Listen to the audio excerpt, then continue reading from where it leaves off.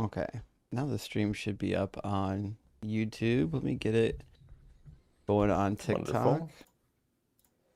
Let me sign on over to the managing channel. Okay, now we're good.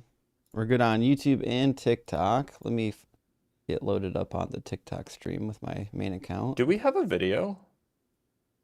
Maybe? Did Dalton upload a video a few days ago? He was working It's on private. one. Oh, he must have uploaded it because I see one. Oh, good. I'll have to take a look at it and make sure that it's, the kind of thing that we want. Which I'm sure it is. He's really good at this. Oh, yeah, he's really good, actually. Yeah. Okay, and then we'll just need Dr. Blitz to join up. Yep. Let me... Okay, then we'll just need Dr. Blitz to join up. All right, I'm joining up now. All right. And I think Ian will be a little fashionably late as usual. Ian will be the typical time of late, maybe about 10-15 minutes. All right, friends. Hey, welcome in. It's Sunday morning. Welcome to the Unapologetic show. You know what we do here. We cook Christians and everyone in between. But Blitz is nice to them. Blitz is really nice to them. You can't say everybody in between. Oh, oops, sorry. You can't say everybody in between if you only give one group. True. Christians and Muslims and everyone in between, which is mostly Abrahamic. There you go. To be fair, like there's go. some God concepts that are hard to cook. Like if you don't know what you believe in, if you're well, God is the Aztec gods. Okay, tell me about the Aztec gods. Well, I mean, there's a bunch of them. I don't know what they do. Oh, well, I don't know what to tell you. I actually did meet a guy who believes in the Aztec gods. Well, I mean, that seems neat. Because then at least they could just be like aliens. Right? That's true. That's a fair point. I mean, that's the whole thing with like a lot of these more kind of like these more old style polytheistic faith traditions that like they could actually be representative, like the stories that are told could actually be representative of things that actually happened if aliens visited like 5,000 years ago. Yeah. So now that doesn't make them true, but they're at least more plausible. Yeah. Imagine for a second any God concept. It doesn't matter what it is. Any God concept. Say you have a quote unquote personal experience. How could you possibly know if that was God or an alien? I mean, generally you can't. And would there be a difference? Well, so I think that what's probably true is that given an experience you have, all else being equal, you should take it at face value. So if you have an experience, like let's say that you have like a legitimate experience. You pull out your phone, you whip out your phone, you record it. It's like real. It's like a real thing that happens. And it's like a bright glowing light in the shape of a human. And it says, "I am the returned Jesus." Well, I think being charitable, you should actually it is reasonable to then believe that is true rather than be skeptical and assume that the thing is lying to you. That just seems like I mean, like that's how we usually are with most things. Like, if we have a photo of the Earth from, taken on the way to the moon, we usually just assume that the photo is real unless we have reason to think that it's fabricated. Yeah, that's fair. We just just the benefit of the doubt that generally people, things are going to be representative of what actually happened unless we have reason to the contrary. Now, of course, we often do have reason to the contrary, but, I would be, if that happened, if like the bright light appeared and like a guy spoke in like, ancient Hebrew or something, and like I could somehow understand it magically or ancient Aramaic, I guess. And like he said, "I am the risen Jesus. I've come to," what I'd probably just be a Christian. I wouldn't be like, "Oh, that's an alien." I don't know. I think that's reasonable. Fair enough.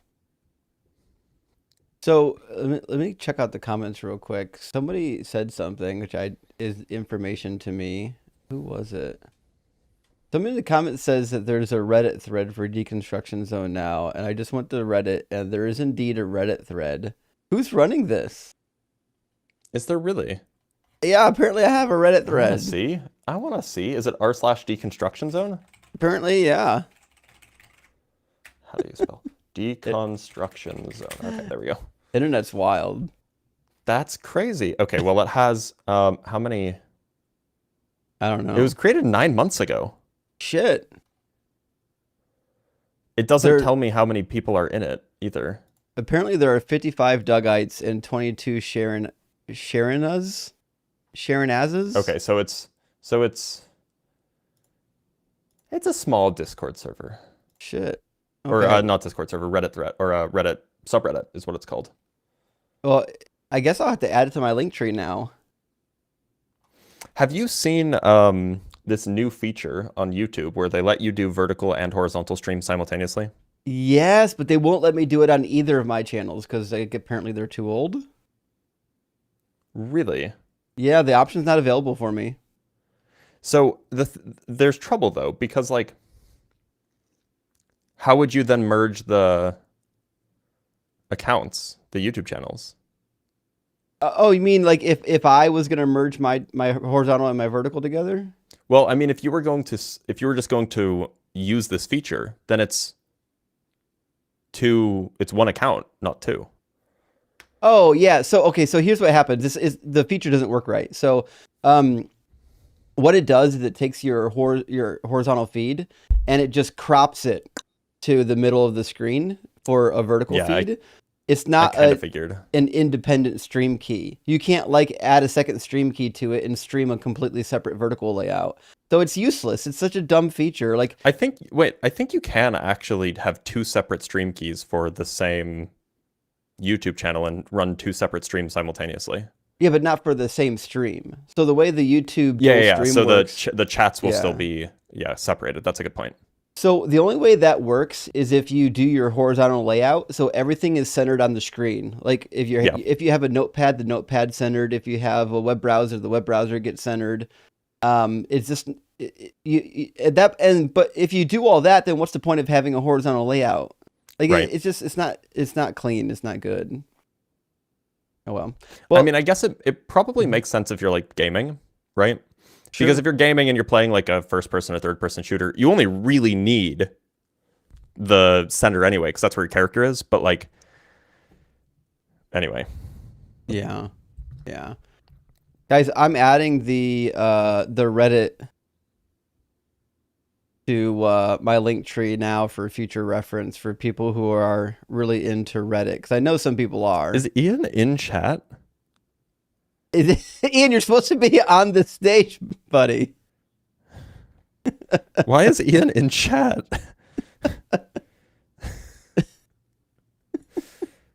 Oh well, let me read our super chat. He's not even in here. Get our first guest in here. Oh my god. We do have a guest. Ian's probably like, getting dressed or something. Ian. It's okay. We understand. We forgive you. Poopman Jones says, what's the over-under today on if a Christian admits, I'm wrong, before contorting their soul into a Mobius strip to defend all atrocities? 100 to 1. I don't think the odds are good. They're just not good. I haven't done the math on it, but we've talked to hundreds of Christians and we've never seen it happen yet, have we? I don't think. Well, I've definitely talked to some people who are like, you know what, that's a good point. But that doesn't stop them from being Christians. It stops them from making that argument, whatever argument they're making. Or maybe it even doesn't. Maybe they just use it somewhere else. Yeah. T-Bar, thank you for the $5 super thanks. And Neck2, thank you for the $5 super chat. It says, best show on the internet. Rock hard for Doug. Lava Lamp. Morton Salt Girl. Yeah, big W. That Morton was spelled wrong there. Yeah, how do you spell it? Yeah, I think you're right. It's with an O at the end. Yeah. Okay. I think that's the last of our super chats. We do have one guest. It looks like Nico Criterion. Well, that should be fun. All right, give me 1 second to pull up the guest. Yes, it's spelled Martino. No, somebody. I said there's an O at the end because there was an I instead of an O. But then they just put the O at the end of anyway. Fair enough, it's fine. So I appreciated that joke. Welcome Somebody else made in. it. Go ahead. Is it Nico? Is that the name? It's Nycod. Nycod's criterion. Nikod. Okay. Nikod. There you go. Yeah, Nikod criterion. Are you at least 18? And do you believe in God? yeah, I'm 18 and I believe in God because I'm unconvinced of atheism being logical, given that I've yet to see it being expressed in some model. Don't you call in every week? How many times have we talked to you? And why do you have a different name every week? Every week, you're trolling. But You're the troll. yeah, I mean, I'm yet to see how atheism could be logical if it's not satisfiable under any model.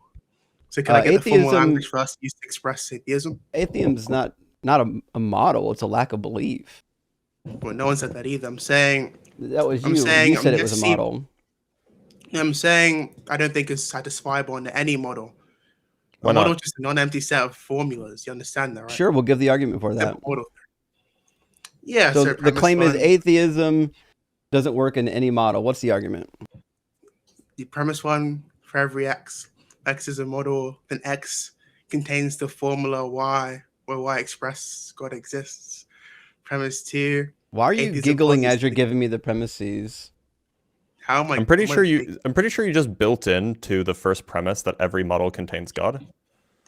I didn't say it contains God. That would be nonsensical. Yeah, So it the contains syllogism statement God always exists. works if you assume your conclusion. Go ahead. Repeat the first. Well, that's not repeat, conclusion either. repeat Though, the 'cause obviously, repeat the first premise again, please. oh, calm down, man. But premise one is just that for every x, if x is a model, then x contains the statement y, where y is just that there exists a God. So, Sure. I mean, Well, you said for I for think every. that's probably false, by the way. Alright, nice. Well, hold on. I'm writing this down so we don't lose track of it. You said for every x, x is what? X is a model where X contains. I think that you used where X contains the statement Y, where Y is the statement there is a God. Yeah. Something like that. Okay, so x is just a model then. It's just a placeholder for the word model. Yeah. Models are just Okay. non-empty sets. Also, Like your first contain premise formulas. is just false, right? Wait, it's false? Yeah, not every model is going to contain every proposition of your choosing. What do you think I mean by, well, you're all acquainted with model theory, right? Before I continue with this. Probably not formally. I never took a class on model theory, but I'm acquainted with the happens? idea of models, Yeah, like we got degrees propositional in real first order and stuff. second order logic. But like it's just not the case that like in your universe of discourse that like every object exists, for example. Well, that's obviously not the claim either, right? It's just saying that No, I for mean every that the model- object even exists in your universe of discourse. Like in order to express the sentence God exists, God must be an object in your universe of discourse. oh right? yeah, no, I agree with that. And so it's just not the Yeah, case God that every is an model is element going of to that. contain. It's just not the case that God is going to be contained in every universe of discourse in every model. No, of course you would. You'll be a member of the domain of discourse. That's just trivially true. I can prove that as well. Wait, if hold you'd on. Yeah, prove it. Because I could just write down some. I could just write down like the empty calm model down, that that's a has good no objects in its universe of discourse. like. Yeah, I'll just prove it right now. So premise one, there exists a C such that, well, for every x, if x is not G, then x is a member of C. Premise two, C is either G or not G. Premise three, if C is not G, then C is an element of itself. Premise four, if C is an element of itself, then foursome. Conclusion, therefore C is G, and via substitution. Actually, there I just exists went through a this G. premise based argument with somebody the other day. The conclusion disagrees with premise one. Repeat premise one. Yeah, for every x, if x is not G, then x is an element of C. All right, so for every x, if x is not God, that's your placeholder, then what? And then it's an element of C. Element Okay, of what? What's that word? It's an element of C, C. and he's using the element of C as the set of all things. Right, I didn't say that either, but look up. It's just Okay.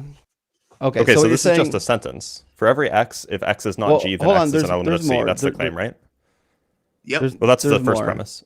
Hold on. Okay. So the last time I got this, it said for every x, if x is not God, then it's an element of C. And C was a set of all things excluding God, right?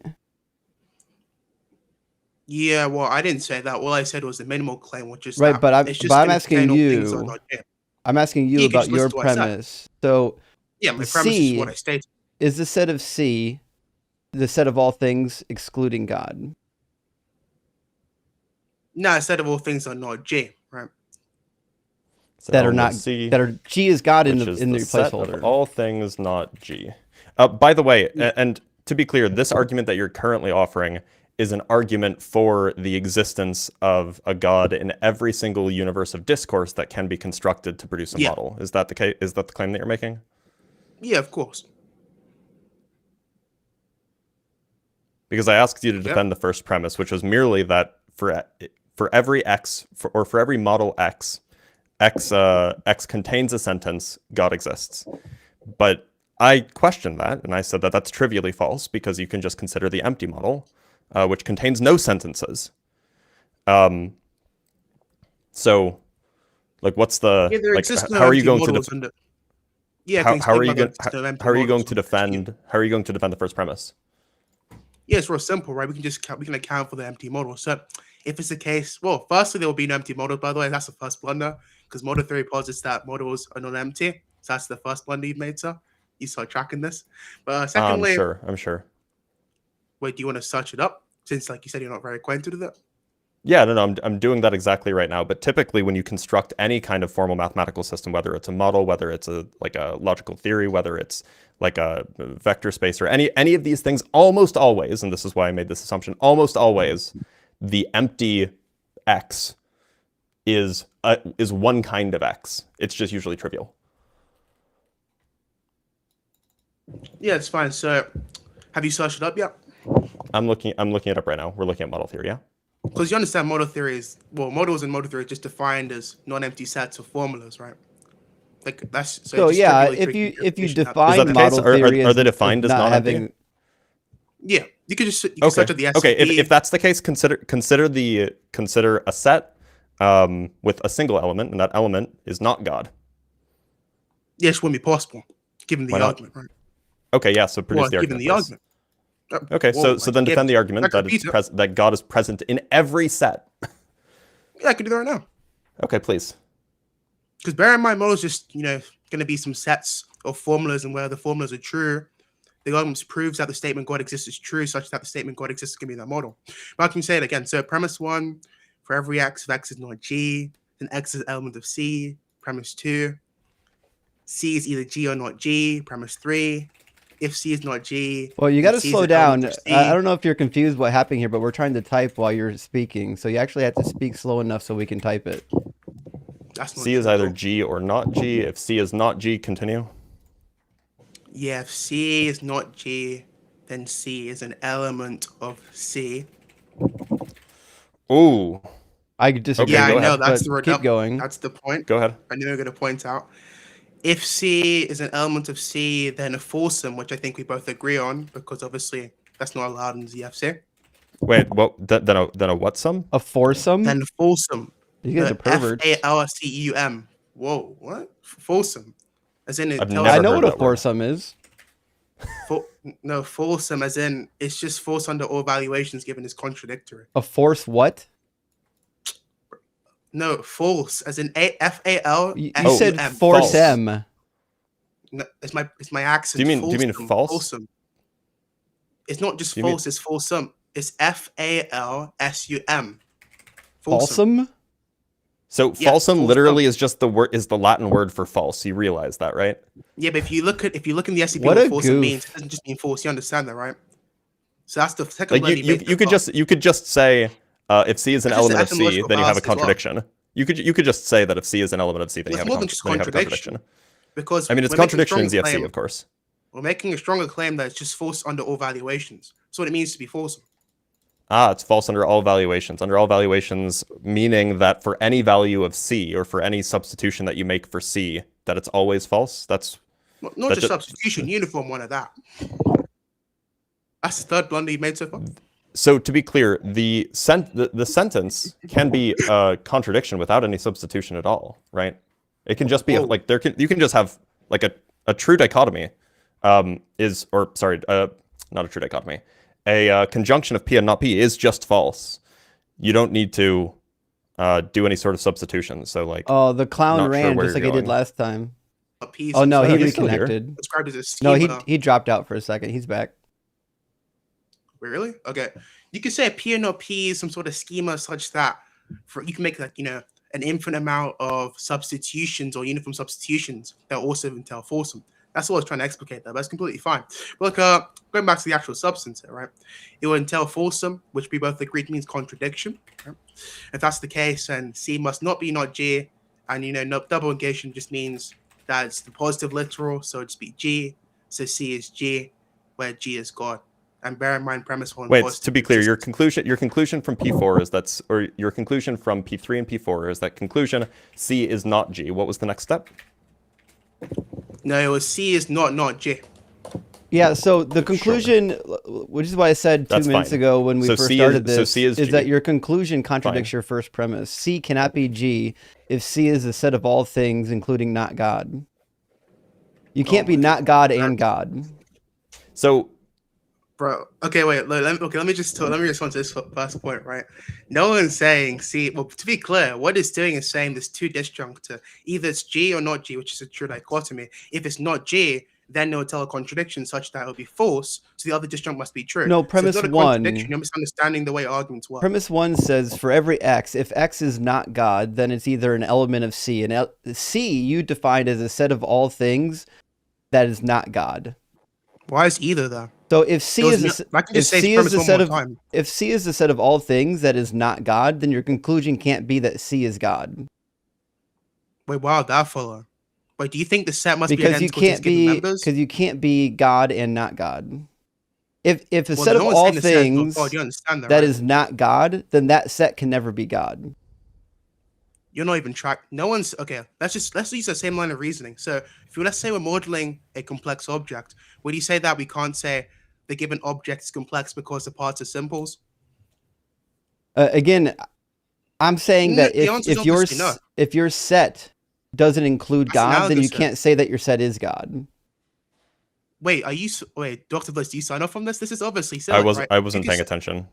Want to repeat that? The claim here is just that if the given elements of the set satisfy the predicate not G, then the set has to be not G. Such that basically what you're trying to do is say that the set of all things is God, but it doesn't contain anything that is God. If that was the case, then every single set. By the way, if that was the case, you can never. This is crazy that you can't see the problem yet. You're completely confused.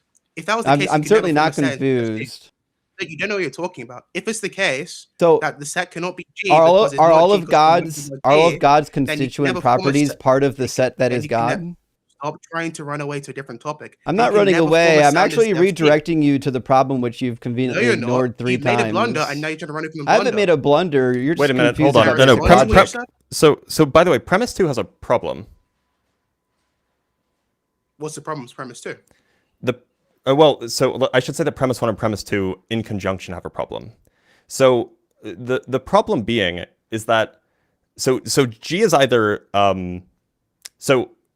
G is either an element or it's a set. And the question is what comparison are you making when you say that C is either G or not G? What's the comparison you're making here? The question. You said there was a problem in conjunction. Well, no. It seems like either alternative leads you to an issue. So I'm just asking a clarifying question, and then I'll establish whether or not there's a problem. What kind of comparison are you making when you say that C is either G or not G? What do you mean kind of comparison?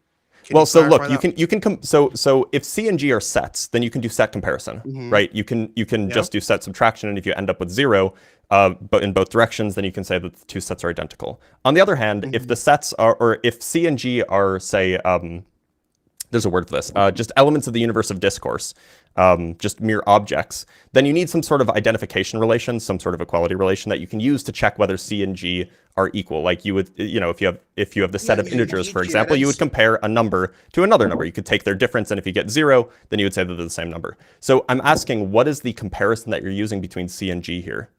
Yes, a density relation that's non-transitive. I'm using it is which identity relation? Because identity relations on sets and identity relations on particular elements of sets that are found in the universe of discourse are different. I just said what it was 3 times. Is Geachian. I have no idea what that word is. Yeah, as long as you use words that nobody knows, then the argument works. That's the goal here. Do you think the guy who wrote about relative density didn't know what relative density was? I'm not questioning any of that. I'm asking you to say what the word is. Yeah, I said Geaching as in pure relative identity. So I'm I using have the relative okay. identity. So can you Hmm? define what the relation is here? How do you Yeah, you can usually define like an identity relation as a binary yeah, relation yeah. between objects in the set. So go ahead and define it, Obviously, please. it's more than that. Obviously, it's way more than that. Typically Obviously, in yeah, FOL, at least. that's one of Yeah, the I'm gonna requirements, right? let me put you It on. has to be Typically in reflective, it has FOL to be identity, transitive, etc. what you think it's just reflexive and transitive? Are you I sure? wasn't. I said it. I said the word Also etc. Did I symmetric not? and substitute. Also satisfies substitutivity. But that's obviously a blunder So on your how are you part, right? defining the equivalence relation here?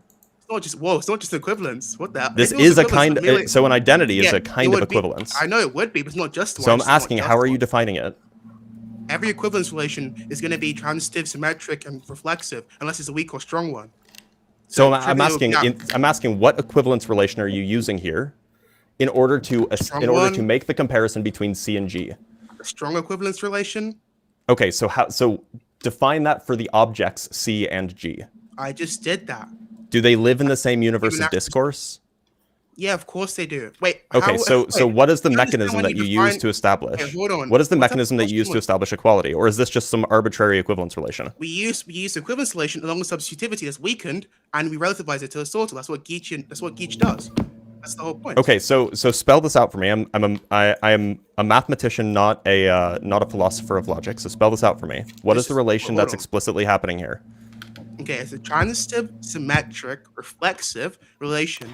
That's Additionally, the fine. axiom schema substitutivity, right? That's Sure. weakened, right, to accommodate relativizing it to a sortal. So, I for have no example, idea let's what say that to means. method. Use Wait, math words, not I'm philosophy words. Sortle not a is one of the mathematician. Pokemon.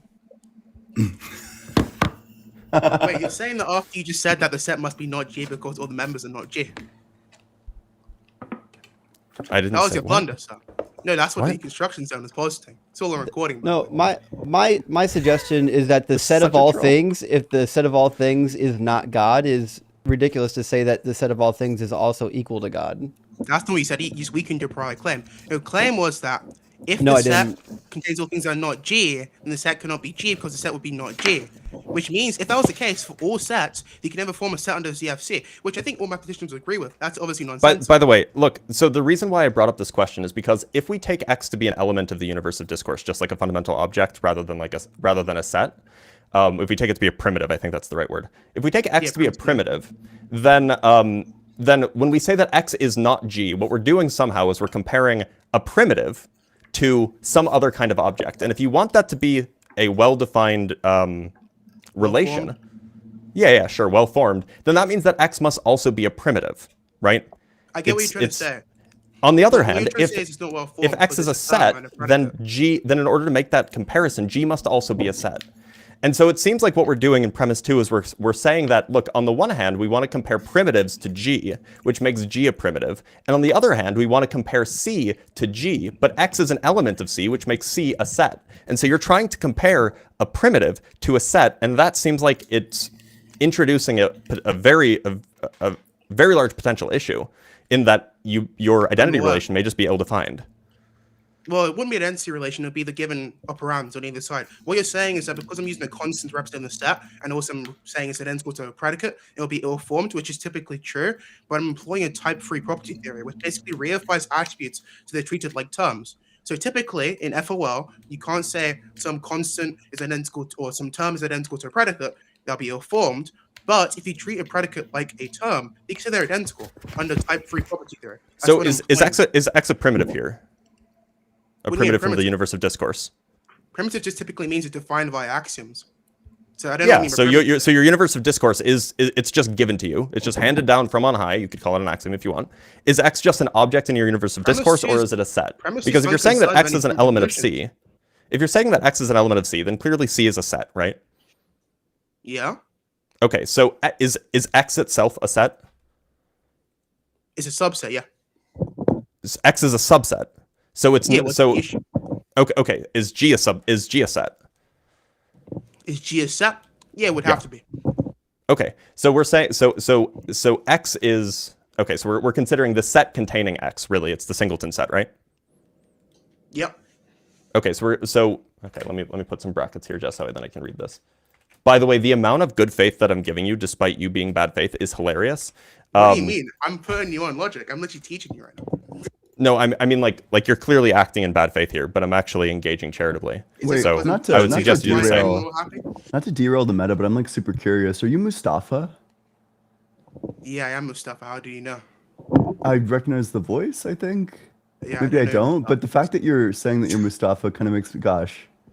Yeah, I'm not. Fuck. I don't know who that is, but I think we have debated before though. Well, look, So you're saying for every singleton set that contains X, if the singleton set that contains That's X a low is starter. not the singleton set that contains G, then X is an element of C. Is that roughly what you meant by P1? so I couldn't track it because you started. Could you repeat that? For every singleton set that contains X, well, let's say for every X, consider the singleton set that contains X. If the singleton set that contains X is not the singleton set that contains G, then X is an element of C. Is that what you're trying to say? Just so I understand, when you say contain, you mean set inclusion, right? Is that what you mean? No, I'm saying, so I'm talking about a primitive here. So, for example, you could consider the set Oh, containing okay. What are the axioms used to define number it? one. It's the primitive, so I can understand. It's just an object in your universe of discourse. Wait, you think that's what a primitive notion is? Are you serious? So when Well, say- that's wait, how I'm hold on. using So the when we word. say- when we say That's how I'm identity is a using the primitive word. Notion. What do you think we mean by that? Oh, I'm not saying that this is a primitive notion. I'm just referring to a primitive. Just what a does primitive primitive mean? in the universe. It's just an object that you have access to in the universe of discourse. Typically what a primitive is, at least I know that this is true for like philosophy of causality, is that when people say that it's primitive, it means that it can't really be described or reduced in terms that wouldn't like innately include like the thing itself. Like for example, like you can't like causal primitivists, for example, will argue that you can't reduce causation to anything that doesn't include like some intrinsically like causal notion, like production, for example. That's clearly false, but I understand that. Yeah. So all I mean is that you have a base. I don't want to call it a set. You have a base universe of discourse, and in that universe of discourse, you have stuff. You can have maybe you have a tree, maybe you have the number 6, maybe you have I don't know whatever you might have, and then you can form sets from those things, or you can form classes, you can form families, you can do whatever you want. You can attach operators, you can create functions and so on. But X in this case, I'm taking to just be an element, or not an element, sorry, an object from the universe of discourse. Right? Wait, why wouldn't you say element? It's a domain. Well, You don't think domains have elements? because I didn't say that. All I'm saying is I want to avoid the language of the use of the language element because it's sort of it has some particular implications about structures. That's all. Yeah, what's the implication? Well, typically things are elements of sets or families. Okay, and are domains sets or not? They don't have to be. Depends on how you They can define be set, I proper guess. classes, But like, sure, but typically are they sets? they don't. Again, if they're proper classes, they're not sets, right? Wait, did he track the question? Maybe you misspoke. So A proper class typically- is not a set. I'm aware of that. Trivially, 'cause they don't have subsets, do they? Right? But So then no. So then no. Universes of discourse do not have to be typically, sets. wait, are you tracking? So typically, Probably not. Typically, wait, you think okay? So how? Like, most of the time when what we're is your discussing measure of domain- typicality hold on. here? Most of the time when we employ the usage of domains, we're referring to proper classes rather than sets. Are you serious? What is your measure that you're using No, to if that's the establish case, then how do you cash typicality out these here? Totality, seriality. How do you cash out any of these binary relations if that's the case? How What does that what work? measure are you using? What measure are you using to produce like typicality, like some sort Well, of it shouldn't typicality be- measure? It should be implied by what I just said. The way I measure that is by the way we typically use it in Like the field. We just typically say usual, domain. just like the way that it's usually used. Okay, fine. Yeah. Look, it doesn't matter. The point is if you take X to just be an element or if you like the word element, if it's just an object or an element to the universe of discourse, then you can form a set, a singleton set More that reading contains needs to that be element, done. right? I can tell you need to do some more reading. I'll come back when you've done some more reading. Just get Oh, to So is you he don't running? want to engage with Dr. Blitz. You're gonna run just like last time. He runs every time when his I argument. was like, and I was being so charitable with him. I know. Well, I mean, he'll be back next week. Don't worry. We'll have I'm sure he will. another opportunity. He's gonna have a new and riveting argument next week. I wish I heard the argument. I have it written down. Oh yeah, what is it? It's for every X, if X is, well, okay, this is so he got through the first premise, which was that let X be a model. So for every X contains the sentence, God exists. And I pushed back on that because I'm like, okay, well, not every model is even going to contain the object God. So Wait. like you can't form a sentence with the word God in it. Wait, the sentence or the when we talk about like sentences and models, is he saying like this would be true in every model? No, not necessarily. I don't know what it means to say that the sentence, Like a sentence just that it's is, like is formable. yeah. But like Okay. in particular, so a sentence is going to be composed of objects and predicates and these kinds of things, and you can have first order, like you can produce first order models or first order logic, second order logics, etc. Whatever you want.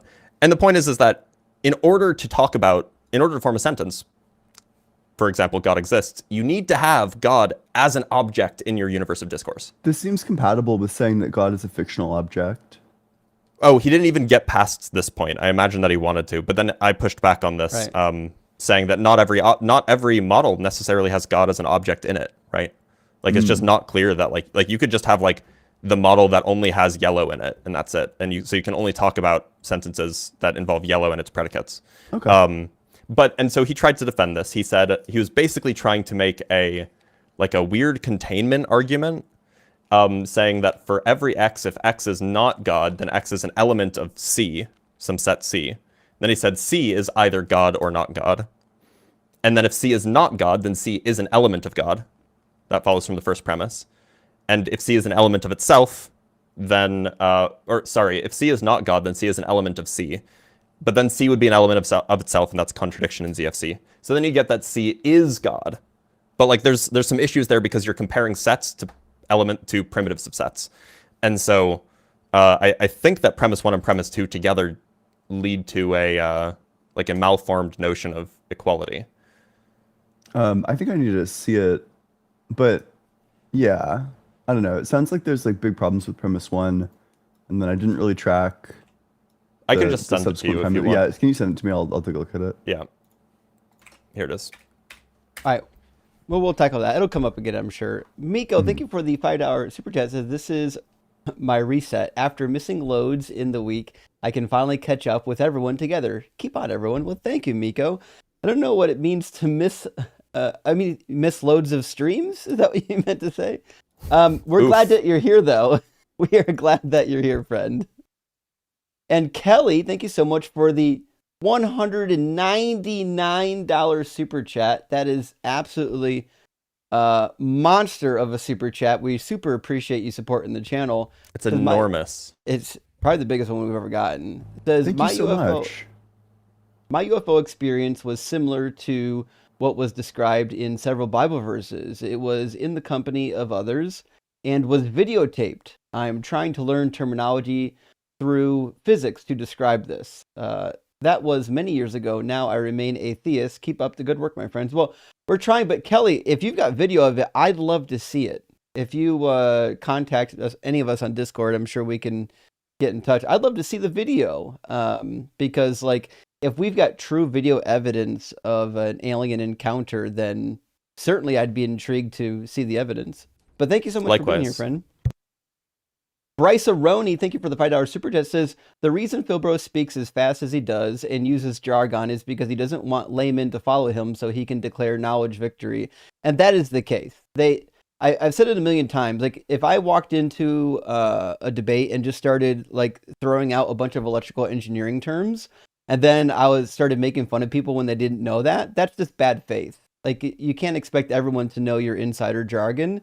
And if you don't talk slow enough so people can actually keep up when they're writing down the premises, that tells me you don't want them to actually know what you're talking about. You just want to be able to declare victory or do a meta victory by saying that they can't track because apparently you're talking too fast, and that's a problem for some people. It's a sad state of affairs. Herbie, thank you so much for the £5 super chat. Says, while Ian isn't here, can we talk about? We will not talk about Ian while Ian is not here, unless it's good things. He's a very intelligent person, and I love seeing them logic. You two are okay-ish too. Listen, when it comes to logic, friends, like, or the philosophy stuff, like, I know engineering logic. Like, I can tell you as far as my engineering logic can take you. I can't do the actual philosophical stuff. Blitz is getting pretty good at it. Ian obviously is the GOAT. Dr. Blitz is much better than I am at mathematical logic, like about like formal logic and things of that sort. Dr. Blitz is like way deeper in his understanding than But no, I agree. I think my understanding of like a lot of like the philosophy terms, or like those sorts of topics is definitely the deepest of the three. But no, Dr. Blitz is like way better than me at specifically like formal mathematical logic. Yeah, that makes sense. I would hope so. Given his background. I have a math degree, and not an applied math degree either. I have an applied math degree. That Get was a wrecked. dig. That was the dig. Ayers, thank you for the super. This is Justin. How does Genesis 4 and 5 show that Cain and Abel don't exist? Dan McClellan mentioned it. How does apologetic Christians justify the issue? I guess I haven't seen Dan McClellan's video, but so I don't know what his actual claim is. I think there's a couple reasons why people don't think that Cain exists. One of the reasons is because the story is full of plot holes. So, for example, Cain is sent over to Nod, and marries a woman, but there's nobody to marry. There's like no people on Earth, and also he's afraid that somebody's going to kill him. He's like, I'll be killed out here, basically. Once they find out what I did, and so God puts a mark on him. But there should be nobody out there that would kill him. Also, a lot of the features of the story are reminiscent of mythology, like the place names are descriptive of the place itself. But that's what we find in ancient Near Eastern mythology, like the names of people and places are reminiscent of their role in the story, and that's how you transmit it better through oral cultures. You have to make things as easy to recite as possible. So that's like, well, what was the name of the first woman? Well, obviously her name was Chava, which is the Hebrew version of Eve, because all living things came from her, and that just means life. So like, that's what I would say in terms of the Cain story. It's full of stuff that's clearly mythology, and it's riffing on Babylonian mythology at that. Like the 7 great disputations in ancient Babylon, and one of the most fierce is the disputation between whether shepherding or farming is a superior profession. And that's what the Cain and Abel story is riffing on, is which is better, the shepherd or the farmer. And in Judean philosophy, it was better to be a nomadic herdsman that was reliant on God than to be a farmer that was reliant on city life, because the city is where all forms of evil things came. But anyway, that's what I would say. But I haven't seen Dan's argument yet. So I think The kids Dave, these days, all they want to do is herd. You guys have heard about how it was like Socrates or Plato or someone who was complaining about the written word because they thought that it would lead to the dumbing down of civilization? Ooh. That sounds like a Socrates thing of the two options that you gave, because Socrates was extremely anti-academy. He thought that academies were bullshit, basically. Shit.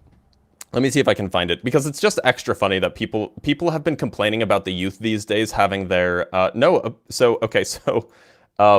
was Socrates who believed writing weakened memory and true understanding. Yeah. There's a lot on the which internet. is just hilarious. That's why he didn't write anything. That's a fun fact. This comes up every now and then. If somebody ever attributes a work of literature to Socrates, you can know with absolute certainty that this person has literally no idea what they're talking about, because he didn't write anything. We have 0 works from Socrates. All right, I think we have 2 Daves. We have a David and a Dave that were in the YouTube queue. Let me grab the first of the 2, and we'll keep the conversation rolling here. Welcome in, David. Are you at least 18, and do you believe in God? Yes, I do. Can you hear me? Yep. Yes, we can. Yes, awesome. Yeah, I appreciate you guys having this Sure. conversation, and I have no idea what y'all were talking about in the last one. Yeah, don't worry. To be fair, neither did the other guy. Yeah. So, yeah, man. So I believe in God, and I really have 2 points that I wanted to share of why I believe in God. I believe in God, 1, because of logic, and 2, because of prophecy. Oh, boy. And so if I can, concerning logic, for example, like Richard Dawkins, his book, The God Delusion, he basically gives the idea that the probability of chance, if enough time were given, then things would begin to organize and basically spontaneously exist. Have y'all heard of the infinite monkey Well, theorem? He didn't say spontaneously exist. That's not the phrase he used. Okay, well, So they can form structures that we would call life, but they didn't spontaneously come into an existence. okay, I gotcha. Well, either way, the probability of chance of making, structures more complex and things of that nature, right? Basically his idea. So I guess I don't know what the argument is yet. Are you saying that the probability is low that we could have evolved? Well, what I'm just from that mode of thinking, they've put that to the test a few times. Have you heard of the infinite monkey theorem? I mean, yeah, if you have a set of monkeys typing infinitely on a typewriter, eventually they'll create all the written works in the world or all the works of Shakespeare or whatever variants you want to Yeah, well, use. there was one scene. Originally they did it at the British National Council of Arts, and they assumed if they had these monkeys typing for a month, just randomly typing, that they would at least write one scene of Shakespeare. But the monkeys, They didn't uh, have infinite monkeys. true, or infinite time, but at least in the time period for what they conducted, how many words do you think they typed if you were to guess? Just to be clear, do Mhm. you think so? The infinite monkeys theorem. This is not like a mathematical theorem. What this is just kind of like a story or a way of understanding probability. Monkeys Right. are not random number generators. Monkeys are not independent samples. So monkeys will probably just press the same letter over and over again often. But that doesn't mean that this is a good analogy for the way that chemistry happens. Right, Yeah. right. Well, I'm Well, familiar with what you're talking about. They didn't write mhm. anything, right? Like they just trashed the typewriters. Yeah, they didn't type one word, and the smallest words in the English language is the letter A and the letter I, but it has to have a space on each side. So yeah, that didn't go too well. But I guess on the principle of logic too, if just from me, and I'm not even going to pretend like I'm as intelligent as you gentlemen, but if somebody brings me a pocket watch and they ask me or try to explain to me where it came from, and they tell me over millions of years, these metals attracted to one another, and then the tectonic plates pressed sprockets, and then those sprockets began to formulate together and work together and directly tell time. And then over time, a golden duck was printed on the face of it, or you say somebody made the pocket watch. So Hey, to me, that just seems David, logical. can I ask you a question? Did you read I Don't Yeah. Have Enough Faith to Be an Atheist? Pardon me? I mean, it sounds Say like again? it sounds like you're kind of like just repeating bar for bar some of like the Christian Apologetic 101 arguments from I Don't Have Enough Faith to Be an Atheist.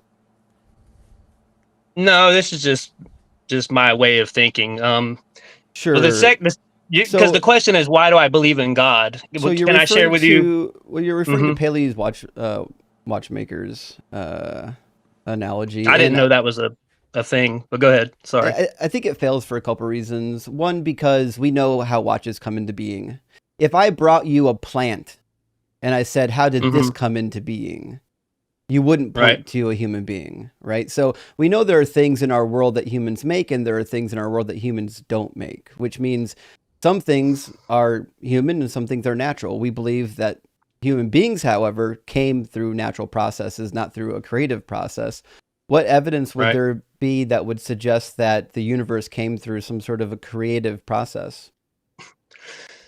I think on the origin, this is not really what I plan to talk about, but on the origin of everything, I think it's all based on faith, right? Because faith it's a religious word, and the definition is seeking to show evidence for things that has not been seen. So either way, if you're talking about evolution, the Big Bang, or if you're talking about a designer creating everything, both of them take faith, because you can't repeat either one in a lab. Well, I don't think evolution is taken on faith. Evolution is taken on facts. So, like the DNA evidence that we have, I think is really good evidence that we have common ancestry.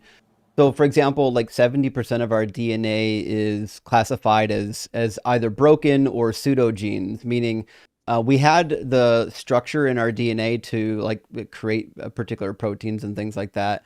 And like a part of the sequence is now broken and it doesn't do what it does. But we can see in some of our animal relatives that the sequence still actually works as long as this one piece isn't broken. This is exactly what we'd expect if our DNA has been copying for 3 billion years, and now the stuff that has been copied that is non-functional, there's no method for getting rid of it. Like, we don't have a cleanup method. Like I program software for a living. I know Ian programs software as well, and so like sometimes we copy a project. Like, say we sell a project, we're like, listen, this is just like a project we did last year. Well, a lot of times we'll copy that project and then make modifications to it. And sometimes what happens is we end up with dead code that we don't need for the new project. And then a year later, we sell a similar project and we copy the last one, and we might have some dead code in that one now. Now we've got a copy of a copy of a copy that has produced a little bit of dead code. Now, if you do this a billion times, what you'll discover is a huge portion of your code is now like non-functional dead code, because you never went back to clean up the code that either was broken when you copied it or you just didn't need. And this is what we find inside of our DNA. We find lots of broken code that no longer is properly functioning, but we don't actually need it for us to exist. And on top of that, we find the same sequences inside of our relatives. So like, even we can find pieces of damaged DNA that got damaged by a virus. And we find that exact piece of damage shows up in our primate relatives, because we used to share blood at one point. Okay. If I may share just because the question is, why do I believe in God? The second one is, if I may, is prophecy. Sure. Approximately about 30% of the Bible is prophecy. I'm not sure if there's any in the Quran, but I'm there's not studied on that, so not a ton. But I can't really. I just want to share one small prophecy. It won't take long, but I can't share prophecies with you guys pertaining to the Messiah, because those are prophecies given in the Old Testament and then fulfilled in the New. And you may see the Bible as one book rather than 66 books written over a period of 1,500 years with approximately 40 different authors on 3 different continents. Well, it's not 3 different continents. Jeremiah wrote in Africa, namely Egypt, actually, but he was from Palestine. And Paul was a Jew. He wrote, up in Southeast Asia, if you believe some of the narrative. So like, they're all from the same social economic group. Yeah, most of them are Jews, right? They're all part of the same society, same religion, same background. Yeah. Okay. Well, there was a study done by Peter Stoner. He was the chairman of the Department of Mathematics. I'm familiar. You are repeating bar for bar. I don't have enough faith to be an atheist. This is right out of his book. I've never read that book. Do you watch Stephen Turek videos? No. I just study, man. Frank Turek? I just. I'm sorry. Sorry. Frank Turek, yeah. Do you know who Frank Turek is, Dave? I do not know. Okay. Shocking. Okay, so go ahead, give the argument. We're fairly familiar with this, just so you're aware, but go ahead and give it to us. All right, the one that I want to share, and I'll try to make this brief as possible. It comes from Daniel 2, 7, and 8. And it's the unfolding of the world powers, the kingdoms that would come onto the scene. And people have dated the book of Daniel prior to these events taking place. And they weren't dated by Christians either. I'm pretty sure most of those scientists were atheists that dated the book of Daniel and the Dead Sea Correct me if I'm Scrolls. wrong, Justin, but isn't that chunk of Daniel typically regarded to have taken place during, like, to have been written during the Maccabean revolt? Yeah, so the bulk of Daniel, from like chapter, like the middle of chapter 1 all the way to chapter 8 is written in a form of Hebrew that wasn't popularized until after the Maccabean revolt. We've got some sections that are in Aramaic that are probably a little bit older, but we don't have any sections of Daniel that are in Daniel's native tongue of Paleo-Hebrew. I believe Daniel chapter 1 is written in Hebrew. Daniel 2 through 7 is in Aramaic, and 8 through 12 is also in Hebrew. But you can double check me on that. Yeah, it's split, right? So Aramaic is chapter 2 through 7. Yeah, sorry, I flipped it. Chapter 2 through 7, 8 through 12 is Hebrew. Right. Yeah. Well, nonetheless, the prophecies show that Babylon was on the scene in the time of Daniel, obviously, for wrecking Jerusalem. But it said another king would arise after it, and it would be a twofold kingdom, with one being stronger at the beginning and then the other being stronger at the end. And we know history and the Bible shows that that would be Medo-Persia.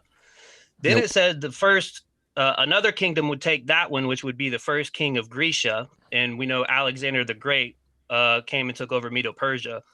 Then the Bible details that it would break down into 4 kingdoms. And after Alexander the Great died, the generals fought and split up the kingdom into 4. Then it said the next kingdom would be an iron monarchy, and we know that to be that of Rome. It then says that this kingdom would not be conquered by another kingdom, but would be divided from within itself and split into 10 kingdoms. And Rome was divided by the barbaric tribes and made the Alemanni, the Franks, the Saxons, etc., which makes up modern Europe today. So the specifics on these prophecies, and there's a couple of scriptures that say, I give you prophecy that when it comes to pass, I give you prophecy of things that will come to pass, that when it comes to pass, you will know that I am God. So all the prophecies in the Bible is another reason why I believe in God. Awesome. So the prophecy from Daniel 2 about the statue is, the problem is you've got the 4 kingdoms wrong, and it was written after the 4 kingdoms had already existed. So first off, we'll talk about the 4 kingdoms. The first one, obviously, everyone knows is the Babylonian Empire. That's the head of the statue. Right. The second empire is quite clearly the Medes, not the Medo-Persian Empire. The 4 kingdoms are the Babylonians, the Medes, the Persians, and then the Macedonians.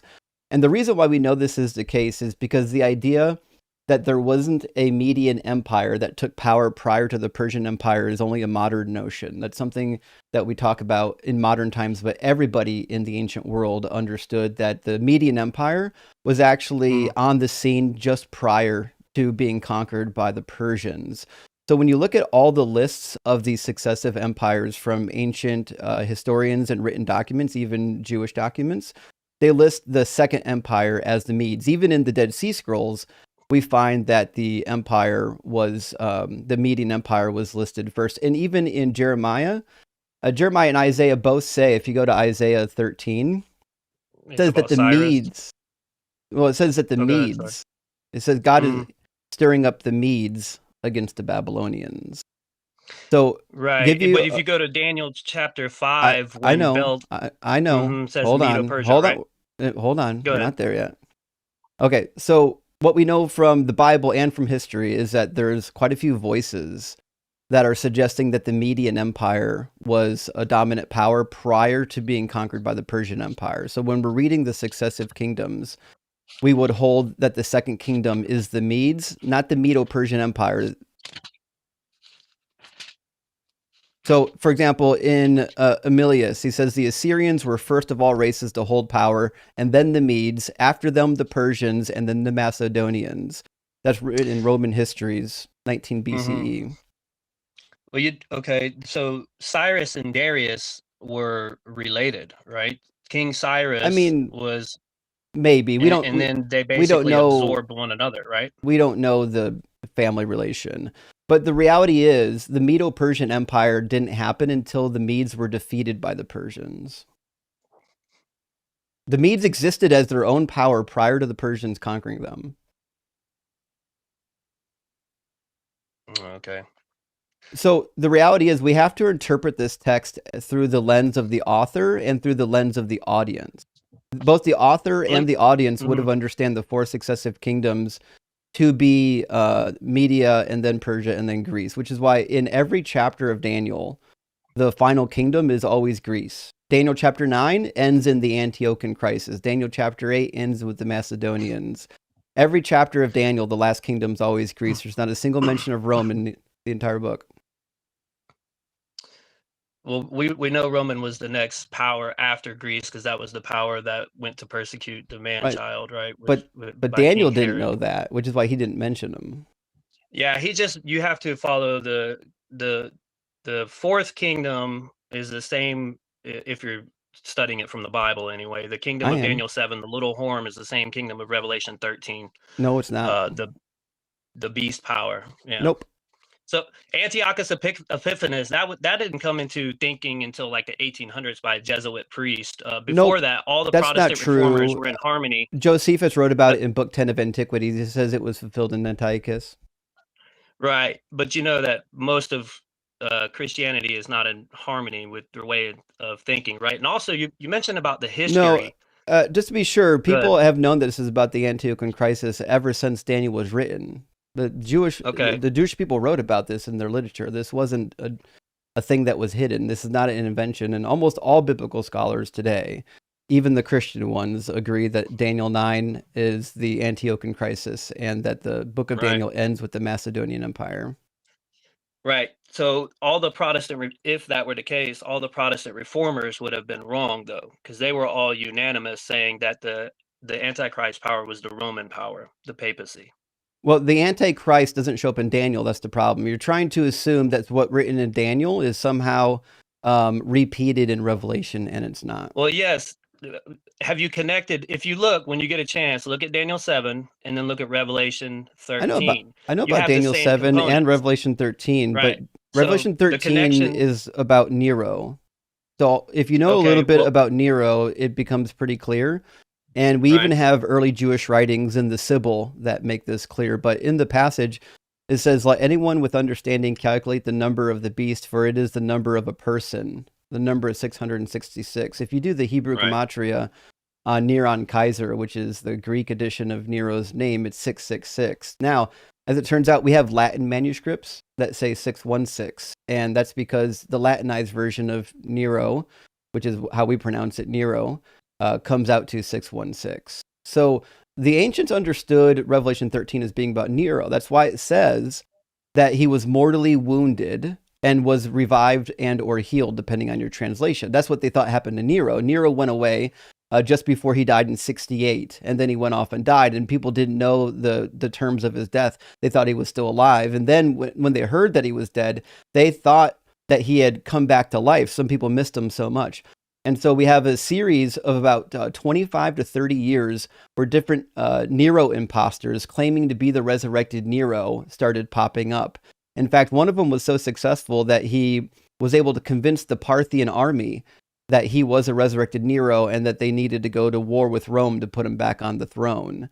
So everything in Revelation 13 would lead you to believe that Nero and Rome is in fact who's the target. But Daniel doesn't mention the Antichrist. Daniel doesn't mention Rome. Right. Daniel mentions them as a little horn, and they have the same Mhm. characteristics. They persecute the saints. And the connection between Daniel 7 and Revelation 13, you have a lion, a bear, a leopard, and the Mhm. great dreadful beast with iron teeth. When you look at Mhm. the beast in Revelation 13, it's amalgamated version of those four beasts in Daniel. So what? So to me, So the the book of Protestant Revelation reformers was said that modeled after the book of Daniel. That's not I'm a saying they're one difficult. book. They're not one Yeah, book, I'm but saying you can't understand the they one were without the other. written 200 years to 300 years apart. Yeah, and the Jews, and I know looking up ancient Jewish writings and things of that nature, but you got to also remember the Jews crucified the Messiah. At They least should have if crucified you're a him. New He was Testament believer. a liar and a fraud. Wait a minute, Say David, again? don't you hold on, David, if Go ahead. Jesus didn't die, then you wouldn't have salvation, would you? No, Jesus Christ was the sacrifice, the perfect sacrifice. Yeah, Oh, he he had to certainly die wasn't for the that. sins of all. Well, He was a so liar. in your theology, it's a good thing that the Jews crucified Jesus, right? Well, to be clear, Jesus allowed himself. He said, "I give my own life; no one can Oh. take it." Okay, so so then nobody allowed did them. it to him. Yeah, then it was again? consensual. Then nobody did it to him against his will. It was he consented. Yeah, he says in the Gospel of John that Yes, he he has to in definitely- order to fulfill the scriptures. But he was right. But he was condemned.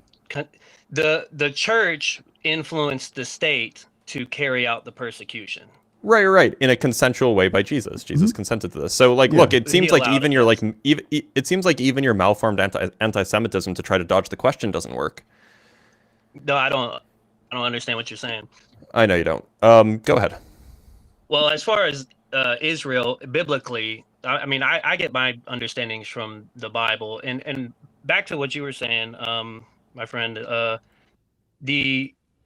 In Scripture, when you talk about Antiochus Epiphanes, the Greek guy who slaughtered all the Hebrews and stuff, when God gives a prophecy concerning time, he appoints each day for a year.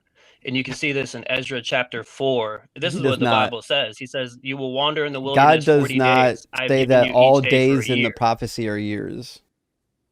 Yeah, so 1260 days would be 1260 years, and the papacy ruled from 538 to 1798. That's not how that works. But that's not So the topic we're talking about. you can't take a very specific reference in the Bible and then apply it to everything, because that would mean that days no longer matter. That means Jesus was in the ground. He said he has to be in the ground for 3 days and 3 nights. Was that now 3 years and 3 years of nights and days? No, it was no. So even the 70 weeks prophecy in Daniel 9, that was a prophecy concerning the Messiah. That. That's my favorite, and it's not concerning the Messiah whatsoever. 400. It's concerning well, if you take the 400, number. I know. Trust me, I've read the book. Okay, so Daniel chapter 9 starts out with during the reign of Darius. This is about 522, if it's the Darius we actually know about.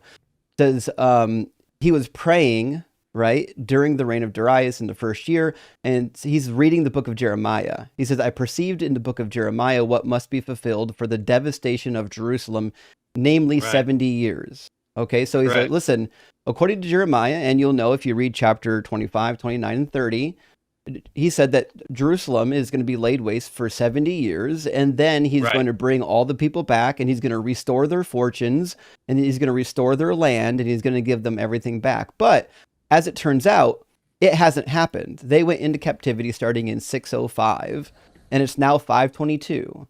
70 years have elapsed, and Daniel's like, what gives? So then, in his supplications, he says, he figures it out. He says, all Israel has transgressed your law and has turned aside, refusing to obey your voice. So the curse and the oath written in the law of Moses, the servant of God, has been poured out upon us because we have sinned against you. That is recorded in Deuteronomy 28 and Leviticus 26. On 3 different occasions in Leviticus 26, God says, when he punishes you, if you don't turn to me, if you continue hostile to me, I will continue hostile to you, and I will multiply your afflictions by 7. So Daniel is like, oh, I get it now. Our 70 years is now 490 years because we didn't turn back to God. So what that means is that the duration of the punishment for the Judeans is 490 years. Well, that punishment starts in 605, which means the punishment doesn't get you anywhere to Jesus. It ends in 115 BCE, shortly after the Maccabean revolt. Okay.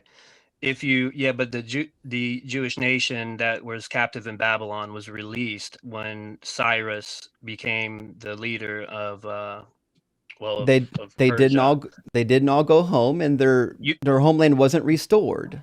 That's the problem. Went to build their temple. Daniel's not concerned about the release. It's 522. They got released in 539. He's not concerned that they're free to go home. He's concerned that their land is still in ruin. Okay, yeah, I think Daniel knew of that prophecy, and because that whole Daniel chapter 9 is just the angel came back to further explain the vision that he gave in Daniel chapter 8. I disagree. You have to connect those because Gabriel comes back and says Daniel chapter 8 ends with the Macedonian Empire. So this is the problem you're going to have. It was about 11 years later.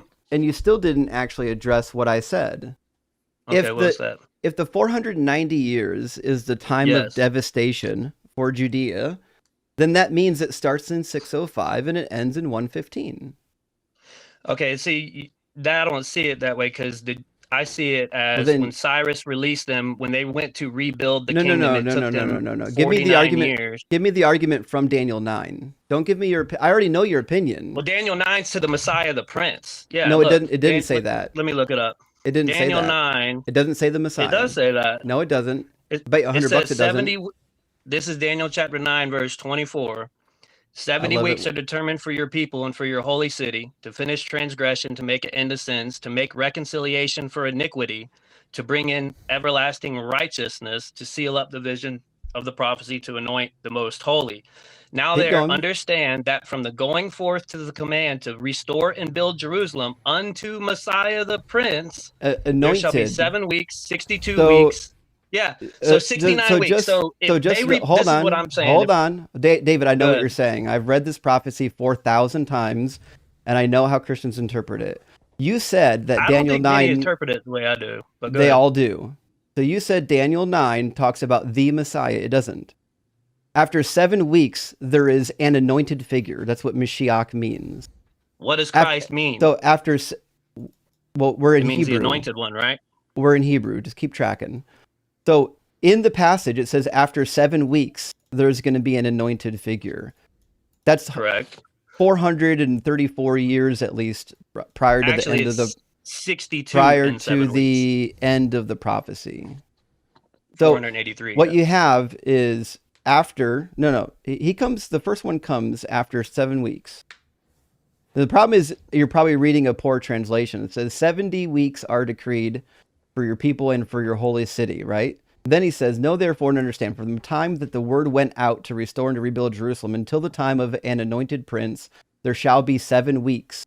And 62, for 62 weeks, it shall be built again with streets and a moat. So it's not coming after. Oh, you're separating them. No, the Hebrew text is separating them. So the reality is, okay, let's just the first person that comes is a leader. That's what it means to be Mashiach Nagid. Nagid means like a leader or a ruler, someone who has authority. So this is most likely a reference to Zerubbabel, which is the academic consensus, that this is the first leader after the Babylonian crisis. So if this is a reference to Zerubbabel, that's easy. The next reference is easy too. That's Onias III, who gets cut off by Antiochus Epiphanes in the year 171, and then is replaced by his brother Jason, who makes a covenant with Antiochus for 3.5 years to end the sacrifices and offerings. And Antiochus goes into Jerusalem, sets up the abomination of desolation on the temple, and commands people to eat pig. This all happened under the Antiochian reign. And again, nothing you said matters because it doesn't address my initial question, which is address the 490 years. What's the start date for the 490 years? Because Daniel says that the 490 years is the time of devastation for his people. What year did that devastation start? The 490 years start at the going forth to build and restore to Jerusalem, which happened in 457 BC. No. If go with me for a minute. If you calculate it this way, that takes us to 27 AD, where Jesus was anointed. David, you didn't answer my question. You answered the question that you wanted me to ask. I said, when does the 490 years start? If it is the time, wrong again. If the devastation is the devastation of Judea, when did that start? It's not talking about a devastation of Jerusalem. It's talking about the Messiah. It's not. Read it. So I just read it and you weren't listening, so we'll try again. In the very first verse of chapter 9, what is Daniel pondering? He's pondering the vision that was given in Daniel 8, the 2300 days, and Daniel 8, 13, and 14. Not. He didn't understand it. He's pondering Jeremiah. He says, according to the word of the Lord that the prophet Jeremiah spoke, namely, it must be fulfilled for the devastation of Jerusalem, namely 70 years. So the beginning of the prophecy is Daniel saying, hey, God said through Jeremiah that our devastation is for 70 years. Do you follow?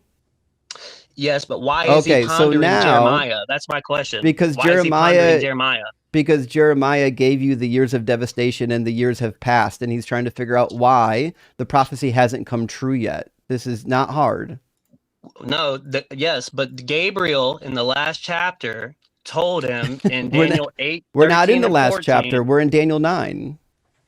Right, but I'm saying the reason why he's pondering Jeremiah in the 70 weeks is because he didn't understand the vision in Daniel 8 that says unto 2000. It says, how long shall the vision concerning the daily sacrifices and the transgression of desolation given both to the sanctuary and the host be trampled underfoot?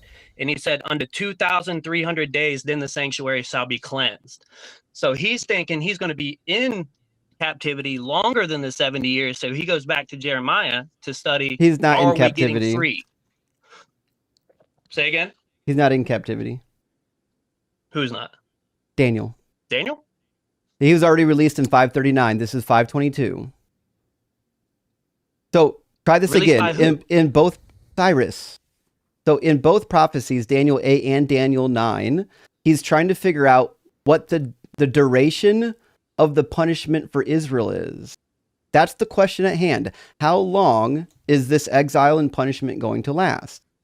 And he turns to Jeremiah. Jeremiah says 70 years. That can't be true because we haven't been restored yet. The prophecy hasn't come true yet. That's why he says, oh, it hasn't come true because we transgressed your law. What was written in the law of Moses was a curse.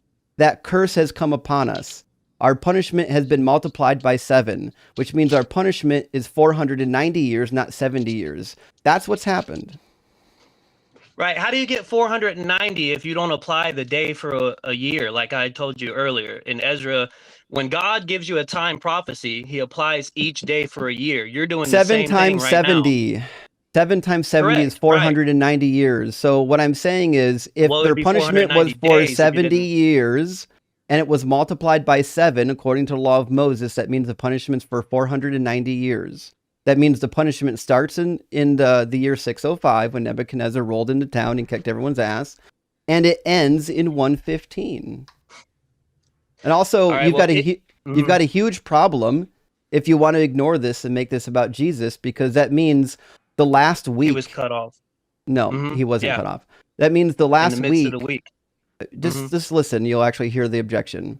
So the last Good. week is not connected to Jesus whatsoever. The last week is a period of 7 years. So after the individual is cut off, there's only a period of seven years at that, and then there's the destruction. The scripture literally says in the midst of the week, Messiah will be cut off, bro. I No, don't know it how doesn't. you're It doesn't say not that. applying this to Jesus. Okay, So we'll if try we this did, again. just, So it just says, after 62 hypothetical, weeks, an if- anointed one shall be cut off and shall have nothing. And the troops of the prince who is to come shall destroy the city and the sanctuary. So this is supposed to happen within the time period that this person is cut off. The sanctuary is going to be destroyed. The city and the sanctuary is going to be destroyed. That didn't happen during Jesus' lifetime. The sanctuary that that the Bible is referring to in Daniel 8 is not even the earthly sanctuary. We're That's in what Daniel Paul tells us in 9. Hebrews. Just focus. I'm in not the interpreting Bible- Daniel through the lens of the book of Hebrews. I have no reason to do that. So Daniel 9 says that the city and the sanctuary is going to be desolated. That happens under Antiochus in the time period that's laid out in Daniel 9. In Daniel 9, he cuts off Onias III, and then within 3 years, he makes a covenant with Jason to end the sacrifices and offerings, and he desecrates the temple and burns down the city. Everything in this is about Antiochus. That's why all scholars, even conservative scholars, agree with me on this. Well, Can I interject most here for a sec, scholars- David? Mhm. Go ahead. Yes, go ahead. So, look, suppose that suppose that there is a God, right? And then suppose that it's even Jesus. Okay. Why would that God make these prophecies so damn vague that you guys can't even agree what the words mean? Well, the thing is, there's three principles that I use to understand scripture, and it's Isaiah 28, 8 through 10, 2 Timothy 3:16, and Corinthians. This is how, and the Jews, the Jewish nation even did this. It says, whom shall the Lord teach doctrine? Whom shall he get to understand knowledge? Those that are weaned from the breast, drawn from the milk. Line must be upon line, precept upon precept, here a little, there a little. And then 2 Timothy says all scripture is given by inspiration, etc. Paul says you must compare spiritual with spiritual. So what I do, if I want to know any topic pertaining to the Bible, the destruction of the wicked, or what happens when you die, or how will Jesus come, I take every scripture that talks about that topic, put it together as pieces to the puzzle, and let it explain to me. I don't interpret anything. I read it from the word. So for example, I mean, I can give you a ton of examples. There's no such thing as reading without interpretation, by the way. Yeah. Look, Well, you're just not what I'm addressing. You're just saying not is- addressing my question. Clearly, it's Okay, vague. say it again. It's sufficiently vague that you have literally centuries of scholars arguing over its meaning. Yeah. Right. Well, mhm. Why is it the case that it's so vague if there is this all-knowing, all-powerful, all-loving being that wanted to prophesy? Like, what? Why is it so vague? I don't think it's that it's vague. Apparently, it is because people can Right. misunderstand it very easily. Yes, I agree. That's what it means to be vague. I agree with that. People misunderstand it because Jesus said, "He that is willing to do my will shall know of the doctrine." So if you're not willing to surrender it and you're depending on your own understanding and your own intelligence, you won't be able to understand it. The So So Holy what you're Spirit, telling me, the- what you're telling me is that you have to believe that the prophecy is true before you can understand that the prophecy is true. That's what I heard. what I'm saying is you But have to come to it and the say, problem with Lord, that is you're is a now spiritual book suggesting written by that the Holy all Spirit. Christians who disagree with you aren't receiving the revelation from God, and you are. No, I'm not. Dude, I love everybody, bro. I'm not I'm high and mighty or, oh, I sacrifice this so I'm better than you. That's not me, dude. I give away Bibles for a living and go help build people's homes and help the poor. So No, I I'm not feel bad even insulting you. saying I'm just that. saying that's the logical conclusion of the point that you just made, which is Well, if God gives mhm. you the revelation of how to interpret these passages, then it's interesting that the Christians that are really well educated that all disagree with you aren't hearing from God. Are they just all not sincere? Is God abandoning them? No, if the thing is, people take one scripture and write what they want. They write 10 paragraphs around that one scripture. I take one scripture and say, oh, I don't understand it. Let me put 5 more scriptures with it. No, I asked you, are they hearing from God or not? I couldn't judge them. Only God can We're- judge them, bro. Were my seminary professors hearing from God? Anybody who comes and searches with all their heart will find truth. But there's no, Yeah, but this is true I for asked you and this you, is were true for my me. seminary professors hearing from God when they were trying to understand Daniel 9? I don't know your seminary professors, so I can't explain their experience, So, whether it was but the genuine logical or not. entailment of your claim is that they weren't. I didn't say that. Okay, so you can't appeal to God as your reason even think for you can how conclude you that. understand this passage, because Christians universally can't agree on what things mean, which means they're not hearing from God. Now, the reality means that is they're not following the everything in this instructions. chapter matches bar for bar what happened during the Antiochian crisis, and this is traditionally how it was understood prior to Christianity misconstruing the events. Making Yeah, this but about see, Jesus doesn't actually fit. And it's not even it's not even about the Messiah. It's about a anointed person. The Messiah doesn't show up here. If there is a Messiah, it's the figure in Daniel chapter 7 who's clearly Michael the archangel. Okay, well, most scholars do agree that the little horn of Daniel 7, the son of perdition in 2 Thessalonians 2, and the beast in Revelation 13 are the same power. They're not. So you have to put all those Scholars don't characteristics agree on together. that. They agree with me. Well, I will say this. Daniel 9 literally says the Messiah. It So doesn't. how can you interpret not Want me to show it to you in out Hebrew? of the words the Messiah? Want me to show it to you in Hebrew? What does it say? Christos, or no, that's Greek, right? The anointed one, right? That's what it doesn't- means. It That's doesn't say. English. It doesn't say the anointed one. Again, you keep confusing how words work. So there's a difference between an anointed person. David was anointed. Samuel was anointed. Priests and leaders are anointed. There's lots of anointed people in the Bible. What does it mean to be anointed? Being bestowed with the Holy Spirit. No. No, it means to be covered in oil. Yeah. Yeah, but the oil represents the Holy Spirit. That's what it says. It doesn't. In the Bible. It doesn't. We're not even You mean to concerned show you with the that. scripture? So to be anointed, we're not going to have your New Testament show you the reference scripture. here. So you keep trying to say that we have to interpret the Hebrew Bible through the lens of the New Testament, and we'll never do that. Every time you insist that we need to do that, we're just going to call you wrong. So we're talking about what the Hebrew Bible says, not what the New Testament says about it. Right. So- Well, I can show the Messiah from just the Old Testament. I don't need the New Testament. Well, to do that.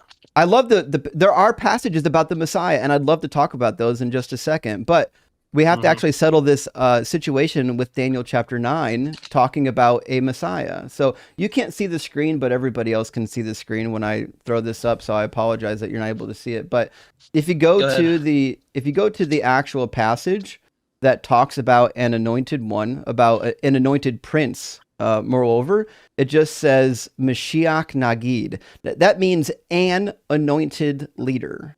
So there's a difference between an anointed person and the anointed person. When we say a Messiah versus the Messiah, those are two different phrases. So, for example, in the book of Isaiah, Cyrus is called my Mashiach. But that doesn't mean that Cyrus is the Mashiach. It just means that he's one of God's anointed rulers. So what we have to understand here is that unless there's a definite article, it would have to say HaMashiach for it to be the Messiah, and it doesn't say HaMashiach. So I don't understand what you're saying. You're saying that the Old Testament is not speaking about a specific savior coming to restore Israel. No, I said Daniel 9 isn't. Isaiah 45 verse 1 says, "Thus saith the Lord to his anointed, to Cyrus." Mashiach. You can he was be anointed for a certain purpose. You could be a Mashiach without being the Mashiach. And that's what I'm trying to tell you here. The definite article, in English, the definite article is the. In Hebrew, it's just a ha added to the beginning of the word. There's no definite article on this word. It doesn't exist. It's not the Messiah. Mm-hmm. If your translation says the Messiah, Israel was waiting for the Messiah, right? Well, I'm sure they were. But if your translation says the Messiah, then your translation's lying to you, and you need to throw it away. Well, I appreciate your thoughts on that. If I interpreted it the way that I was trying to explain to you, it fits perfectly. Every single thing fits perfectly. Well, it doesn't fit anything.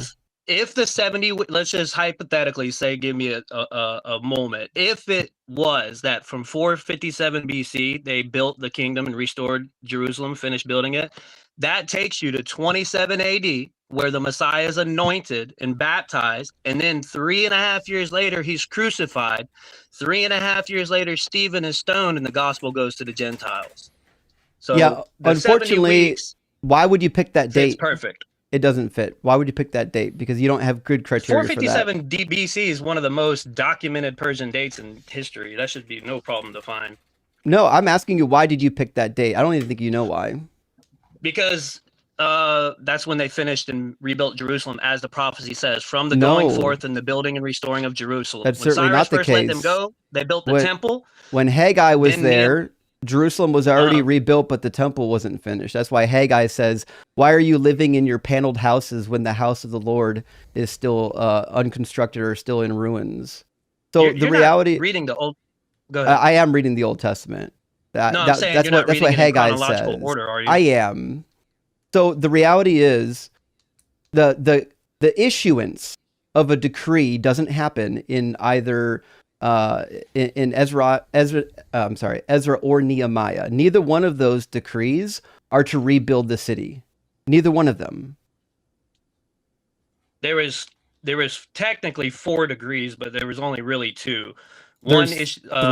Artaxerxes issued one, Darius issued one, and Cyrus issued one. Cyrus's decree was to rebuild the temple. Nope. Darius's decree. You're wrong. That's what.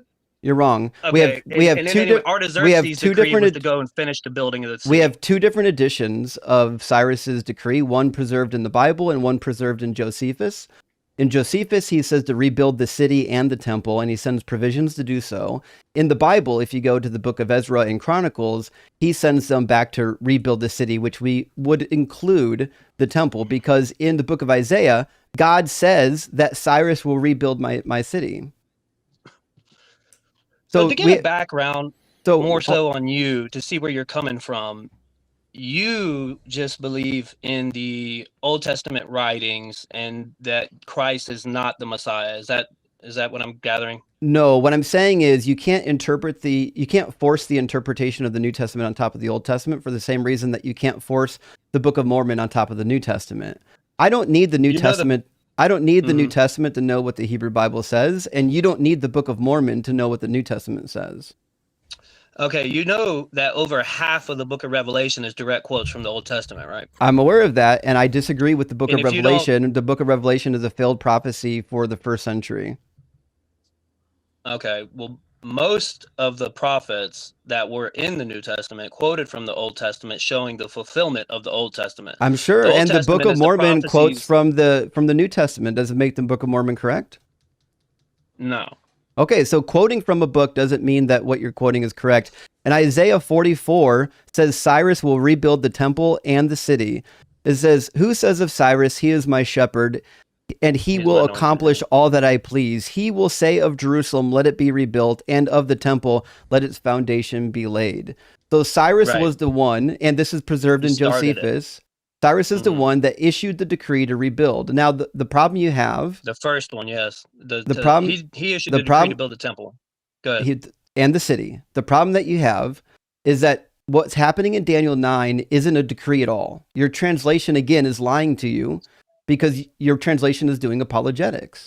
It doesn't say a decree in Hebrew. It says a word, a davar. And a word going out is a prophecy. That's why we have at the beginning of this section, it says, at the beginning of your supplications, a word went out, and I have come to declare it for you are greatly beloved. A word going out is a word from God that is prophetic.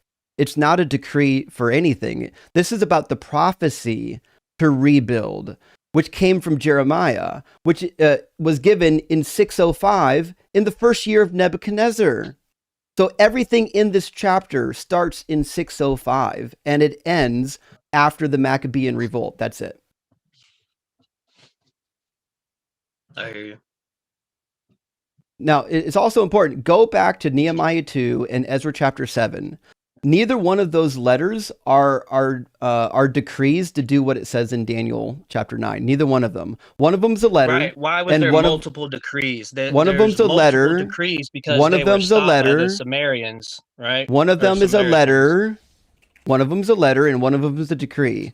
And neither one of What about them, the and neither Mhm. one of them are a decree that tells you what Daniel says.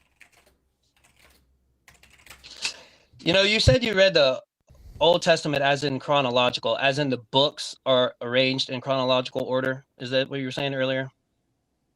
I know the chronology of the Hebrew Bible is what I'm saying. I went to school. Is it the same as like say the King James Bible? Is your books oriented in the same way as the King James Bible? No, I don't Just need curious. them. I don't need my Bible to lay them out in chronological order. I know what the chronology is. I went to school for it. Right. So, do you believe in God? No. Okay. Most people, this is just from my experience, and I agree with probably all of you on why you don't believe in God in some respect. Most people rebel against a God because of the twisted picture We're that not they get of rebelling God. against God. We don't believe in a God. Well, however you want to word it. In I my mean, are experience, you rebelling against Shiva?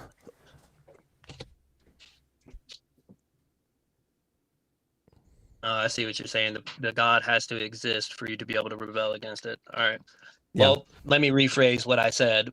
Most people don't accept the existence of deity because of either so much pain and suffering that's happening in the world around them, or how people represent that deity in such a horrible manner. Or Would you it's suggest that? a nonsensical idea Yeah. that Yeah. is well understood to be, an example of Iron Age Middle Eastern thinking, but is not correct. Right. Do you? Yeah. So what do y'all? Let me ask y'all's thoughts on this. What do y'all think about textual criticism? Just Love it. curious. It's one of the Yeah. reasons why I Mm-hmm. left Christianity is because the Bible is completely indefensible from a text critical standpoint. How so? You believe in Julius Caesar, yes?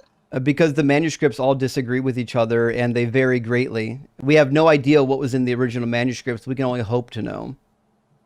Well, there's three different strands of the manuscripts, right? There's the Textus No, Receptus, there's the there's not. Alexandrian, and there's Nope. a Roman text. You're wrong.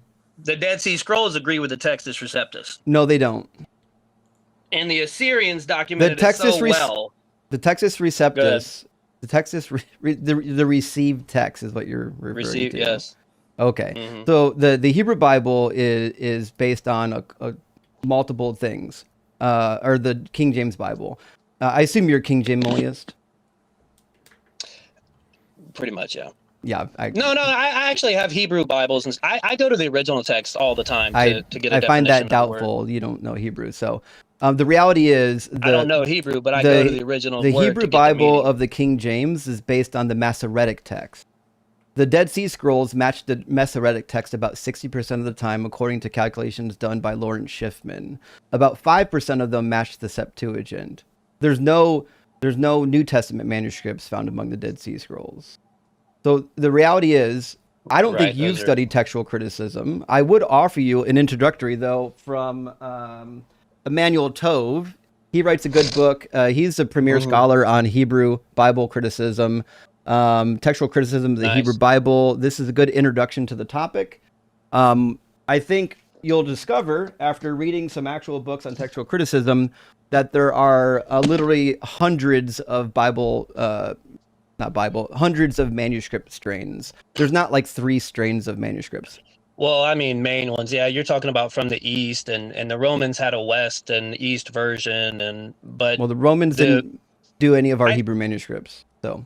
But they translated it to Latin. No, they did not. They translated the Greek Septuagint into Latin.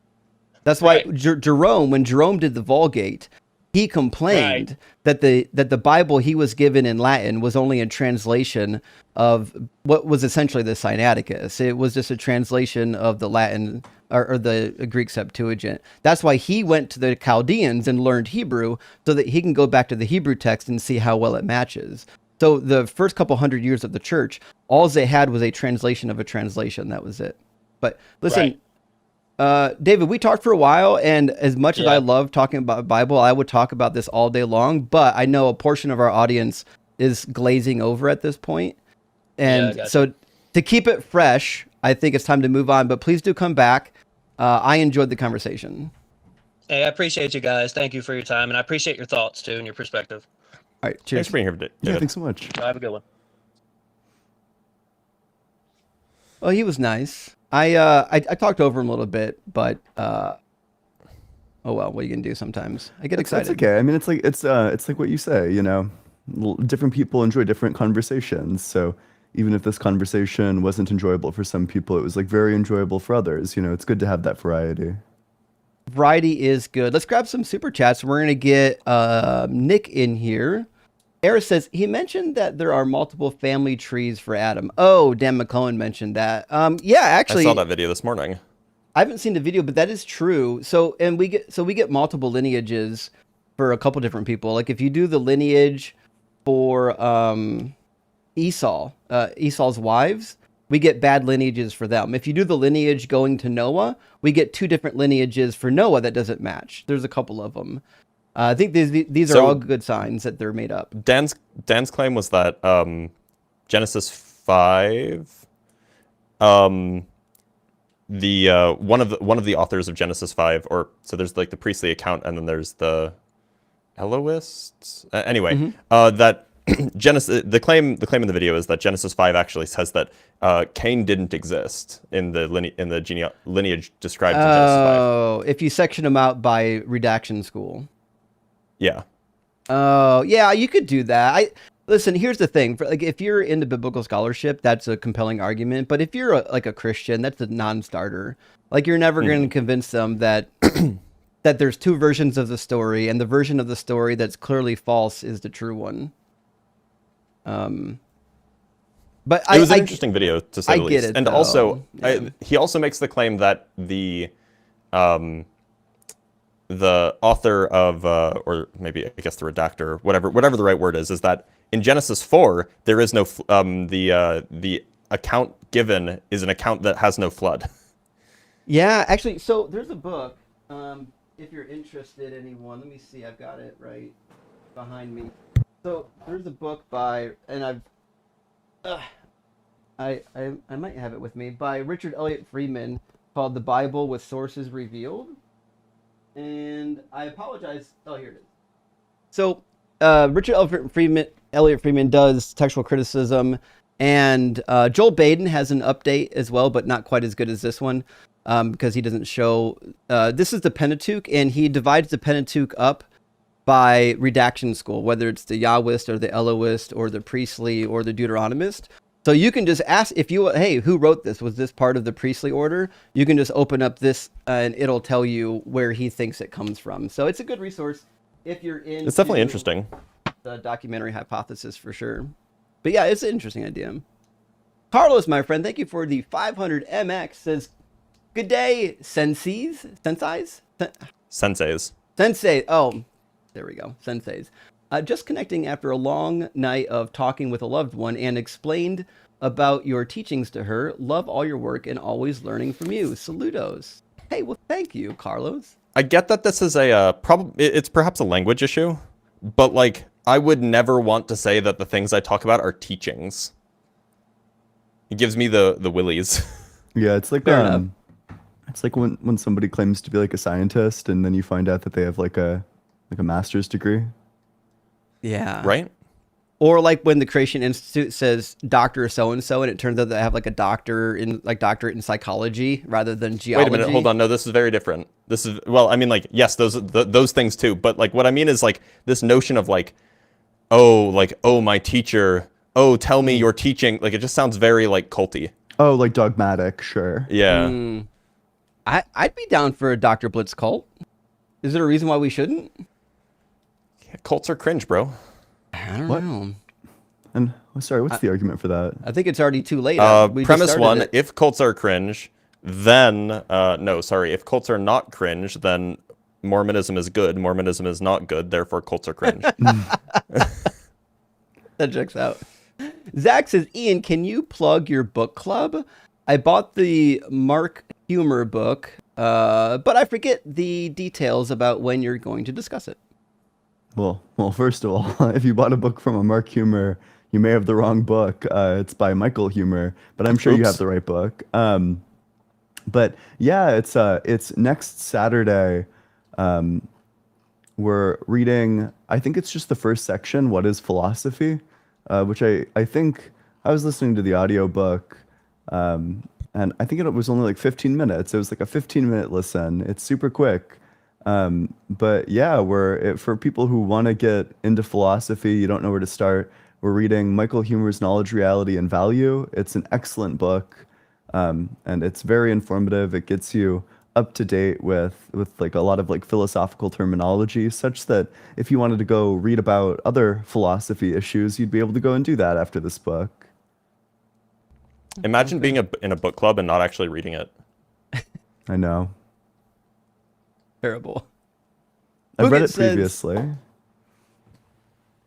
Boogit says, Library of Babel website destroys David's contention with the monkeys with typewriters. So, Boogit, I thought that was true myself for a while, but I'm getting conflicting information on the Library of Babel now. So the way it was explained to me was it basically was kind of an example of that. But the more I look into it, the more I'm unsure, and I'm not really sure how it works. Like, I've got a lot of questions. So, by the way, if you haven't read it, it's by, is it Luis Borges? I'm getting the first name wrong, but there's the story, this whole idea of the Library of Babel. That's a short story written by a Spanish-speaking author, but you can read a translation. It's quite good. It's fascinating. But, I mean, it is sort of related, insofar as the Library of Babel has the website generates every single 400, I think it's 400 line, or it's every single book with 400 pages. Each page has some number of lines, and each line has some number of characters, and it just generates all of them. What's it called? Procedurally, of course, but it does have all of them. Yeah, but it generates it, right? So I think You can't store it all. There'd be too much information to store it. Of course. Exactly. But I think the way that the website is built is they lead you to believe sometimes that they have stored it. And rather than maybe. generating Of it. course, it's Jorge Luis Borges. That's the name. Yeah, I mean, of course, it's not actually stored. That would be Right. like, Wouldn't there be no room for it? Yeah. It'd probably be more storage required than all of the possible storage in the universe or something. That's what I'm thinking. Yeah, that's why. Anyways, the Library of Babel is an interesting project, though. Guys, go check it out. It's a fun one. Tom says, monkey typing is misleading. The Library of Babel is a real website where every possible text exists. See, that's what I'm saying. That's what the way they bill it. Every possible text exists. Proving meaning can appear without randomness. But Well, what does it mean for it to exist, right? Yeah, because if it's generated, it doesn't exist until it's generated, right? Well, I mean, like, I don't know. Is that true? I don't know. That's what I'm saying. I'm getting mixed signals on how if it's just generating your string in another random string of text, then I mean I could write a So it is program to do that. repeatable. It is repeatable, right? So like in Mhm. some sense, they do have like a unique marker or a unique way of like associated to each book. But it's like it's not random generation, if that makes sense, as far as I understand. Sure. Anyways, yeah, I have to do some more digging on Library of Babel, see how they're doing it. Milf Wrangler, thank you for the $10 super chat. Says directed more towards Ian. What's wrong with driving an ought from an is? Like, water is good, so we ought to drink it. Something I'm struggling with a little. That's a good question. So the problem is that when you say that something is good, you're kind of already like ascribing the ought to it. So what this is really about is reasons for action, where a reason is just like a consideration that counts in favor of doing something. So let's say you're playing a chess game, doing like this next chess move would win you the game. We would say that you have a reason to do that next chess move, but that's going to be connected to like a certain goal that you as an individual has. So in that sense, the is ought problem is trying to what it's basically getting at is how do we derive reasons for action in everybody's worldview that would give everybody a reason to behave in like a specific ethical way. We're basically trying to figure out like, okay, you're saying that I shouldn't steal from people. Okay, well, what reason do I have to not steal from people? That's basically what it's getting at. Just saying like it makes people sad. Like it makes people sad as an is. Oops, sorry. It makes people sad as an is. But how do we get from like okay, it makes people sad to therefore you have like a reason not to do it? That's where the gap exists. And then when you say something is good, basically what you're saying is that there's like a reason to do it. So that's sort of the thing that sort of exists on like the ought side of the is ought. That's the thing you're trying to get to. Yeah, good explanation. Dadin, thank you for the $20 super chat. It says, I admire your all's patience and compassion, things I struggle with after hearing the same rote argument for years. Politics and religion are two sides of the same coin. I'm glad y'all aren't like atheists who ignore that. I mean, I would say this. I think a lot of people's politics are informed by their religion. And I think it's detrimental when it's the other way around, that you pick your religion because of your politics. To be fair, like they made it hard. The Republicans made it hard to not be a Christian and be a Republican. Like where I grew up, you had to be a Republican before you're allowed to be a Christian. That's kind of how you would get. Like they just assumed you're an evil person. You're a baby killer, So you would abort baby Jesus, to be clear? Yeah, for sure. God says it's okay. You rip open mothers' wombs is fine. He does it all the time. Miko says, Lo, God said, let X be a model. So for every X contains the sentence God exists. That's better than popping down to earth and saying, hi, it's me, God. By the way, just as an aside, I believe Jesus was aborted in the 131st trimester. True. He certainly was.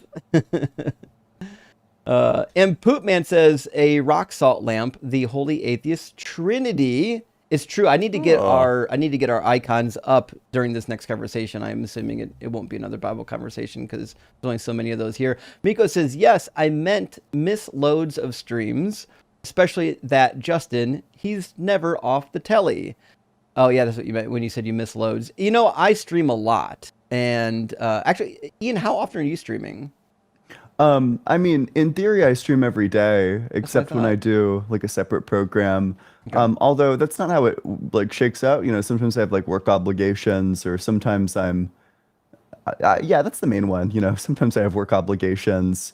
And then I think I'm gonna probably just take weekends to myself. Like I'm gonna do the show, and then I probably will stream on Saturdays. But no, after the show, I don't think I'm gonna stream. Insofar as it's like delicious reading time. And Dr. Blitz, you're streaming almost every day too, aren't you? I take weekends, except this show. I take weekends to myself. Okay. I only stream Monday through Friday. But yeah. So we've got a couple more super chats. I'm not gonna. We might have to save some of them for after the next guest. But Dews says David so quickly changed his tune from "I don't interpret the Bible" to "When I interpret the Bible this way." Can't even keep up with the lies he has to tell himself straight. I love the show. Well, thank you, Deuce. You know what? I think David was a nice guy. I think he's doing the best that he can. I think the problem is he's gotten his interpretation from like internet forums and people at church, rather than like he's certainly never looked at a scholarly commentary. That's for sure. Because even conservative scholars agree that Daniel is about the Antiochian crisis, and that if it was about Jesus, it was some sort of a secondary fulfillment, like a second come around of the prophecy. So, anyways, I'm sure maybe he'll look into it after our discussion. Now that we've talked about it a little bit. Matt says, imagine being in a book club and not reading the book. That's called church. Yes. Yikes. That is absolutely the case.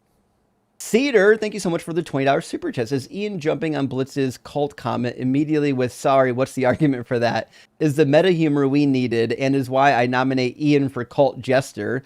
His crowd work is to tell a heckler, calm down, mouth breather. Thank you. I'd like to thank all of the Discord people who have set me up for this opportunity. It's all those hours that I spent in Discord calls getting verbally abused that allow me to succeed today by stealing word for word the things that they say. Yeah. Just continuing the cycle of abuse. And we got more Yes. super chats. I'll read this one last, and we'll get our next guest in here before we lose our guest. But Skeptic Quest, good to see you, my friend, says, God damn it, David wasn't fully kicked yet. Well, I do apologize. If it was on my channel, I would have talked to him for like 2 hours. But the reality is, this is a short show. We're only here for like 4 hours. So we do have to kind of divide up our time. If you want to see just Bible cooking, you guys know where to find me. You know what I mean? I feel Yeah, like I mean, like like, when you get so good at a field, like the people that are good at that field start to avoid you, right? Like I feel like the philosophy people, they never come to me. They always want to go to like you. The or, science like, people never come, like the cosmology people, they never come to me. It's so sad. Yeah, of course. Like why would I they? get They so know they're gonna upset. get beat the fuck down. Why would they want that? They know that, if they come to me with like science that I've never heard of before, that I'm gonna get dunked on, which is why they go to me and not you. It's so upsetting. All right, friends, we're going to bring in Nick from the TikTok queue. Give him 1 second to see if he can load. There you go. Welcome in, Nick. Are you at least 18? Insane, bro. That's insane, Moji, bro. Do you know that Sorry? you're on Hello? You good the there, brother? show? Hello? Sorry, I'm playing League of Legends right now. Okay, how you doing, Nick? So you don't believe in God? Yo, no, I believe in God. I believe in God. Awesome. And which God do you believe in? I'm like more like deistic, if that's okay. It sounds like you're lying, though. Are you a No, Christian I'm a who deist. actually just I'm a doesn't want to deist. support the Christian framework? No, I used to be Christian, but I'm more like deist now. Oh, if that that's case. Okay, so you don't have a problem denying Jesus then. You would say Jesus is because I not used Lord to and believe Savior? like the Trinity or whatever, but now I'm more just like deistic or whatever. Yeah, so then we'll just need you to say Jesus is not Lord and Savior. Jesus is not on Savior or whatever. Okay, we'll take them. Cool. So, what's the argument for the deistic God? And also, I hate to be a Debbie Downer, but if you could actually give us your attention, that'd be great. I don't want to actually debate somebody who's not paying attention to the discussion. Yeah, so I like your prompt says God's not real. I want to know what the argument is for that. You can't pause it, Justin. You sound just like my mom. I Mom, know, I right? can't pause the game. I can't come to dinner. So what's- It doesn't work so like what's that. the I'm playing with argument? other people. I can't just end the game. So you're So, affirming God's not real. So what's the argument? That's all I'm asking. So one argument the that argument? I'm finding compelling lately, Yeah, I'm I think that if I'm we just take saying God I'm to in be- game, but let me know. So if we take God Hang to on. be like the ultimate foundation, like the ultimate explanation Yeah, that's personal. obviously that's what God is. Obviously that's what God is. So Is this the same guy that we had on It is. first? It sounds a lot like him. So I don't know. Ian, what's the argument before the other guys interrupt? I'm pretty sure it yeah, is. I think that if God is like the metaphysical foundation, then that would lead to the position that he must not have parts, insofar as there'd Yep, be like a dependence divine relation on those simplicity, yep. parts. Yep, divine simplicity. Yep. Yep. And then it follows from that he would be unchanging in terms of all of his intrinsic attributes, be they Yep, accidental. obviously, yep. That's very fucking low tier shit. Like, that's obvious, right? Yeah, but then he must change in order to create, because he would go from not being a creator to being a creator. Wait, say that again? Yeah, he would need to change because he would need to go from not being a creator to being a creator. Oh, no, so he's always been a creator. So would you like to explicate your point? Yeah, then So even before he... Oh, it's the same guy. It's the same guy, by the way. Hang on, let me talk. It's the same guy. So before he... Yeah, 100% confirmed it's the same guy. No, wait, what? So just to be sure, the first guy's name was Nikad, and Wait, this that guy's wasn't me. name It was Nick. you. You're using the exact same language. It was you. And you can just admit it, and you can talk to Ian if you want. Wait, but They like, have don't the be a exact coward. same Genuinely- accent as well. So Yeah. Wait, I promise you, like on my mother's life, I'm not the same guy. The same guy knew set theory. He's destroyed Blitz twice. I promise that's not me. So he was I've just listening. been watching. You were here the whole time, huh? I was listening, but I promise that's not me. I genuinely yeah? swear on my mom's life. Yeah. Even though that guy, I've listened to him, he's destroyed Blitz twice on set theory. I kind of feel bad, but anyways, okay, so Ian, you Still said... the same That's guy. kind of rough because God he would wasn't need- doing set theory, by the way. But that's okay. Continue. No, but last time he debated, like it's the second time I've heard him debate you, and he's beat you twice. It was kind of funny, but okay. So, Ian, you're saying he would need to have not been a creator to become a creator. He's just always been a creator, and it was his first time instantiating a creation. So, what's the argument? Because I don't see how that like. Well, if he debunks hasn't the goal. instantiated creation, then he wouldn't be a creator. Oh, You know, well, you can need to still have create the to be a attribute of, creator. like, If he hasn't yet created, then he's not a creator. Wait. Why are Do you think that you interrupting? can be Relax. a creator without creating anything? Yeah, so you can have the property. So if we predicate something on a subject, you can have the property of being like having some attribute without having instantiated it before you instantiate it, right? So he can have already had the attribute without instantiating it. So that's very low. So are you tier saying fucking that he had point. like the potential for it? Yeah, he had the potential. So hang on. Can you pause for a second? I'm just Oh, gonna write that damn, down. that's tragic because that Wait. would be a part. Wait, hang In on. order I'm just gonna write that to down, in order to please. have like a potentiality, the actualization of a hang on, potential hang on. is a change, So I'm just gonna unfortunately. write blunder number 1. Yeah, Definitely and the I same. think it's like very noble of you to keep track of your own He blunders. You're didn't saying that he actualized the have potential. the Big property. dog. Okay, If you so that was the actualize the first potential, property. that's That a was- change. That was the first blunder, but we can continue. Yeah, I Okay, agree. so I've That got it was the written down. first So blunder from you. You just blunder conceded number the 1. argument. Okay, so what was your Why do argument? they all use the exact? God already had the This is a property. Discord thing, right, Ian? Like the way that they all use the exact same language, It's like a blunder go-to and tactic, yeah. explicate. Like they're using the same like So I mean, just to be clear, explicate means explain, right? Yeah. So like Hang on, why wait, like I'm why playing- why do they all use the Wait, why exact are we same? all Well, it's talking like a natural Wait. selection thing, right? Like they when want you get me- beat the Why are fuck we down all by talking? somebody running like the blunder counter on you, you're gonna take the blunder counter and run it on somebody else. Like the Of good course. tactics survive and they spread. Never slapped. Okay, It really wait, why helps. is everyone talking Like I at the actually same did time? confirm it's not the same guy. The first guy was British. This guy's like a Kiwi or Australian or something. Yeah. Yeah, we're not the same guy. But they literally so- use the exact same language. Yeah. So I you know. assume they're Okay, buddies. why is everyone talking at once? Can we breathe? Breathe through your mouth, out through your nose is the general consensus. The guy who talks so over Ian is now mad that we're talking over Are you telling him. us that you're a mouth breather, by the way? That's what I heard. in through your nose, that what just out happened? through your mouth. Oh, wait, Blitz, that's your first blunder. I'm going to write that down. Give me a sec. So Blitz. Yeah, you got to write the blunder- second blunder counter down so you can keep track of not just your first blunders, blunder but was also you, Dr. Ian. Blitz's Wait, blunders. Ian, first blunder was you. This is Blitz's The first blunder was you. You conceded the argument. You conceded that God Blitz changed because you blunder conceded that God has potentiality. number God having one. So potentiality is Blitz actually blunder number incompatible one. with God being divinely Breathing simple. out Just for your through information. mouth makes you a mouth breather. Yeah, That's I'd actually a probably do blunder, meta Blitz. too That's if I your lost first blunder. instantly on the So substance. Blitz has one Shit, I blunder, know this Ian clip has one probably blunder. didn't go as Justin, well as you Justin, wanted you're it actually doing really to, well, which Justin, is 'cause you now actually why you're haven't like had a blunder. panicking and Ian's doing got a meta. blunder, Blitz has a blunder, but actually Justin has yeah. 0 blunders. So respect to Justin. But Literally the other two both concedes have the a blunder argument right now. and then telling other So people anyways, that I'm they're waiting for blundering. Ian's argument because Ian I already affirmed gave that the God isn't argument, but real, maybe I he's yet slammed to you so provide hard an that you have a argument, yet with concussion, valid which is or why you don't sound remember it. premises. So I'm actually So still you've waiting conceded still the to this minute argument what his insofar as you've argument is, 'cause conceded he that God affirmed- actualizes a right? potential. In He other tried words, to God affirm- changes. So you've conceded tried to one, that God affirm that doesn't God change, but two, gained that God the disposition to actualizes a change, but potential by obviously that's not creating. clear, right? That is to Because say that obviously God already changes, had which the means that dispositional you're content, contradicting so obviously yourself. this is You're false affirming because both that God changes being and that God pure doesn't change. actualization doesn't gain any actualization properties because God has no dispositions to which can be changed by some You're contradicting external yourself. actualization. So that's obviously You're a contradicting blunder, yourself. right? God You is said pure that God's actuality. So pure you cannot act, have but any also that he has a potentialities by potentiality. You definitional said that it content. was a That's obviously a blunder. potentiality. He So was a potential give me a creator. sec. I'm actually going to write that down. That's actually Yeah. Ian's second blunder. So Yeah, you should Ian write thinks this down. God It's a isn't very pure basic act. contradiction. You're saying God is So pure act. Ian, That is to say that he has no blunder potentiality. And then you're number also trying to 2, make the claim that thinking God is a God potential creator. So is God both lacks not potentiality and he pure has act. potentiality. So Ian, I've This is written the down that second your contradiction second that you've blunder affirmed so is far. thinking that So the God first is is that not God pure both has act. That's actually a potentiality and huge lacks blunder, it, by and the the way, second because one like is this that is God both actually changes and analytic. doesn't Because by change, insofar definition, as the God would be pure actualization of act, a right? Because potential you is a can't change. Because no change. external dispositional content can actually predicate something onto God by changing him, right? So this is actually definition. This is actually analytics. This is actually a huge blunder on your behalf. So I'll be completely which part honest. of what I just said do you reject?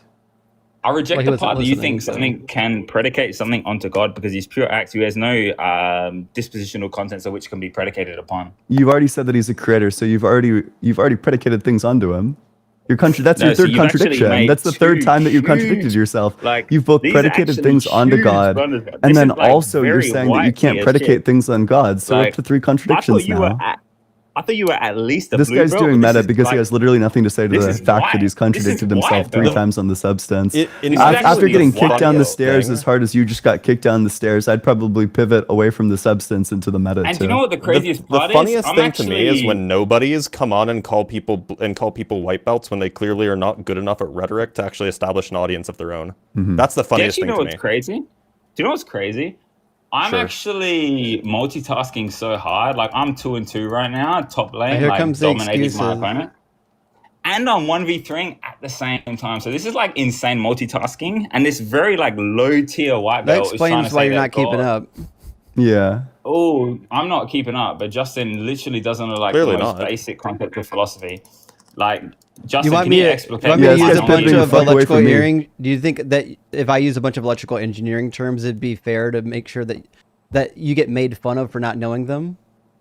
Justin, can you explicate what monogenism is? and how Okay, it so the predicates answer is some no. kind Yeah, of- expecting like, everybody unicorn to know existing your is niche actually definitions for a supposed field that you study is Wait, what's your two main unreasonable. content of, like, Which is supposed why to be I firm don't that's go like around property to just like live some- streams throwing around theology terms or electrical engineering terms because, as it happens, if you want people to understand your argument, you should use words that everybody knows.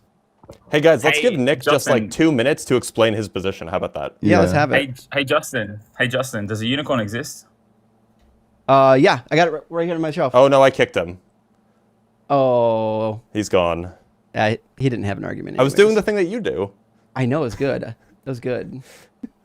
I'm sorry for taking you by surprise. Bro, that's what happens. Like, okay, imagine you're playing like a Fallout game, and then you put all of your points into charisma and none of your points into intelligence, and then you get somebody like that. Alternatively, you might end up like Deathless Light.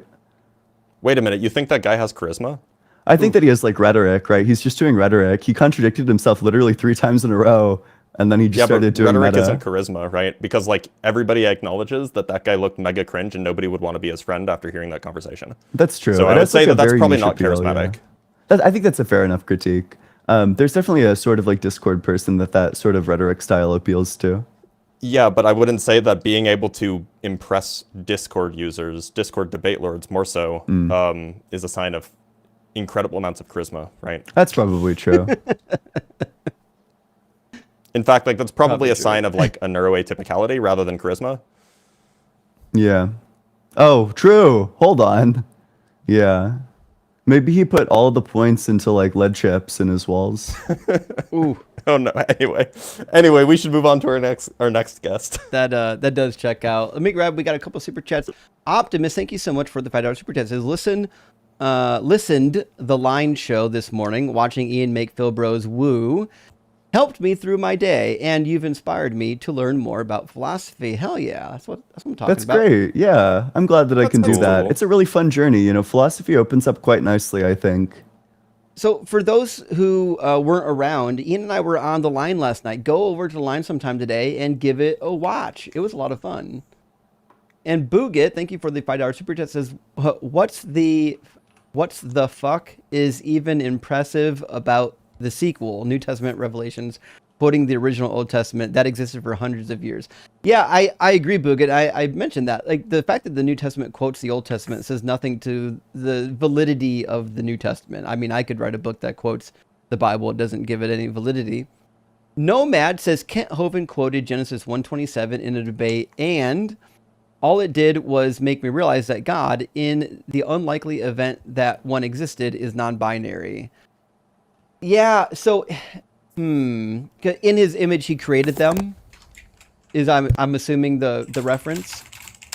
So that's fair. I mean, you could definitely get that. But here's the crazy thing is God doesn't have, according to, right-wingers, mega chuds, like you need like either a penis or the right chromosomes to be male or female. And God doesn't have either of those things, yet we're demanded to call him a he. But like that's preposterous because now you're just saying God has a preferred pronoun that's completely unconnected from any and all biology. So Christians don't have a problem with preferred pronouns. They just think that they do. And Brian, thank you for the $5 super chat, says, yesterday I found a moron who believes that the Hebrew language didn't exist until around 1300 CE and composed of Yiddish, German, Slavic. Look, that's actually like, you would be surprised how common that is. So look, there is a small segment of like the people who claim to be Free Palestine on the internet who just think that like Hebrew is made up like 500, 600 years ago, that like there were that Jews never existed in the ancient, like there's just like a very small fringe group. And these are typically like Middle Eastern folk. Who hold this position, and they're just anti-Semites at the end of the day, masquerading behind Free Palestine. Yeah, that's crazy. I gotta be honest, I'm surprised I haven't heard this one yet, but that's preposterous. Wow. Okay. Carlos, thank you so much for the 200 MXs. Instead of teaching, I'd use knowledge, right? I think Blitz has got a lot of knowledge. Yeah. Knowledge is fine. It's just a linguistic thing. The word teaching comes with some amount of ick for me, I guess. Fair enough. We get that. Doctor, although aren't you literally looking for a teaching job? Or at least you were. Well, kind of, sort of. But saying that someone's teachings, using teaching as a noun, is the issue, right? Fair enough. When you refer to the teachings of, like, I'm like, let's not. Fair enough. I gotcha. I gotcha. Okay. And misinterpretations, thank you for the $5 super chat, says, are science teachers with no PhD scientists asking for a friend? I think if you call yourself, if you claim to be a scientist, but you aren't like a PhD researcher, it definitely raises some eyebrows from me. I would say that you don't have to have a PhD. For example, grad students, definitely especially like PhD candidates, definitely scientists. They don't have PhDs. I would say that to be a scientist, you have to be doing science. It's not enough to just be teaching it. That's so do you think you need to be like actively contributing and like doing research? Yeah, I take being a scientist as like an occupation, right? At least you should be spending some degree of your time that you would not call free time, if you will, doing science. Like, for example, what was his name? Freeman Dyson, wildly famous physicist, didn't have a PhD. Still did great science. He was still a scientist. Interesting. But like, I would say that like people who got a PhD in physics and then they went to just go be a software engineer to make six figures, why would you call them scientists, right? Sure. They're not do you doing think science a lab tech is a scientist? It depends. I guess it depends on the kind of lab tech that they're in. Are you talking like the kind of person who draws your blood, or like a person who works in like a research lab, but they just do like lab tech work? They have like I think they can be. It depends on what that work entails, right? Like if they're literally just like cleaning equipment, then probably not. But if they're like setting up experiments or something, that's like a part of the scientific method. That's super important. So interesting. Titles can be difficult because like I know even in academia, like in my field, like you're not a real scholar till you do your PhD because it's a research heavy field. But if you look at the definition of a scholar is like anyone who studies something academically, right? But we still reserve that. Even if you have a master's degree, you're still not technically a scholar. That's why I don't call myself a scholar. But like, it's weird. We kind of created definitions within definitions in a lot of these fields. But Bryson, yeah, I mean, and this is just to like as a postscript. Like, obviously, words just mean how they're used. Yeah. And so people will refer to Neil deGrasse Tyson as a scientist, and like you know, if we're being super, super strict about what it means to be a scientist, that means that you're doing science, then he wouldn't be. But like, you know, I just don't like when people say, oh, everybody's a scientist because everybody has thoughts and thinks about things, or people often think of engineers as scientists, whereas probably the majority of them are not. There are some who are. Yeah. But the majority aren't. The majority are like applying science to solve some specific problem, right? Which is just not, it's just not what the field is. You're an engineer. So I don't know. Would you think that like a grade schooler who's doing like a science experiment is a scientist? Perhaps. I mean, like in the sense that like you can call like a, yeah, I would actually say to some degree, yeah. Damn. I take that as a reductio to your position. Okay. This seems like a semantic dispute. No, no, it definitely is. Yeah, but that's interesting because I don't know. My girlfriend is working on her master's degree, and she's done like a lot of lab tech work in neuroscience, and is currently doing like more lab tech work in neuroscience. She wants to get her PhD, but she explicitly thinks that she is not a scientist. She would not describe herself that way. So definitely, so perhaps here's a good, good rule of thumb.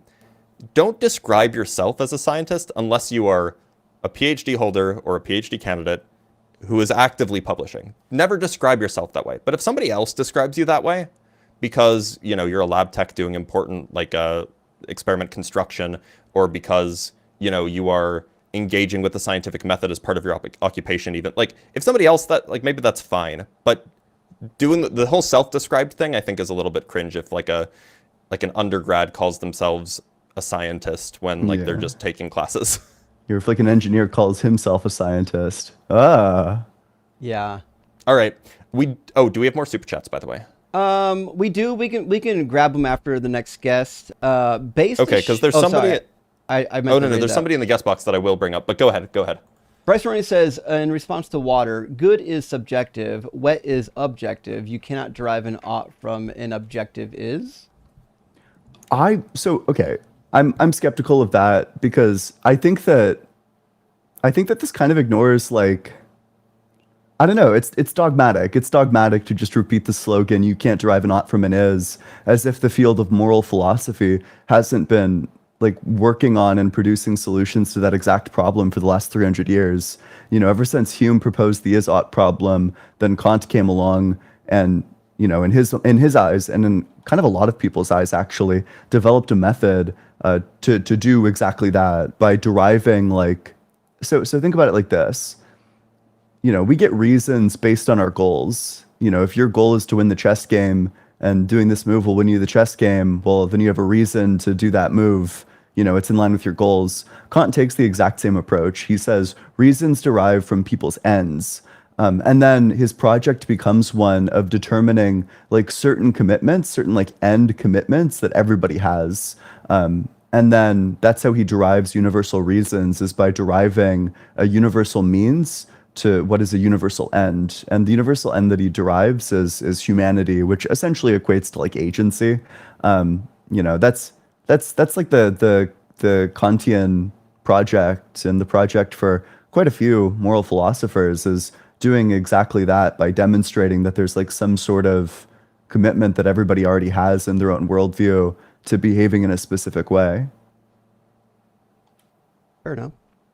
And last super chat from Based as Shara says, if I work in medical research as a person who collects and aggregates the research data, would that qualify for a scientist or a number pusher?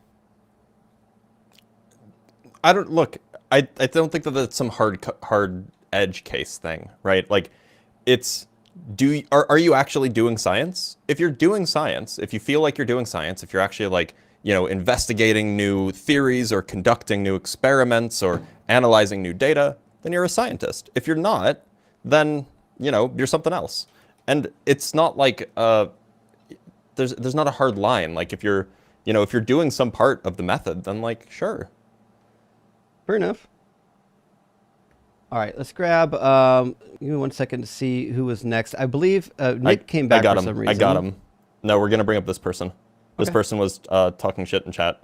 Nice. It'll probably be funny. Probably be good content, I imagine. You said God exists. Whoa, my fault. You said God isn't real, right? What do you mean, like, when it says he doesn't exist? Yeah, he's like Yeah. not. He doesn't have like some sort of like mind independent existence. Oh, no. Well, I don't think anything's mind independent. Well, I'm a metaphysical solipsist, so it's the case of nothing Oh, actually just mind then independently. why are you here? If you're a solipsist, why are you here? Well, it's the case that I'm a solipsist, also hold the allism, which says that I can think of God, therefore God exists, and I define existence as substantial. So it's gonna be conceptual. Yeah, I can think rather. of Superman. Doesn't follow from that fact that Superman exists. It actually does, actually. Oh, this guy thinks actually does, Superman actually. Well, actually, no, exists. okay, The guy 'cause you that was can't think. making fun of us, whoa, let's just calm down there, mouth breather. The guy that was making fun of us in chat, calling us low tiers, has just in 5 seconds affirmed the existence of Superman. Okay, what's the issue What a with world that? to live in. See, under my cognitive, Yeah, under my Superman cognitive is fake, faculties. actually. Well, under my cognitive faculties, it seems to be the case that when I say metaphysical solipsism, only the mind exists, right? And if only the mind exists, anything that's going to be derived from inside the mind would also exist, right? So there's going to be no mind-independent entities, right? Yeah, so we it totally also agree. seems to be God the case exists in the same sense I that can like hold Waldo allism, exists, that in the these same things can sense also that Superman exists. We agree that God exists in like a fictional way, He's like goddamn Charlie the Christmas What do you elf, think fictional is? but he's What not do you he's think not fictional real. is? Okay, and what do you think real is? Real is existence. I define existence, become a semantic internalist. Yeah. As So substance can you conceptual. defend your metaphysical solipsism? Yeah, it seems to be the case that, I'll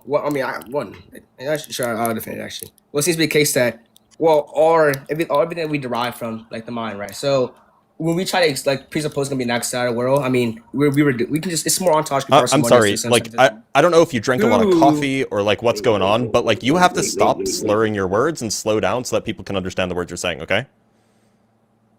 Because I watch videos on 2.5x speed from like Yuval and like these like fast talking creators, and you are slurring your words faster than Superman can fly around the sun. Yeah. Which exists, by the way.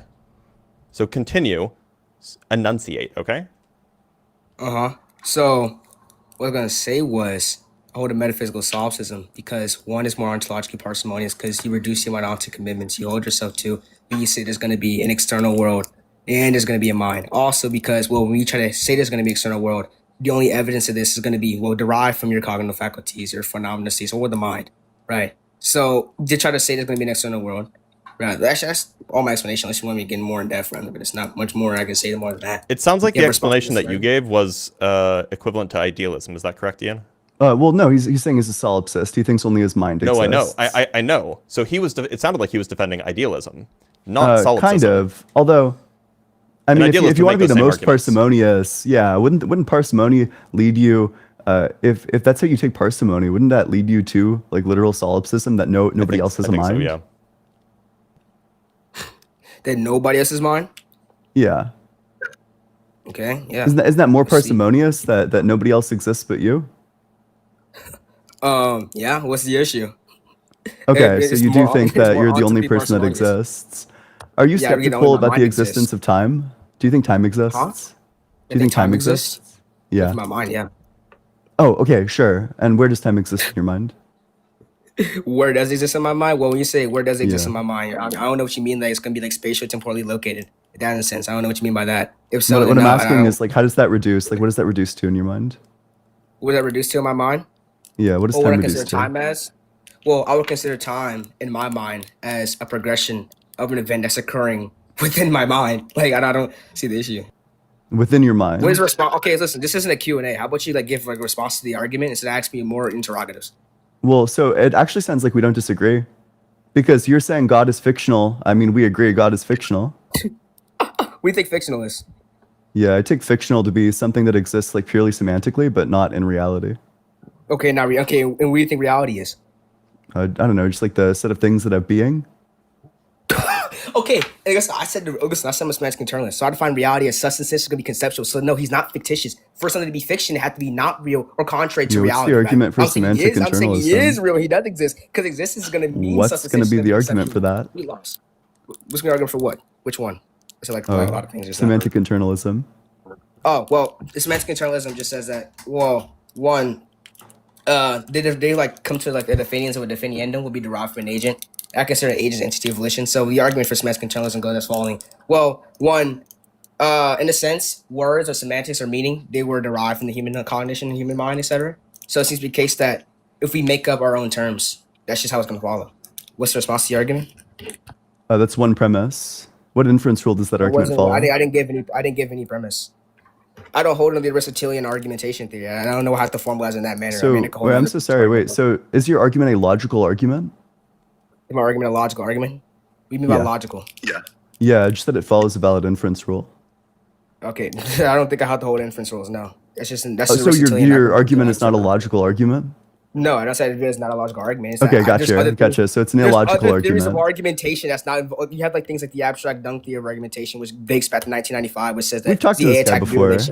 Yeah, I think I know you did. You were lost. Yeah. You said you know what you said. You said You. That's the sound of this guy fucking getting strangled by my rhetorical dick. Holy shit. What the fuck, nigga? You had asked me to spell no, we theory. We can't do that.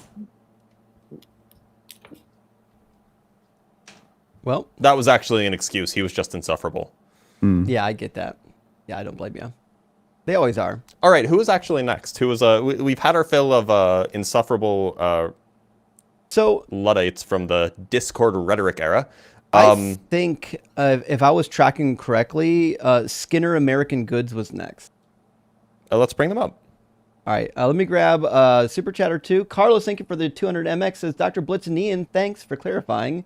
Now, got it clear for me. Not into a cult. Need to learn more and speak properly. Gracias. Hey, no problem. Your English looks great. Yeah, you're doing great, buddy. Certain words have certain connotations. Yeah. No, don't worry, buddy. Don't worry. Blonde, thank you for the super chat. Says, really want ability to kick a caller for $20, please.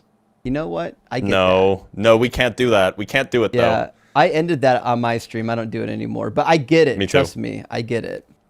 And Sage Shell, thank you for the super chat. Says, thank Blob. This caller is incel. Can you imagine having to suffer this clown? I mean, the good news is, like, I don't think I've ever met these people in real life. Like, I don't think I'm going to run into one of these people at Walmart. That's because they don't go outside, Justin. True. Like, and they don't reproduce. I mean, this is like a male loneliness epidemic culture, so. Yeah. Dr. Pudge says, in response to Nick, I don't support bullying. However, it sounds like there might be an exception to the rule. Skeptic Gus says, Blitz, so telling people you're a scientist is like a woman telling someone she's a lady. I think I see what you're saying. I don't know what that's supposed to mean. It's like if someone calls somebody a woman versus a lady, like one has got like status. Like I don't think so. Like a man and a lord. Like the lady is the feminine. Yeah, I don't lord. really track. Well, yeah. No, that I understand. I just like, I just, it would be like somebody calling themselves, like,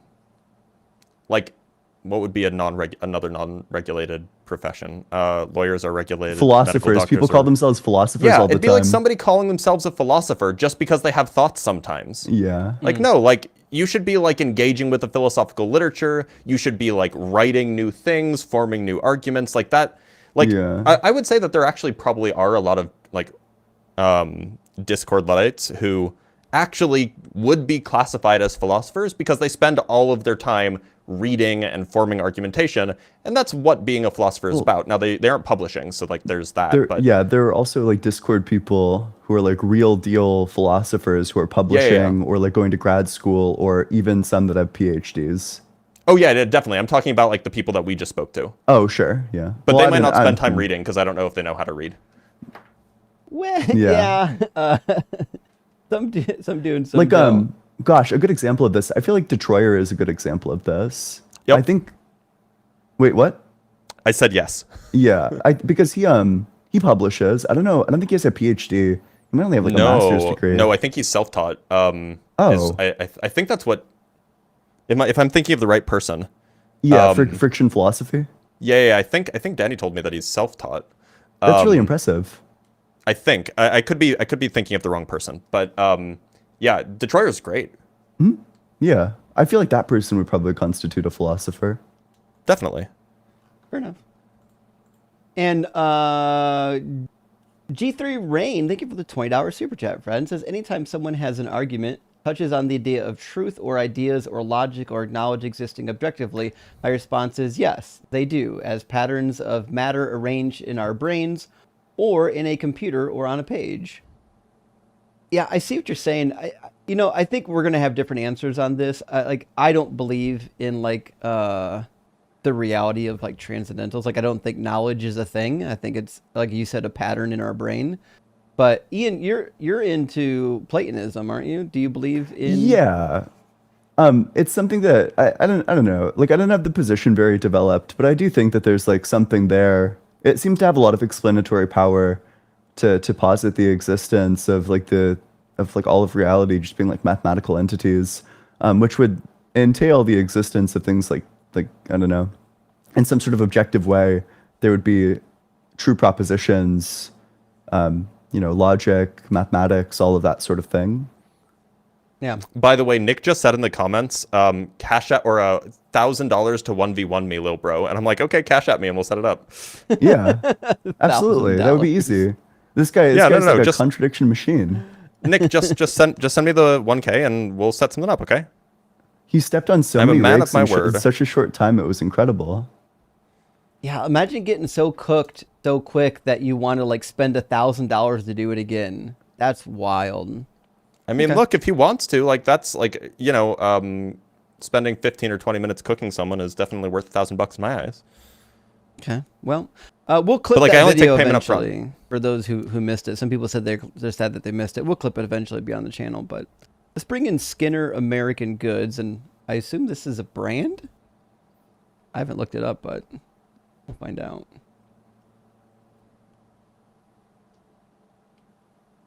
Maybe if they load.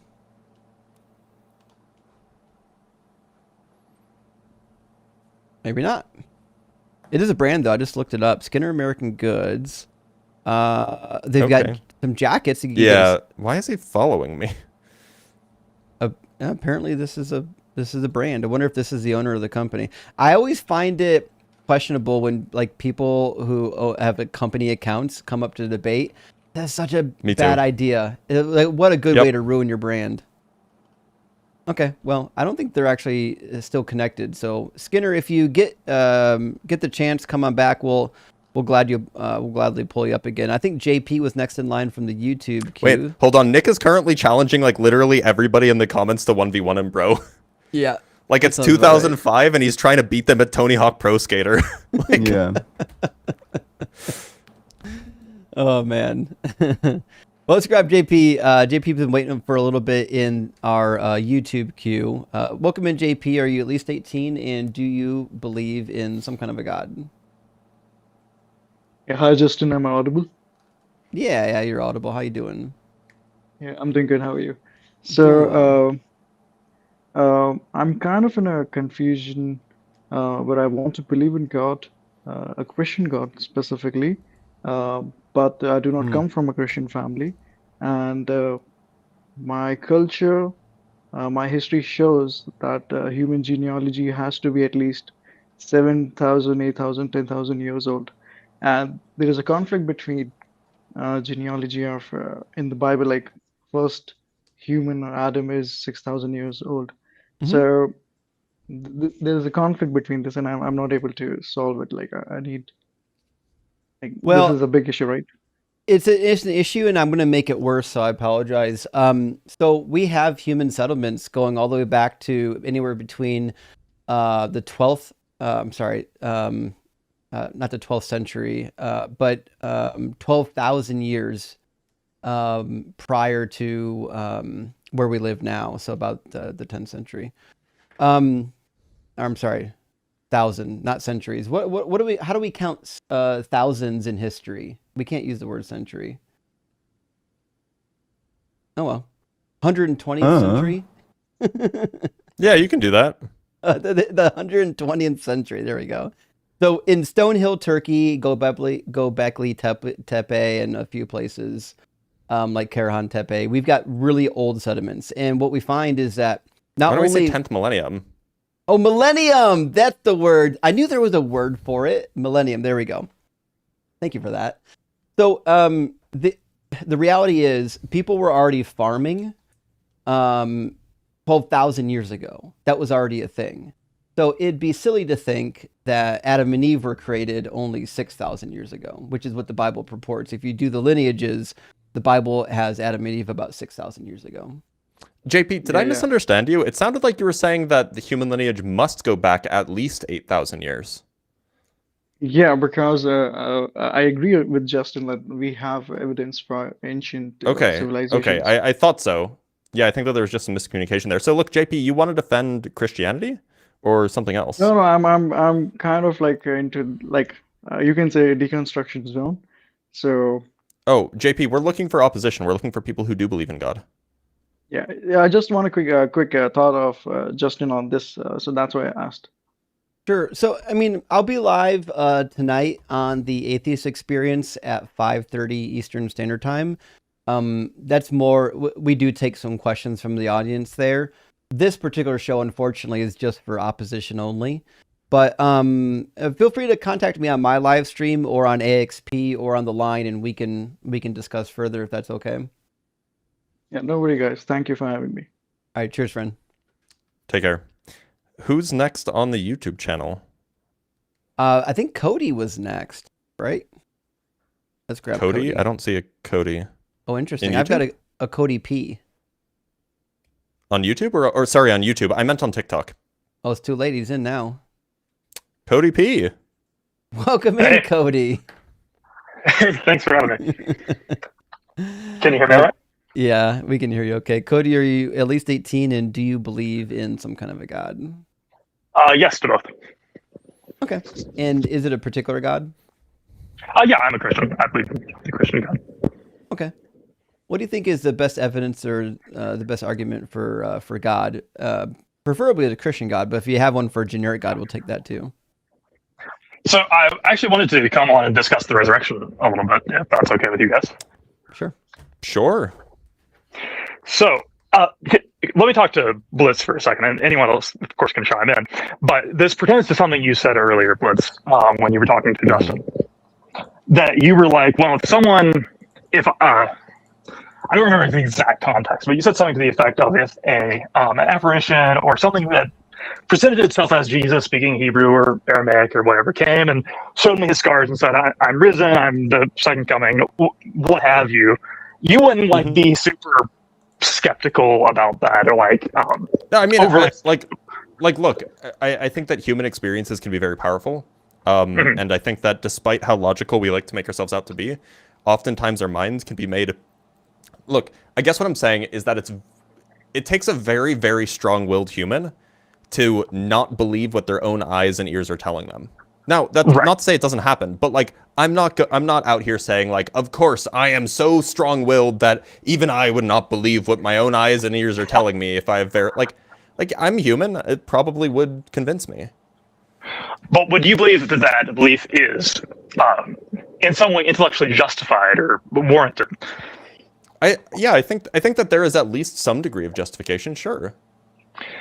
Okay, so my follow-up question, and this is where anyone else can chime in, assuming they agree, I guess, is would you say that the disciples, or like, take a minimal facts, like I think you could argue that James and say Peter, right, James the brother of Jesus and say Peter, at the very least, those two had some experience akin to what you're talking about. Would you say that they had intellectual, honest justification for believing the resurrection? I don't know what they had, what experiences they had. Yeah, I think that's part of the problem is we don't actually have like accounts of what they experienced. Like we know they had some experience that convinced them that Jesus was bodily resurrected. Well, right? we think so, right? So it depends on how much of the narrative you want to believe. Like I'm willing to grant that at some point in time, at least Peter was under the impression that that Jesus resurrected. But I don't know. I get where this is going going to, and this is going to go to, well, the experience must have been meaningful and relevant that would lead them to such a conclusion. But I guess the problem I have is we've got lots of resurrection accounts from the ancient world. And to me, I think either one of two things is true. Either all of those people resurrected from the dead or none of them did. I think if we're going to be honest with the data, we can't say that, well, Peter, or the disciples, they were the only ones telling the truth and the other ones were lying. So I think look, I should just clarify what my position is here. My position is that if that happened to me, I would be justified in forming a belief about whatever, because, you know, like experiential data are a type of way that you can justify beliefs, but nobody else would be justified in belief because of my experience. Okay, I think that is kind of where we would fundamentally disagree. I think it's hard because then you're kind of making it subjective, right? Yes, and I don't beliefs are subjective. Well, okay, yeah, but when we say a belief is intellectually justified or warranted, we're saying. So all I'm saying is that there is a reason why you think it's true. Right. Okay. It doesn't mean that it is when you say true, just that there's a reason why you think it's true. Is it a reason that you should, normatively, is it a reason you should take to believe it's true? Well, that's kind of a weird question, because like should is just like a reason to do something. So like should believe like kind of just means like you have a reason to believe. So I mean, yeah, if you have like a reason to believe, okay, here's how I'd word it. If you weigh all of your reasons to either believe or disbelieve, and the balance of reasons favors belief, then at that point we would say that you should believe. And let's put it this way. Suppose that so schizophrenia often doesn't manifest until especially men are in their early 20s. Let's say that you've had a perfectly normal childhood, perfectly normal mental health, and then you see you turn 24, and a few weeks after your 24th birthday, you start to notice someone stalking you.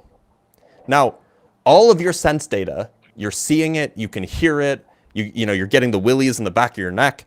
All of your sense data, and let's say that you live in a cabin in the woods, so like you don't have anybody to tell to this. Sorry, I can't talk. You don't have anybody to tell this. All of your sense data tells you that this is true, and without knowing that you have schizophrenia, without comparing your experience with other people's experiences, you are entirely justified in believing that this is what's happening. However, if you then told this to a psychiatrist and they examined, the experiences that you've had and like the way that you're describing this event, they would not be convinced that you were being stalked. Instead, they would be justified in believing that you're schizophrenic. So this is to say, just because you have a reason to believe something does not mean that other people do. Right. I guess I kind of frame it differently. I'd say there's some objective fact of the matter. I guess kind of goes back to like justified true belief. There's some objective fact of the matter that if it's not true, you're not justified in believing it. Right? No, you can have the whole point of justified true belief is that you can have a justified belief that's not true. And then it just doesn't count as knowledge. Isn't that that's kind of the root of, what's it called? It starts with a B, Bezier problem? Gettier cases. Gettier cases, yeah. Also, not really, no. So the justified true belief, that comes from Plato, I believe. And what's being said is just like, you can have a reason to believe something, and that thing is false. You can have, if you see somebody like robbing somebody else at gunpoint, you can form a belief that person is in danger, and you could form that belief justifiably. But then let's say off to the side there's like a camera crew. Well, the person's not in danger, it's like a film setup. So you can have a justified belief, and that belief is just false. Or you could not know what time it is, look at a clock on the wall, and then realize the clock says it's 2:30, and then believe that it's 2:30, even if the clock's just broken. Mm-hmm. Okay, right. But to an extent, there's what you should take into account is like if you examined the clock and found that it was not broken, if you had a clean bill of health that would give you stronger justification. But you don't need that in order to have justification, period. No, I'm not saying you do, but isn't there some point at which one's justification, if we can establish that it is indeed justification, and we can kind of rule out these other things, that their justification for it is enough for us to feel justified in it, or at least to a slightly lesser extent. Like, decrease it by 90% every time. Look, so you can examine the data more and more and get more and more reasons that are either contrary or in line with whatever belief you're trying to form or trying to avoid. And like that will perhaps get you closer to truth about whether or not the belief that you're looking to form is true or not. And hopefully, if it does turn out true, your justification would be stronger for having looked at all of the data. But it's just not required. It's just not required to form a justified belief. Yeah. So I don't know. Maybe think about it like this way. So certainty does not necessarily map onto justification. I mean, we'd probably say that it should, but in a lot of people, like you can be very certain of something and like not at all justified. Like flat in it. earthers. Yeah, exactly. So it could definitely be the case that somebody strongly believes that Jesus rose from the dead, but if they don't have like sufficient justification to back that up, well, that's just not going to be like a justified belief, or certainly it's not going to be like transferable to There other is people. There is a role to be played by kind of the positioning of the person, though. For example, like like if Neil Armstrong was a flat earther, that would be stronger justification for someone being a flat earther than just Austin Whitsitt, right? Sure. Blitz, you're muted. Oh, sorry. I love that you know who Austin Whitsitt is, by the way. That's hilarious. Oh, yeah. I'm a big member of Tim's channel. Yeah. So look, it is the case that like you can use other people's positions on some fact or some proposed fact anyway to inform your belief. Like that's totally fine. Like I think that climate is changing, right? I think that climate change is a real thing. I'm not a climate scientist. I haven't examined the data like line by line and done the linear regression myself. But like there are a whole bunch of climate scientists who have, and they believe it, and so that can inform on my belief. I would say that that is some degree of justification. Right. But okay, so clearly that's not enough for everybody, right? Well, no, not yeah, of course. But that kind of gets to the second part of the problem is what was the kind of unique positioning of, let's say, Peter. I'm curious, Justin, why are you willing to grant Peter, but you're not willing to grant James, the brother of Jesus? Well, I didn't grant anybody. I'm just saying that Peter. Sorry, maybe it was Ian. Peter, according to the story, was one of the witnesses, and Peter, if you believe he wrote First Peter, then possibly is like one of the eyewitnesses that wrote something. I personally don't think he wrote First Peter, but that's beyond the point. But the reality is, that's not really the argument I would give for Peter being one of the witnesses, though.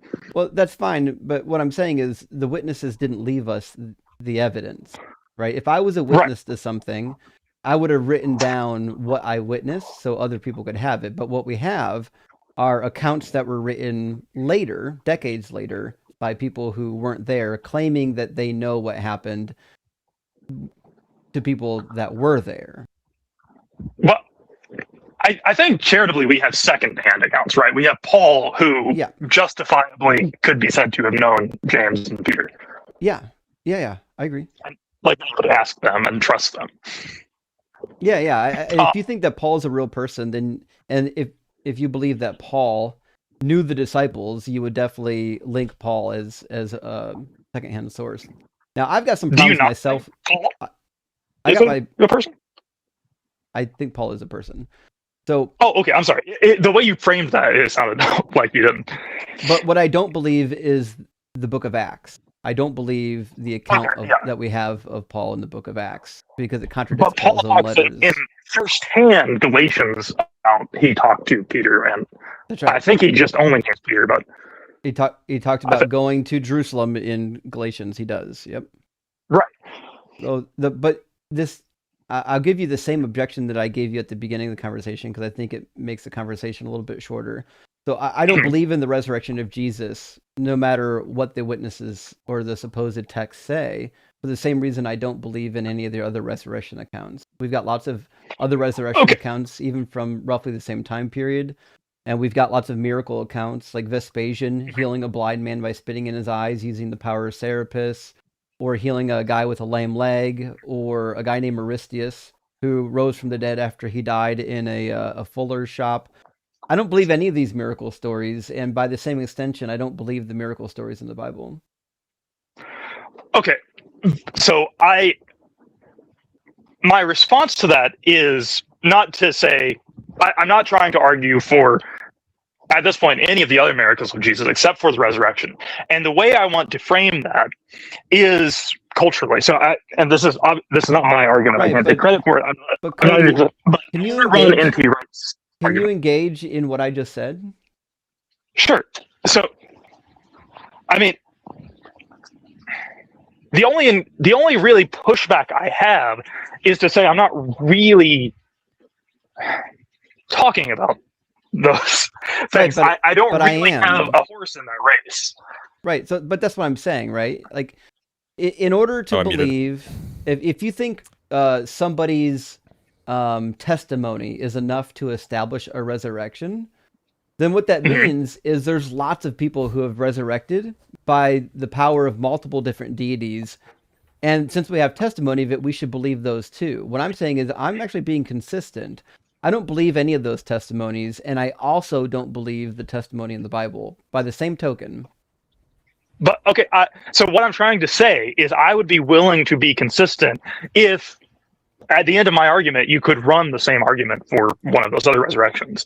Like, I don't necessarily have, I'm kind of, the Orthodox Christian position is it's possible for there to be counterfeit miracles. So I don't necessarily have an opposition to those other miracles. I am skeptical of them, but I'd be willing to accept them if you could indeed show that they have the same weight of evidence as Jesus' miracles. You can't accept the miracle of Aristeas because Aristeas rose from the dead and became a god. Okay, but so there's a historical claim there, and then there's a theological claim. Just accepting the historical claim doesn't mean I have to accept the theological claim. Accepting that Jesus' resurrection doesn't necessarily mean you have to accept that he's the second person. So we would say the same thing about Jesus, right? You're going to say, well, listen, I can believe that other people resurrected, but I'm not going to believe the mythological and theological claims. I wouldn't run the argument. But we could also say the same thing about the resurrection of Jesus. Like, if you're a Roman and you say, listen, maybe Jesus did resurrect from the dead, but he's not God. Right? See, that argument cuts both directions. Sure. I wouldn't run the argument Jesus resurrected, therefore he's the second person of the Trinity. There's more work to be done there. Well, the Trinity's logically incoherent on the face already. Like, you don't even have to grant resurrection to get to the illogical nature of the Trinity. I wouldn't run the argument Jesus resurrected, therefore he is Yahweh. So, look, if the argument is that we have testimony from people who are supposedly close to Jesus, then maybe that even counts as evidence. The question is, and you alluded to this earlier, actually, is, you examine, Ian alluded to this. You examine all of the reasons that you have for believing something, and you examine all of the reasons you have for not believing in something. And if the weight of the reasons lend towards believing in it, then you believe in it. And if they don't, then you don't. And look, even if it's the case that we have the testimony of people who knew Jesus, who believed that Jesus rose from the dead, we have the entire weight of the entire history of humanity's existence that people don't rise from the dead, right? So it just seems like the amount of evidence that you have to overcome is, I would guess, is pretty much insurmountable. Okay, so I'm curious about something. Let's say, and take an example from physics, right? Let's say that you take all of the accounts of Jesus from Paul and whoever else you think wrote an account, just everything we have, just compiled together. But instead of talking about a resurrection, say that just transplant resurrection for they saw ball lightning or something that it matches what we would expect as ball lightning at the tomb. Even if we've never or very, very rarely observed ball lightning in the real world, would we be able to justify the ball lightning was there?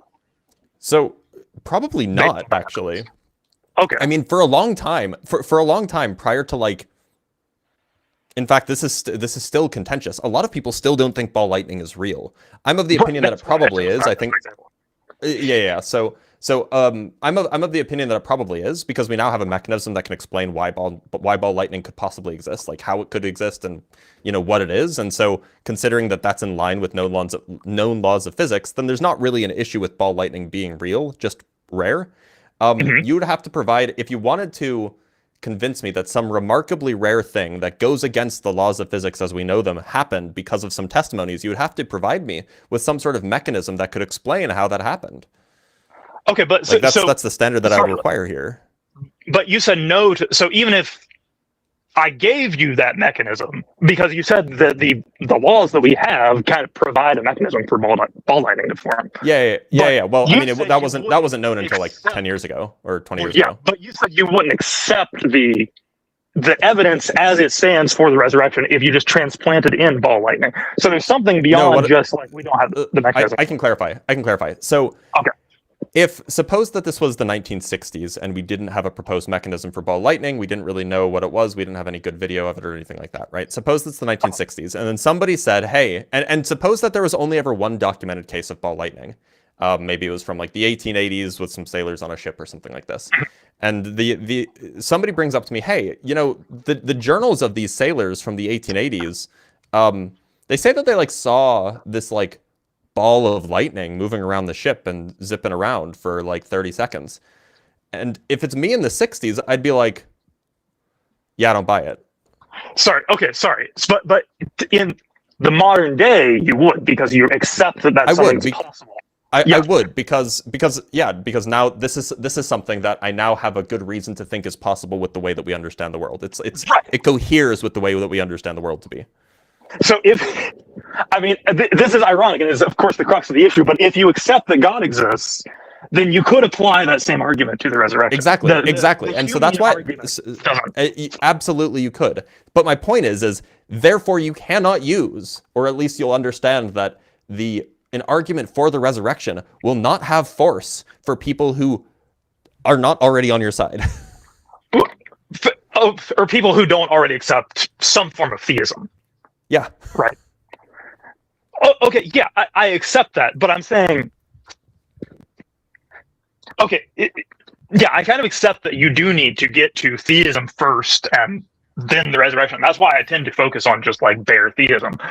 But can you skip the middleman and say, okay, let's, for the sake of argument, say that God exists, say that theism is true? Look, if God exists, then sure, Jesus rose from the dead. Like, fine, okay. I mean, like, really at least you have look, if you can show me that there's a personal God, then like, I am much more willing to accept like the miracles of the Bible and, you know, the Quran, and, you know, I'm much more willing to accept all that, because then like all sorts of supernatural stuff comes on the table, right? Wait, so would you make the statement, if any form of theism is true, Christianity is true? No, I'm just saying that no longer is like the resurrection is now on the table. Like, it's now something that like I should consider seriously. Right. So just say, for the sake of argument, we accept theism, and we could kind of at the end of it back up and say, can you justify theism? But I think there's kind of a given a symbiotic relationship. I think if you kind of justify the resurrection, it should give more weight to theism and vice versa. And you agreed on the second part. Well, look, so if I accepted theism, then I would also be more willing to consider things like, Allah actually did split the moon in half. Yeah, or like maybe like the ghost footage is real. Yeah, as a theist, I'm not, right? I mean, as a theist, maybe I'm okay with some ghost footage. Most of it is fake. Like, right, maybe. But that's because you're not just a theist. That's because you're a Christian. Right? Well, okay, fair enough. And the point is theism doesn't get you directly to Christianity. It just opens the door to a lot of these things possibly being true. Right. But would you agree there's some symbiosis in both directions? You agree that there's a theism to resurrection? Look, if you can justify a belief in the resurrection, then that at least will probably make you more sympathetic to a theistic worldview, or at least like a supernaturalist worldview. The trouble is you're going to have a hard time justifying the resurrection. Okay, well, but that's the discussion. So right. And so you have to come up with some means that doesn't rely on preconceived theism to get there. I don't necessarily think it does, because I don't buy the Humean argument. I think it's riddled with problems. Like, I don't buy these Humean Bayesian kind of ways of kind of poo-pooing the resurrection. No, I mean, then I'm like super curious. Then, what would be your probability? Like, surely you're not saying it's like a deductive argument. Surely you're saying, like, based on the evidence, probably it's true. So I guess like if you're not using like Bayesianism as your like probabilistic framework, then what are you using? So I'm not saying I reject Bayesianism, but I'm saying I don't think that the kind of the metaphysical presuppositions that go into assigning priors, as one is wont to do with the resurrection, are justified, is what I should say. So, well, that's the cool thing Sounds about like assigning special pleasing. and Blitz can correct me if I'm wrong about this, but my understanding of No, like just miracles the in general. interesting thing about assigning priors is that you can set the priors like kind of like all over the place depending on how much evidence you have. They should be like roughly accurate, but then if you get like enough evidence, it's just going to converge to the proper probability. I'm so sorry. Can you repeat that? My understanding of Bayesianism is that you can set the priors in like kind of a wide variety of places, and it's more of like a question of like evidence that I don't know. I think I'm probably confused about this actually. Never mind. Yeah, I mean, look. So the thing is that like we often like there is a question of like how do you actually assign priors? Like that is a valid question. Namely, do you just assign priors of in equal weight to the number? Do you do like a uniform prior distribution? Do you say like if there's 3 options, then each one has a prior of 33%? And then what does it mean to assign priors? And do you allow any pieces of evidence to influence how you assign your priors? Because like, for example, maybe you would be justified in saying, well, there's the priors for belief in the resurrection or belief against the resurrection should be 50-50 because there's 2 options. But that means that you have to throw away literally all other pieces of data that might influence those priors. But then, the moment you see someone die and not come back to life, your prior for the resurrection should go down, and your prior for the lack of resurrection should go up. And that'll happen, 50 billion times over the course of human history. Okay, so it's really easy to see just from the experience, just from knowing that people die and everybody except perhaps like half a dozen people who have claimed to have resurrected come back. Your priors for the resurrection should be in the ground. So the reason I brought up the metaphysics of this is because the argument you just gave seems to take just a frequentist account of probability. I tend to be a propensitist. So I have no idea what propensism is. I've never heard, like I'm familiar with like frequentism and Bayesianism, but so basically by the way, the explanation I gave was Bayesian take, not frequentist. Okay, sorry. It was updating your credence based off of new pieces of evidence, like people dying and not coming back. So statistics is not my strong suit. It probably should be, but what I'm trying to say is that I don't think you should take every person in history who has died and not resurrected and have it bear on the priors of Jesus' resurrection. I think you have to. Then how do you assign priors? There has to be some way. Let me try to frame this, because I know the way I'm going to say this is going to come off as special pleading, and it is. But I'm saying if we grant, what am I trying to say? I'm sorry. We have to think about the claim of Christianity is not that resurrections just happen all the time. Is that resurrection is this very special thing that happened to Jesus because he was a particular person. So it doesn't seem fair or justified to have every person in history who's died and not resurrected bear on the priors of that, does it? But do you see what I'm trying to say? But if that's the claim, then you would have to, like I said, you would have to deny all the other resurrection accounts. Okay. Like so if Jesus' resurrection was special, then you can't then say, well, maybe these other people resurrected too. Yeah, broaden my claim. Say the claim of theism or the pro-resurrection claim is that a couple dozen people throughout history have had the particular positioning in history and ontological status to be resurrected. Fair. So the however many tens of billions of people who have not resurrected shouldn't bear on the priors of that. And I don't know how we do that epistemology. That's why I'm saying, so what I was trying to say with the propensity thing is that I think probability should refer to something optic, not just something epistemic, is what I'm trying to get at. Well, that's but it's hard to get at ontic probabilities. That is a problem. That is hard. It also assumes that there's some statistical nature to the way the world is, that the universe isn't determined, for example. Okay, well, yeah. But then, like, probability just doesn't... Well, no, if you take an epistemic view, like a Bayesian view, or a frequentist view, then, like, definitely you can... There's no issue with, you know, a sort of statistical nature to reality. Right. But... Again, that sort of begs the question. That goes really far afield, of course. And Blitz, we talk in Discord quite a bit. Like, we've talked about, like, foundations of quantum mechanics and stuff like that in the past.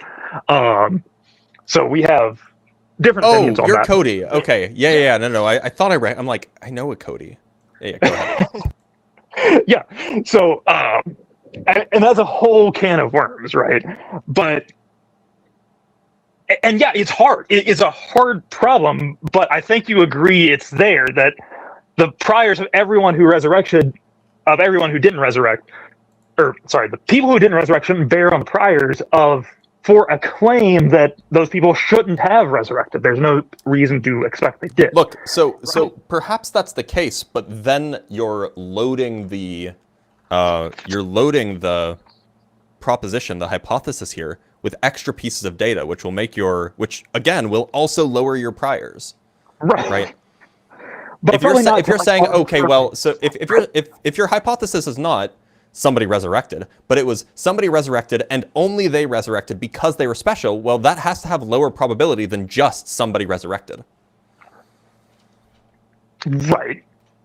And so if we start, like, even just taking that, if we go from 50-50, somebody resurrected, somebody didn't resurrect, because that's kind of like the bare priors that you might start with, and then you want to add on to your, you want to adjust your hypothesis so that it's not just somebody resurrected, it is somebody resurrected because they were a particularly special person to a particular blah, blah, blah, whatever extra details you have to add in order to justify why the other pieces of data don't account for it, you are lowering the priors in much the same way. Mm-hmm. And so you end up in essentially the same place. I don't think because there's a whole bunch of new things that you have to tack on in order to justify why these extra pieces of data don't actually speak on this singular hypothesis. I don't think it gets you to essentially the same place, though, because I can't imagine that gets you to the, like, insanely low probability that you get by just kind of naively assigning priors based on everyone who didn't resurrect. Well, consider this. What is the distinction between Jesus and my next door neighbor, Z? Well, it depends on your worldview, right? I mean, in an atheist world with nothing. No, just under the hypothesis that you're offering. Oh, okay. What's the under distinction? The hypothesis like, why doesn't Z resurrect when Z inevitably perishes and Jesus did? That Jesus is Yahweh, the second person of the Trinity, and has the power over life and death to resurrect. Right, but that's a statement about Jesus. I'm asking about what's the relative difference between the two. I'm not totally sure I understand you. I'm sorry. What I'm getting at is that in order to say that the deaths of other people don't speak on the death of Jesus, you need to make a comparison between every person who's ever died and Jesus. And you need to say Jesus is not like them. Jesus is not like that person. Jesus is not like that person. Jesus is not like that person. So you're by making Jesus such a special person, you are reducing the probability space that Jesus can occupy. Jesus doesn't have the characteristics of that person or all the 50 billion other people that have ever lived. Right. Okay, fair. Yeah. I guess I see what you're saying. So it's like, a hard puzzle. It is. Like, I don't is. know the solution to it. I think that the point is that, and like, it's unfortunate that it's just like, it seems like this is a trivial and kind of like a poo-pooing answer, but like, I think that this is Carl Sagan, right? Extraordinary claims require extraordinary evidence. Like, right. I think that that's just a good rule to live by here. And so if our evidence is testimony, then I don't know. That doesn't seem like it should be compelling to a lot of people. Kind of the thesis statement I came in with, and that's why I led with the justification that the apostles may or may not have had, is that my thesis statement is we may not have what you might call extraordinary evidence in the modern day, but we have ordinary evidence of extraordinary evidence. Because the disciples, or whoever came to believe that Jesus resurrected, did so because they possessed extraordinary evidence. And this is N.T. Wright's argument, that people in the ancient world, they didn't have a fundamentally different view of just the day-to-day way things are than we do. They know people stay dead, right? They had a different view of like how metaphysics is and how like the wider. Well, they also believed in like magic, right? Well, okay, yeah. Like they thought that sorcerers and witches existed, But they and that like, you know, But they could one see- king sorcerer might be stronger than the other king sorcerer, and so then the X kingdom will fall, and other kingdom will like they definitely did have a like. I mean, you know, But- like your baker down the street had an understanding of like bakery, but okay, but take a modern day Christian or take a modern day like new age woo quantum woo person, right? They still believe, like, if that person came to you and said, people can resurrect, you just got to unlock your 7th chakra, man, you'd be like, okay, man, cool. If that person came to you and said, dude, my next door neighbor was dead, I went to their funeral, the next day they were in their house and they came over and talked to me and it was like, yeah, I'm dead, here's the scar where they took out my heart to do an organ transplant. Right. so There's look, maybe I can shortcut this because I think that this actually might be a good line of reasoning, and maybe it's just the distinction between the two of us. Do you think that we have been visited by extraterrestrials? Probably not. Okay, you I'd put it understand very, that very we have extraordinary, or we have perhaps better than ordinary evidence of extraordinary evidence in the case of extraterrestrial. Like we have congressional hearings of people who said that they saw the bodies. Okay. Yeah. And so that is like a far better class of evidence than the writings of people from 2,000 years ago, right? Well, okay. Yeah, fair enough. I don't know. So it seems like by I'm that like standard, two it seems minds like you should believe in aliens that have visited us. I have 2 minds about it because, yeah, on the one hand, I do tend to believe people tell the truth, and that's kind of the basis of why I want to believe the accounts of Jesus' resurrection. I think that's sort of a convincing line of argument. And so, yeah, it seems, I don't know. I'm maybe 50-50. I maybe put it too low. I'm maybe 50-50 on, like, at least one testimony of someone who's seen extraterrestrials has been true, right? So, And so, but you were, okay, but here's the reason why I think that this is instructive. It's because, and I'm not calling you dishonest or anything, you had an intuition. You're like, yeah, no, I don't think that they visited us. You had that intuition Okay, yeah. because that's in line with the way that you typically think about things. Because you're Right. like, okay, well, aliens, come on. Like, you need a lot more than just some guy in Congress saying that it's true. But then when I bring up the comparison with the claims that you're making about the resurrection, you're like, oh, actually, maybe I should reevaluate my view on Congress. Which, you know, kudos for intellectual consistency. But the point is that it's evidence that you're giving a special way of thinking to the resurrection claim rather than the way that you think about other things in the rest of your life. okay, so this is not the first time I've thought about this in recent days. I very recently read a book on the subject that kind of Was it by takes Stephen Greer? Please tell me it's not by Stephen Greer. No, it was by a guy named Okay. Richard Dolan. Richard Who- Dolan. Do I know that name? Anyway, go ahead. That it's a very dry account in most ways of just kind of it covers like all the testimony and all the sorts of things like that. I tend to try to avoid things that are just like skeptical poo-poo everything and things that are just like, look at this evidence, we have to believe in alien. I like to have something in the middle, and that's the closest thing I found. And yeah, I'll admit it kind of swayed me. I was like, if I'm being intellectually honest, I don't know how to respond to this. Like, this seems kind of convincing. And I know that puts me in kind of a intellectual bad look position. Well, that no, I mean, like, it's at least consistent, right? But look, my point is that, like, we have a lot of things that are like this. And, right. But, so this is all to say, standard evidence of extraordinary evidence, I don't think is really a good way to come to justification for a belief. Mhm. Because, like, you know, perhaps aliens are real, perhaps this is like actually real, but there have been a lot of cases where we'll have like expert testimony on something and then it turns out to be wrong, or, you know, somebody testified. I mean, like we have examples of like COINTELPRO, right? Like COINTELPRO was like a real conspiracy that happened, and you have Yeah. like, government officials denying it left and right, and that is standard evidence of extraordinary evidence, right? Mhm. But like, you know, this just doesn't come across as like the kind of thing that is often correct. This kind of method of coming to good conclusions is trusting people who make extraordinary claims. So, and this is something I have pointed out, and so with regards to extraterrestrials having been on Earth, a lot of times what people will say is, well, space is so vast, like no one could make the trip, no living creature could make the trip. But within the physics we know, if you go arbitrarily close to C, a trip that is long as measured in the Earth frame can take an arbitrarily short time. Yes, that's true. So that argument doesn't really work. Like, it's at least feasible within known physics to go arbitrarily close to. Yeah, no. I mean, that's not the argument I offer. It's also somewhat off topic. Cody, actually, Justin had a question for you, if you don't mind. Oh, yeah, of course. Yeah, if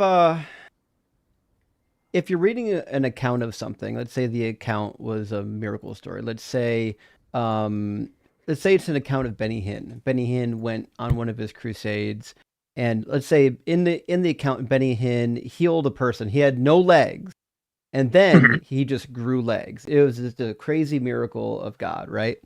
Yeah. Are you likely, assuming you don't hate Benny Hinn, are you likely to believe this miracle story if like 1,000 people say it happened?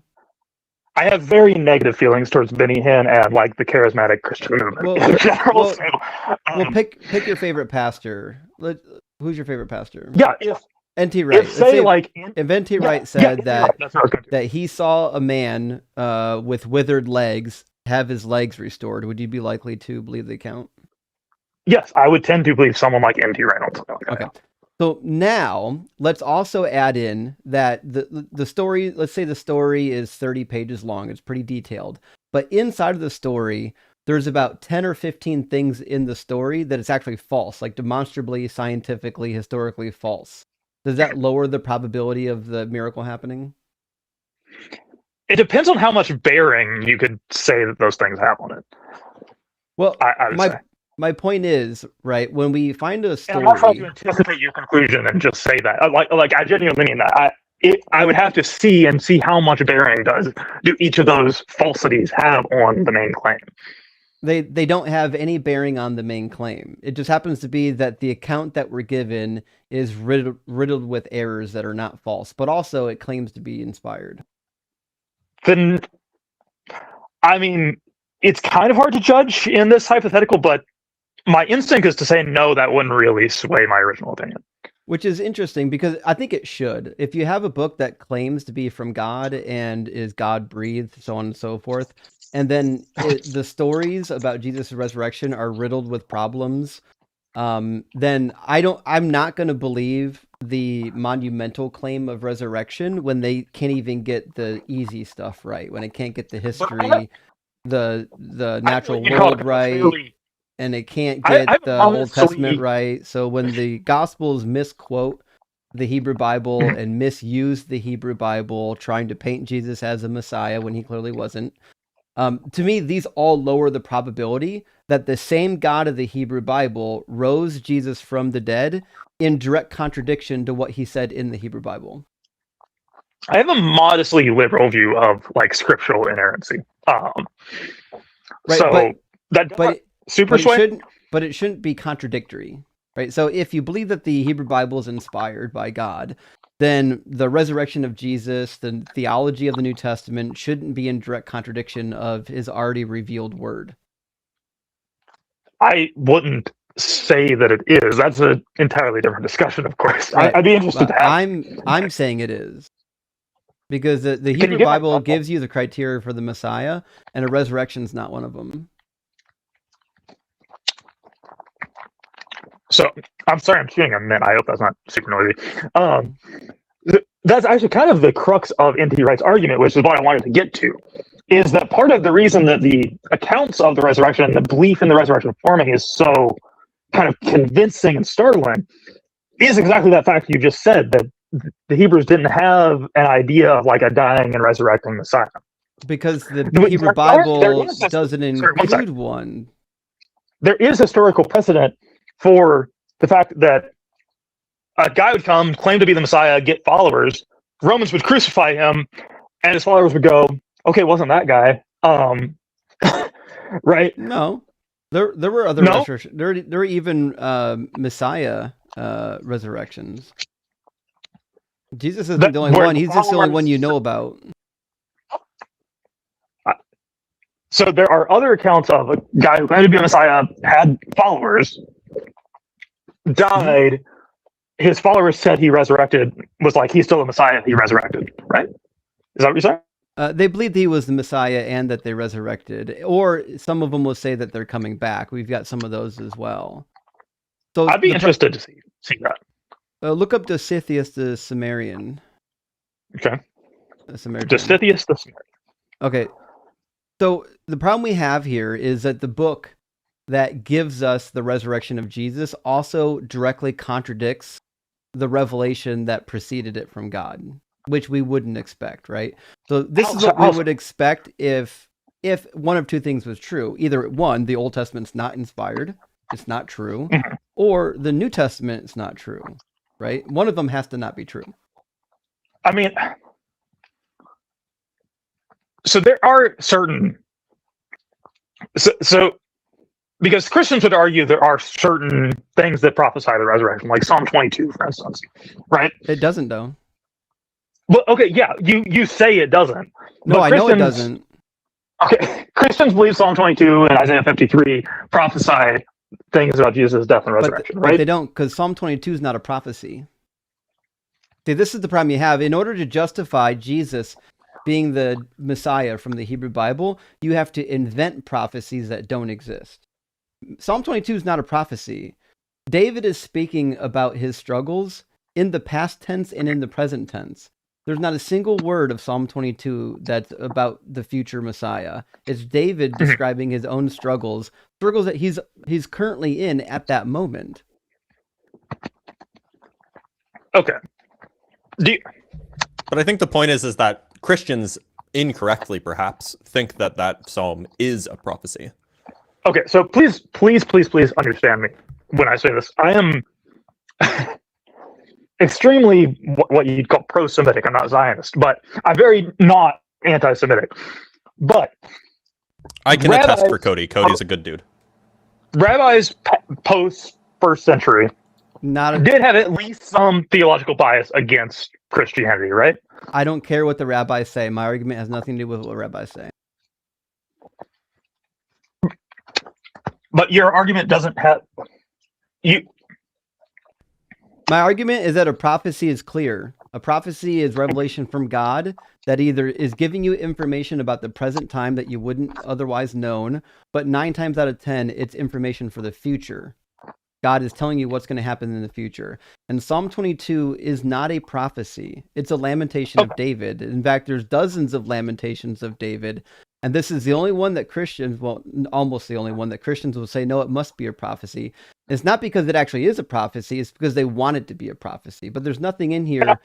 There's nothing in here that would lead us to believe that it's a prophecy. Prophecy has like rules of grammar. Like if I said, I'm drinking coffee right now, 100 years from now, you can't say that you're fulfilling a prophecy because you drink coffee. That's just me making a statement about myself right now. It's not a prophecy. Right. And I'm not even really trying to argue that Psalm 22 is a prophecy, but I'm saying there's at least a conceivable theological case to be made that there is a connection. There's not. Like there's not make the case from the text. I'm not prepared to do that right now. I'm just saying Christians don't believe that there is contradiction between what's revealed in the Old and revealed in the New. Because they've not read it. Jeremiah 33 tells you what the Messiah is going to do, and it directly contradicts what the New Testament says is going to happen. It says, "The days are surely coming, says the Lord, when I will fulfill the promise that I made to the house of Israel and the house of Judah in those days. And at that time, I will cause a righteous branch to spring up for David." We would conclude that's the offspring of David, the Messiah. "And he shall execute justice and righteousness in the land. In those days, Judah will be saved, and Jerusalem will live in safety." That never happened. "And this is the name by which it will be called, the Lord is our righteousness. For thus saith the Lord, David shall never lack a man to sit on the throne of the house of Israel, and the Levitical priest shall never lack a man in my presence to offer burnt offerings and to make grain offerings and sacrifices forever." So what we have in the Hebrew Bible is when the Messiah comes, they're going to restore the throne. There's going to be a king on the physical throne, and there's going to be Levitical sacrifices in a restored temple. But the New Testament says that Jesus is the final sacrifice, that the Levites are now superseded by the priesthood of Melchizedek. This is in direct contradiction to the Hebrew Bible. Okay. So why are you against the Christian claim? So a Christian, for instance, my answer as a Christian to that would be, of course, some of those things are going to be fulfilled at the second coming, or everything is not fulfilled at the first will be fulfilled at the second. That's exactly what I would say. If not a single messianic prophecy got fulfilled, I'd say, well, he'll do it when he comes back. Okay, well, tell me what he did fulfill, and then you're going to point to a bunch of things that aren't prophecies. Okay. What about Daniel 9:24 through 27? We already did this one today. I'm happy to do it again. Daniel 9 is about Antiochus, and this is widely accepted. It's the consensus among even conservative Christian scholars. Everything in here lines up with Antiochus. It doesn't work with Jesus. The counting starts in 605. Why? Okay. Of course, we're going to have different opinions when the counting starts, but there's a case to be made that it refers to Artaxerxes, in which case it ends April 3rd, 33. Nope. What? It's actually not a case. Because the prophet tells you because the prophet tells you what the years are. He says the years are namely the devastation for Jerusalem. So in the beginning of the prophecy, this is what happens. You guys start reading at verse 24. You forget to read the beginning of the chapter. At the beginning of the chapter, he's pondering the number of years of devastation for Jerusalem, and he finds in the prophecy of Jeremiah that it's going to be 70 years. But he's writing this theoretically in about 522, which means the 70 years has already passed, and he's like, what gives? So if you keep reading, he tells you in verse 11 what gives. He figures out that there's a curse in the law of Moses. There's two of them, actually. One's in Deuteronomy 28, one's in Leviticus 26, and both of them say that when I punish you, if you don't turn back to me, I'll multiply your punishments by 7. So he says, the curse and the oath written in the law of Moses, the servant of God, has been poured out upon us because we have sinned against you. So he has this realization, no. Our punishment is not for 70 years. It's for 70 times 7. 70 times 7 is 490 years. So what that means is that the counting starts at the beginning of their punishment. The punishment starts in 605 when Nebuchadnezzar rolls into town. But the prophecy I'm talking about starts at the decree to rebuild Jerusalem and it rolls, right? No, it doesn't. But it does. It says from the decree to rebuild Jerusalem. This is 9:24 through 27. I know. I read it. It doesn't say decree in Hebrew. It just says devar. It just means a word. And if you read one sentence previous to that, he tells you what a word is. A word is a prophecy. It says, at the beginning of your supplications, a word went out, and I have come to declare it to you. For you are greatly beloved, so consider the word and understand the vision. It's a word from God, which is understood to be the prophecy of Jeremiah again, which was given in 605, the first year of Nebuchadnezzar. Okay, take a step back for just a second. Do you grant that there's something to just raise an eyebrow at, that if you do start counting at the Artaxerxes decree, that you end April 3rd, 33 AD? Is there something remotely remarkable? What? You don't. Okay. Explain that to me, please. Because Artaxerxes' decree wasn't a decree. You're referring to the letter of Nehemiah, which wasn't a decree. Yeah, it's talked about in Nehemiah. No, it's not a decree. It's a letter. Nehemiah chapter 2 is a letter. The decree that you're referring to... doesn't demand it's a decree. The decree that you're referring to is the decree that was actually given in Ezra chapter 7, which wasn't to Nehemiah. That was given, in fact, to Ezra, but that wasn't to rebuild anything. That was a decree for Ezra to go back to his homeland to teach people the law, and that wasn't given in the same year. That was given in the 7th year of Artaxerxes. The letter given to Nehemiah was in the 7th year of, or the 20th year of Artaxerxes, which gets you to about 445, 444 in that time period. So the problem that you have is the letter of Nehemiah isn't a decree. By the way, and this is just an aside, maybe you don't take this seriously, but like I've heard from a lot of Christians who mention something along the lines of, oh, there was an eclipse because apparently there's a discussion about the sky going dark during the crucifixion or what have you. Eclipse. There's not a solar, but there was a lunar eclipse on April. I've been saying April 3rd. I think April 3rd is Good Friday. So the prophecy that I'm talking about ends on Palm Sunday, I believe. But clearly, like there wasn't the sky didn't go dark on any time around that time, right? There is talk about a dust storm. There are records of a dust storm. Okay, but it wasn't an eclipse. We agree on that? Yeah, we agree. There was a lunar eclipse. You can look that up. There was a lunar eclipse, and there are records of dust storms. But lunar eclipses happen at night, right? They also don't make the earth go dark. Yeah. Okay, I'm not saying the lunar eclipse made the. Okay. No. I just wanted to clarify because like we have records of like when not records. We can calculate when eclipses happen. Anyway, sorry for interrupting. Go ahead. So you got two problems. One is, according to Daniel 9, a word going out is a prophecy. I have no reason to believe that this is a decree. Gezerah in Hebrew is the word for decree, and it doesn't show up in Daniel. What you have in Nehemiah chapter 2 isn't even a decree. It's just a letter that grants him safe passage and some supplies. Number 3, God tells you twice in Isaiah that Cyrus is the one that's going to rebuild my city and my temple. And Cyrus does that. That is a real decree that went out in 538, 539, recorded in Ezra, it's recorded in Chronicles, and it's recorded in Josephus. So if we're going to point to a decree, which I don't think we even should, then I'm picking Cyrus's decree. Cyrus's decree actually did give them the rights and permissions to go back and rebuild the temple and rebuild the city. But I have no reason to believe that a word going out is a decree. Why would I believe that? But you said that the Daniel prophecy is not about a decree. But that's what I said. It's not about a decree. It's about a prophecy. Why would I believe that it's about a decree? Daniel prophecy is not about a decree. Then your argument that Nehemiah chapter 2 is not a decree doesn't hold weight when we're saying Nehemiah chapter 2 is the start of Daniel. I'm already 2 layers in.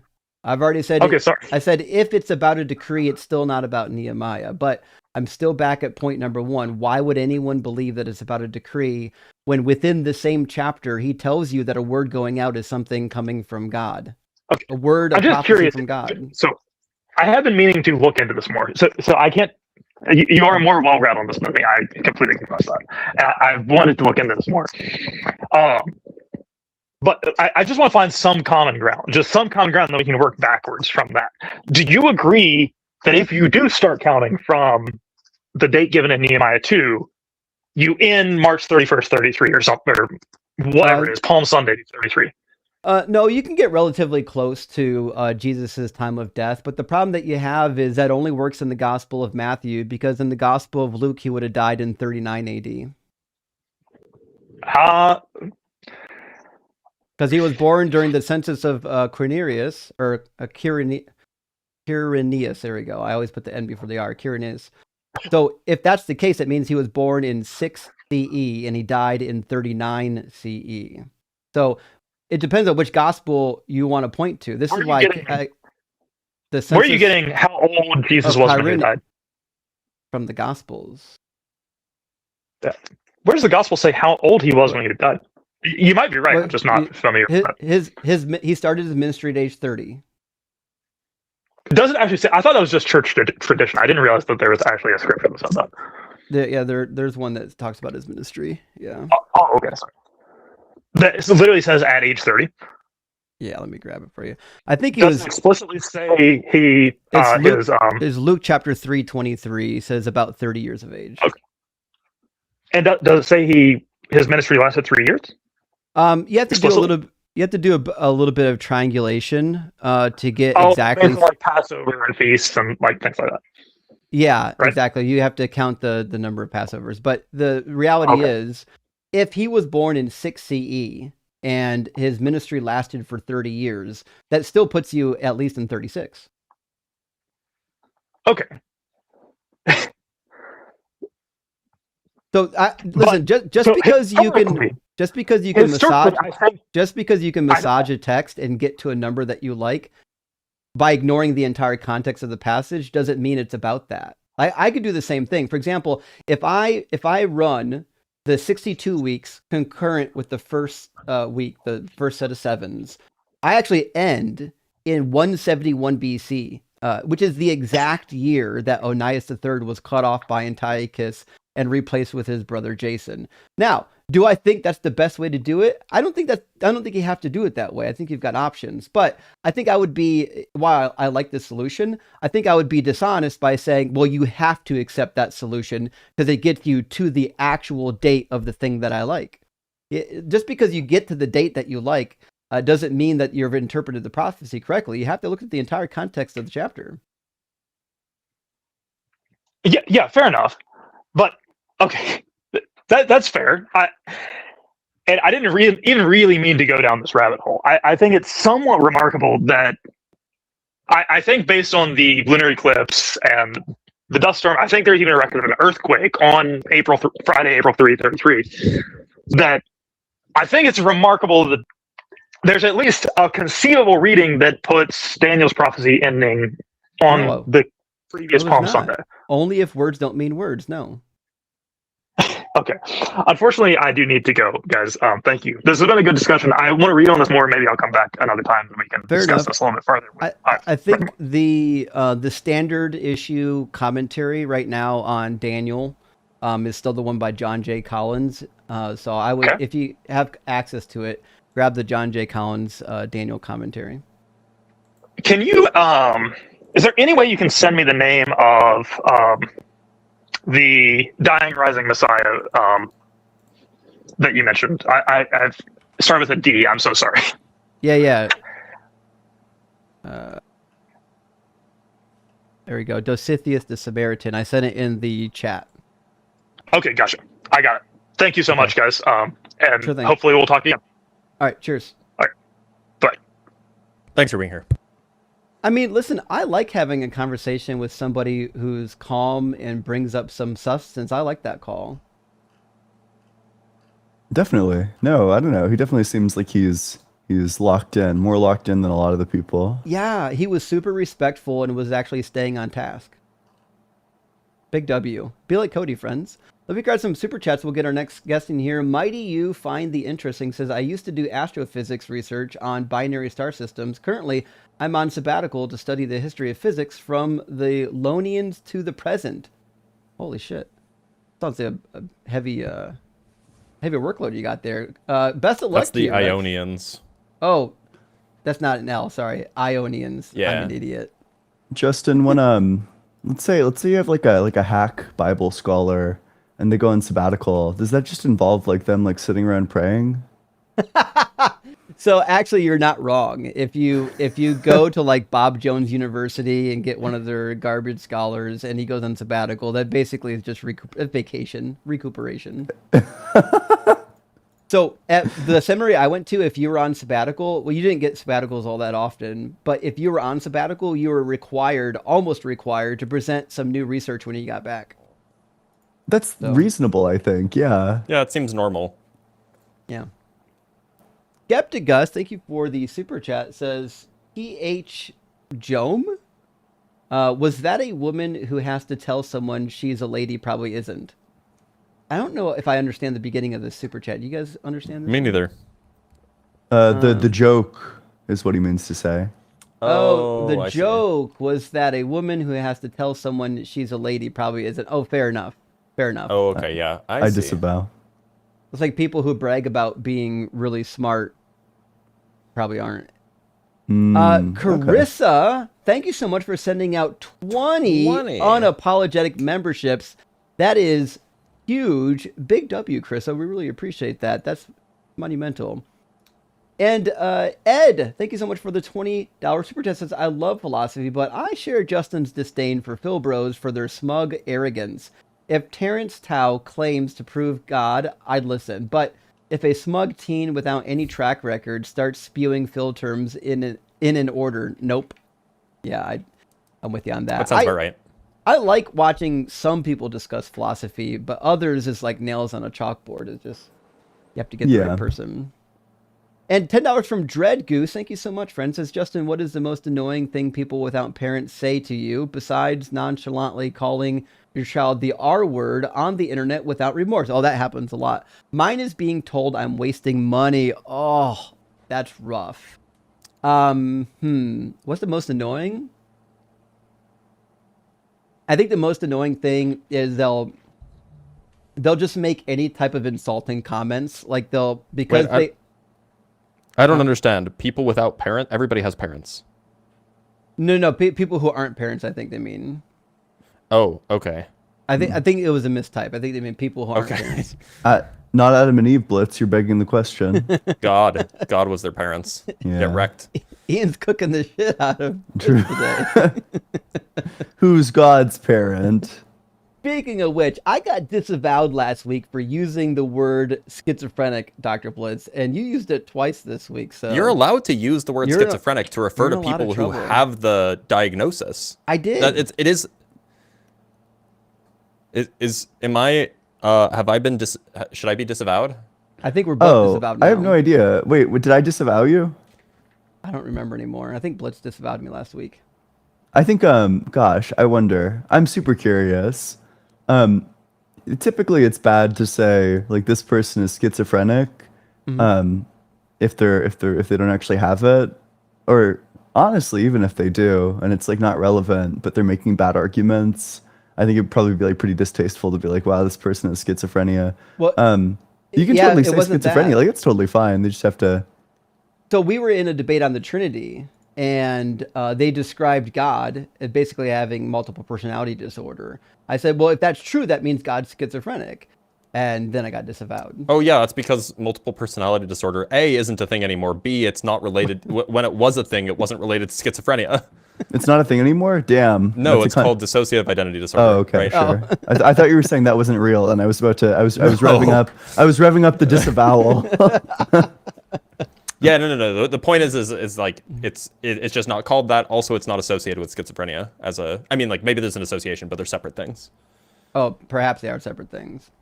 Last super chat from Genji says, caller is ignoring the multitude of people who are resurrected in Matthew. Resurrection can't possibly be special. That's a fair point. Matthew 27, a bunch of people resurrect. The funny part about that is, when Matthew wrote, they probably thought that those people would resurrect and then live to see Jesus come back, but they're all dead now. So the resurrection of the zombie apocalypse in Matthew 27 is just one of those delicious little passages that people kind of skip over because it's such a small mention. It's like, it's one of those things where like, I'm not going to trust anything in that book. Mm-mm. Well, see, that's why I was pointing out, listen, like the resurrection account is listed in a book that says a whole bunch of shit that's also not true. So I'm not likely to take the claim with much weight. Bryce Aroni says, what are you talking about, Blitz? I do math, I add, I subtract all the time. Clearly, I'm a mathematician, duh. Oh. Yeah, okay. I have done math.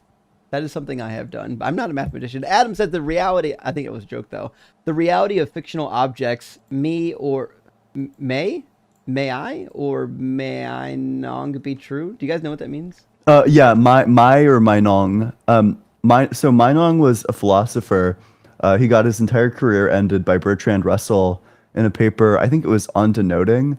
But basically Meinong believed that everything, like all combinations of attributes, like a thing that matches like any combination of attributes, that like these things actually exist.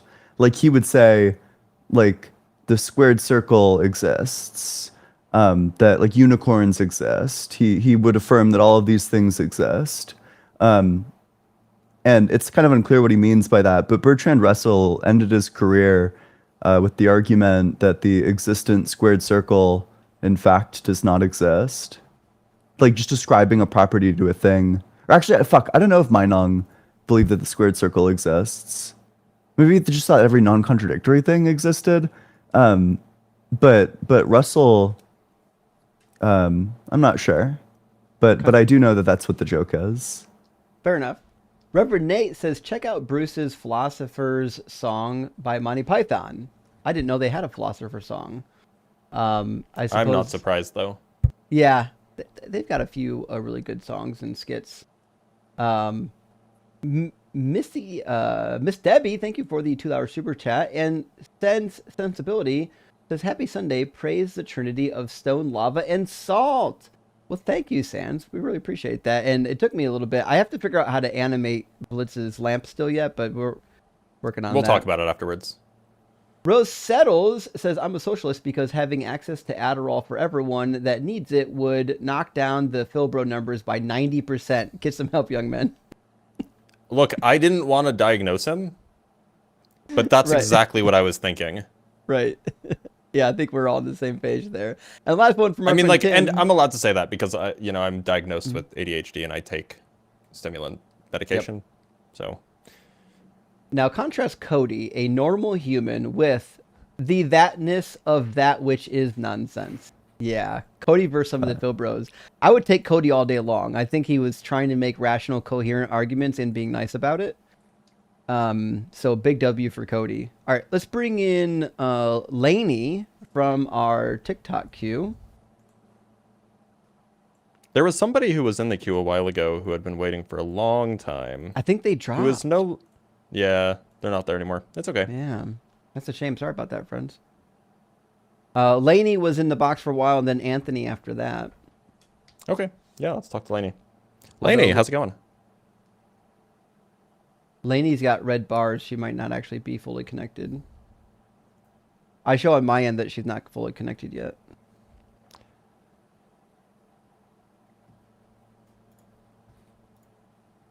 Lainey's dropping bars? Let's go. Somebody start beatboxing. Oh boy. Well, I don't think Lainey's gonna be able to connect, unfortunately. We'll give her a second though. Jake Knapp, great to see you. Thank you so much for the $5 super chat, friend. Says, during my calculus test, I had to sit between identical twins. It was hard to differentiate between them. Yeah. That was good. That was good. What soundboard do you use? I need access to this. I'm using Stream Deck, and I've added my own sounds to it. It's got like actual physical buttons. It's nice. Yeah. Oh. Bunch of good We'll stuff talk on about there. that afterwards too. Yeah, for sure. Beta. All right. Everybody loves a JLP. We were saying like we should do. I think we could set up a debate with JLP. Oh man, I'd love You that. think so? Do you think that if we paid him enough money, he'd come onto the show? Oh, for the right money, yeah. Yeah. Apparently, according to David Pacman, he gets a bit handsy behind the scenes with his guests. Fortunately, No this way. is a call-in show. Yeah, well, that's what Pacman claimed. That's wild. I believe it. We'll see if we can set that up. I don't think Anthony's going to be able to connect either. That's sad. Huh. Well, now we're out, I guess.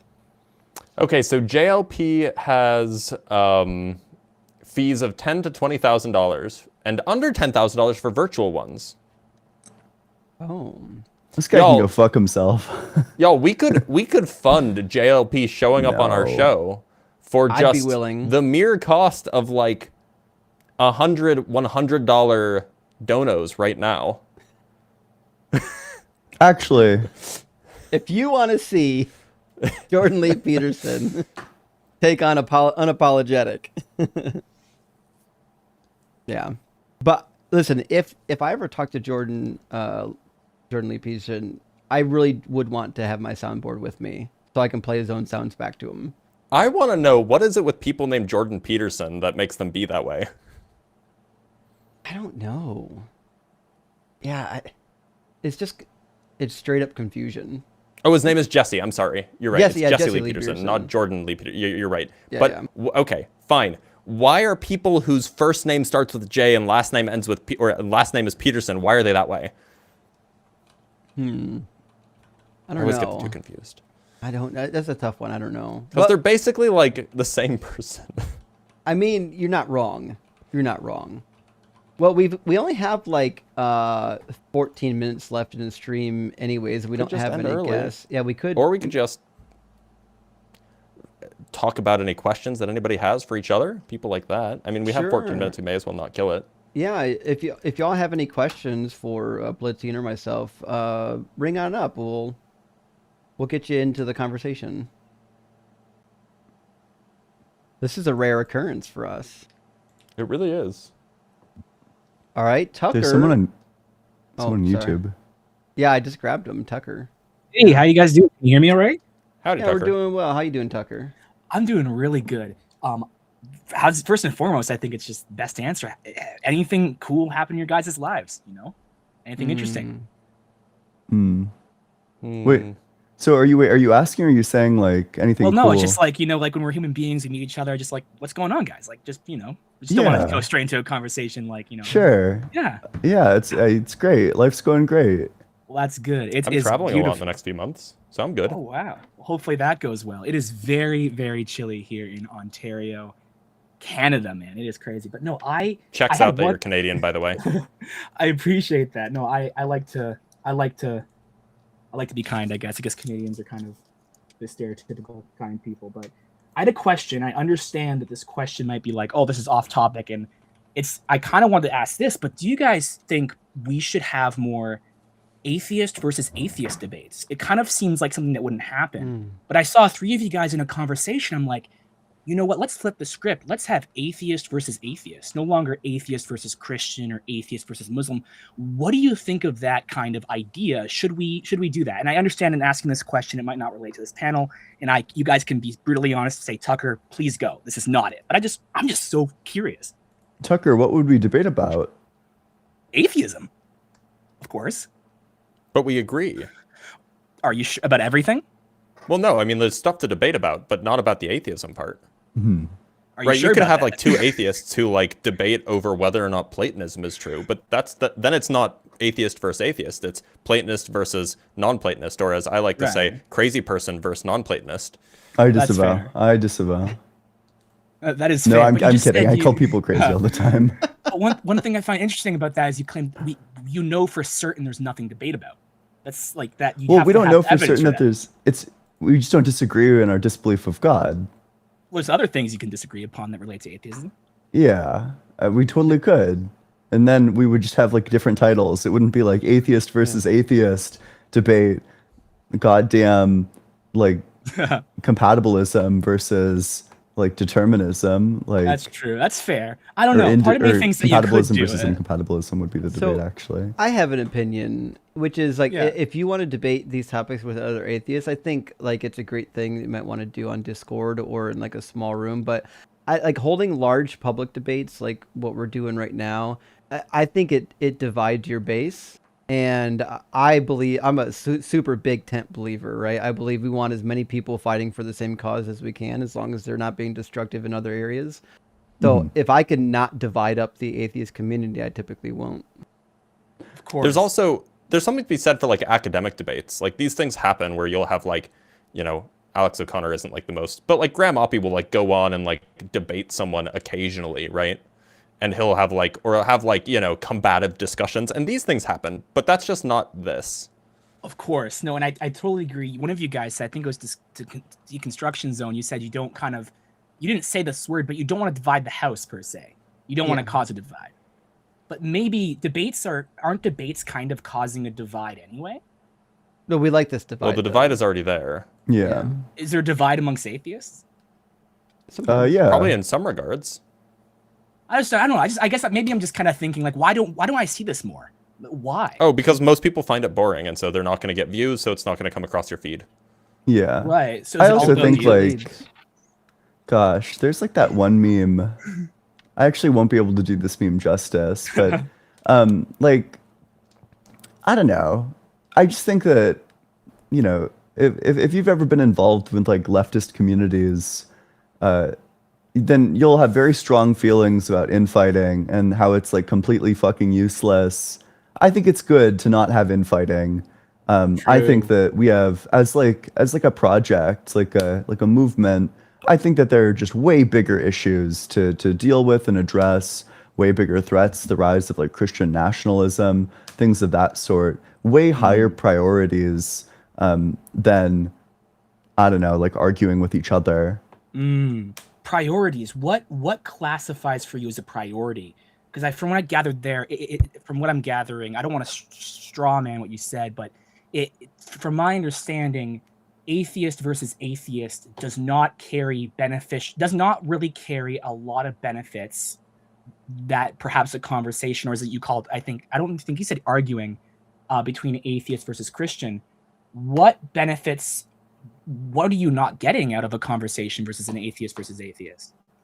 So if what it's framed as is like let's debate like the best way to be an atheist, well, I just don't think that these are. I think like currently the biggest threat are things like rising Christian nationalism, rising challenges to religious freedom, things that are like real deal threats to the continued existence of atheism and atheists in at least the country that I live in. That you know, these are the. Sorry, one of my friends sent me something funny on Discord. Okay. You know, there's like real deal threats that need to be addressed that are just way higher priority than like. But what priority? Like, who makes the priority? Because I could be like, no, as an atheist, there's some stuff in the atheist worldview. Like, who's the So Tucker, in that judge? case, whatever your priorities are, you can go act upon them. Right? Like True. nobody's telling you that you can't do it. True. I just don't know why other people aren't. It seems kind of like, why is no one doing it? Is there? Because you it said seems infighting.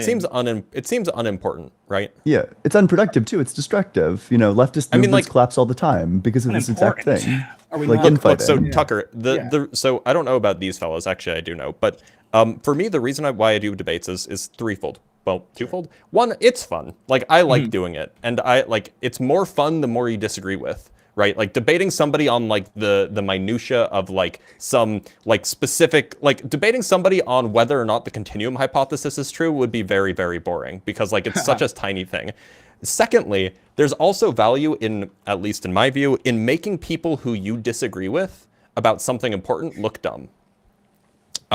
So if somebody, for example, if I bring on some like big deal flat earther onto my live stream when I debate flat earthers, which I do on the regular, and I embarrass them, then that means that the people who follow that guy are less likely to A, spread the ideas because they're afraid of being made to look dumb, and B, they're less likely to continue being a follower of that guy.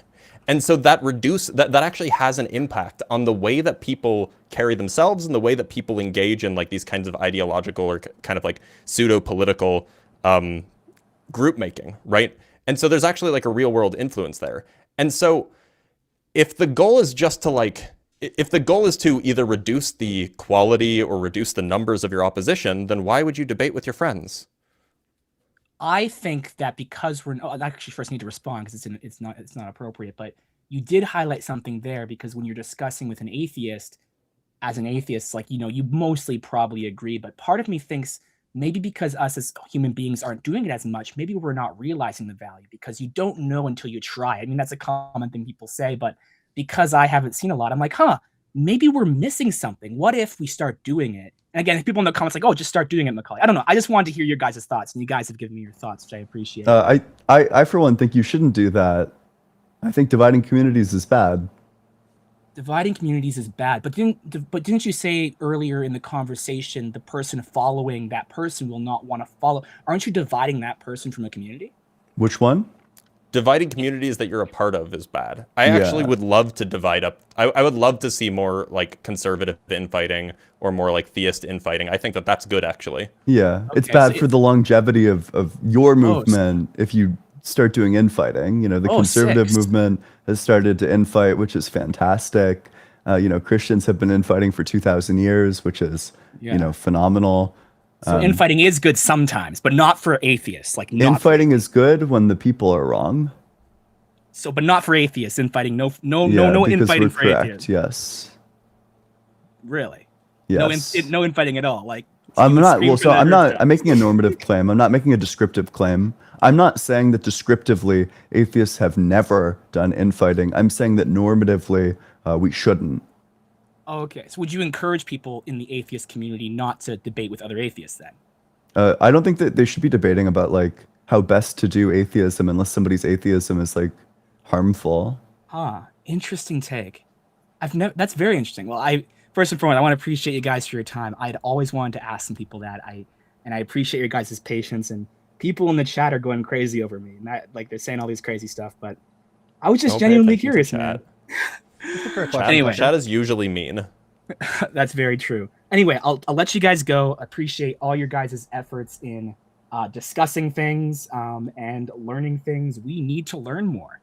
Though I will slightly push back. I just slightly push back. I would encourage you guys to try it out. And even though infighting might not be a good thing, I would love to see what would happen if atheists began to do it. Wouldn't that be a cool experiment? Putting our minds together. Let's discuss as atheists. This guy's a federal agent. I don't know. I just think it's cool, man. Where were you on January 6th? Where was I? He's Canadian. I was at home doing Canadian stuff. Where were you during the trucker protest or doing whatever? Canadian stuff, chugging maple syrup? I was going to work. People were actually calling in to talk to the truckers during that. It was a big hoopla here in Canada.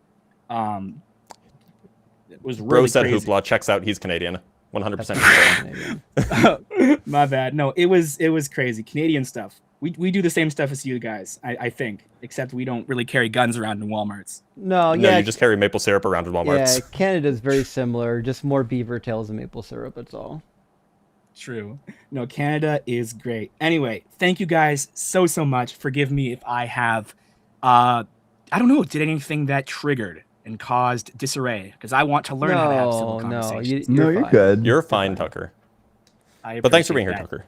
All right, cheers. Anytime. Take care. Cheers. And y'all, it is that time. It is that time. We have any super chats to read? We did, yeah. Hello, fellow kids. Wouldn't you like to do a bit more? It definitely seemed that way. Yeah, right. Lakuka says, have you considered the ontology of Na'ah? Yahuwah. Yeah, that is a powerful argument. Sometimes I get just really, what's the word I'm looking for? Set aback when someone utters a powerful Na'ah. Patchgrabber says, what do you call a magician that doesn't believe in any magic or believe in magic anymore? Ian? Oh, I get it. Okay. All right. So I definitely have the highest IQ, then Justin, then Ian, in that order. Is that how that goes? If you take magic out of magician, it's Ian. That's fantastic. That was a good one. That was a good one. And behold what God calls love, says Tucker seems to have confused a single idea regarding lack of belief, atheism, with a complete worldview such as Christianity. That may be true. No atheist is identical to another atheist. You know what I mean? So, except identical twins. Well, I don't. I mean, I am one, and I don't. So, are you telling me that identical twins are not identical to their twin? No. I mean, identical in their atheism. Oh, okay. So you're equivocating. Got it.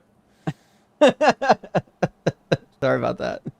Tim says, why is it that everyone named Tucker? Oh yeah, yeah. I hear what you're saying there. Yeah, that was nice. Probably because he's from Canada. Americans named Tucker though. Simeon, thank you for the $20 super chat. Says another thing against infighting in terms of the right and the left. The right has been so good at falling in line behind one leader and keeping their movement alive. The left always had infighting. More, so we don't need more. I agree. I think it hurts the cause when you have a lot of infighting, and I think it's a bad look because like people that are considering your position might be like, well, these guys are goofs. They're just always fighting with each other. I don't know if I want to be one of them, right? So optics, I think, are important. Yeah. Also, I mean, if you look at like some of the hardcore like Christian demagogues, I don't know, like people like Jay Dyer, he has like basically a fucking cult. Yeah. I don't know. I'm not saying that we need to be culty, but I'm saying that, we shouldn't be running around like throwing each other under the bus or like causing division. I just think we have bigger problems. Yeah, I agree. Well, listen, friends, that's our time. It's 3:00. We got to call it quits. Are either of you going live today? Nope. I'm not. I'm going to Dave and Buster's. Oh hell yeah! What are you, fucking 14? Is it your No, 14th but birthday? my 20-something-year-old cousins took me to Dave and Buster's, and now I have money left over on my card. Ah.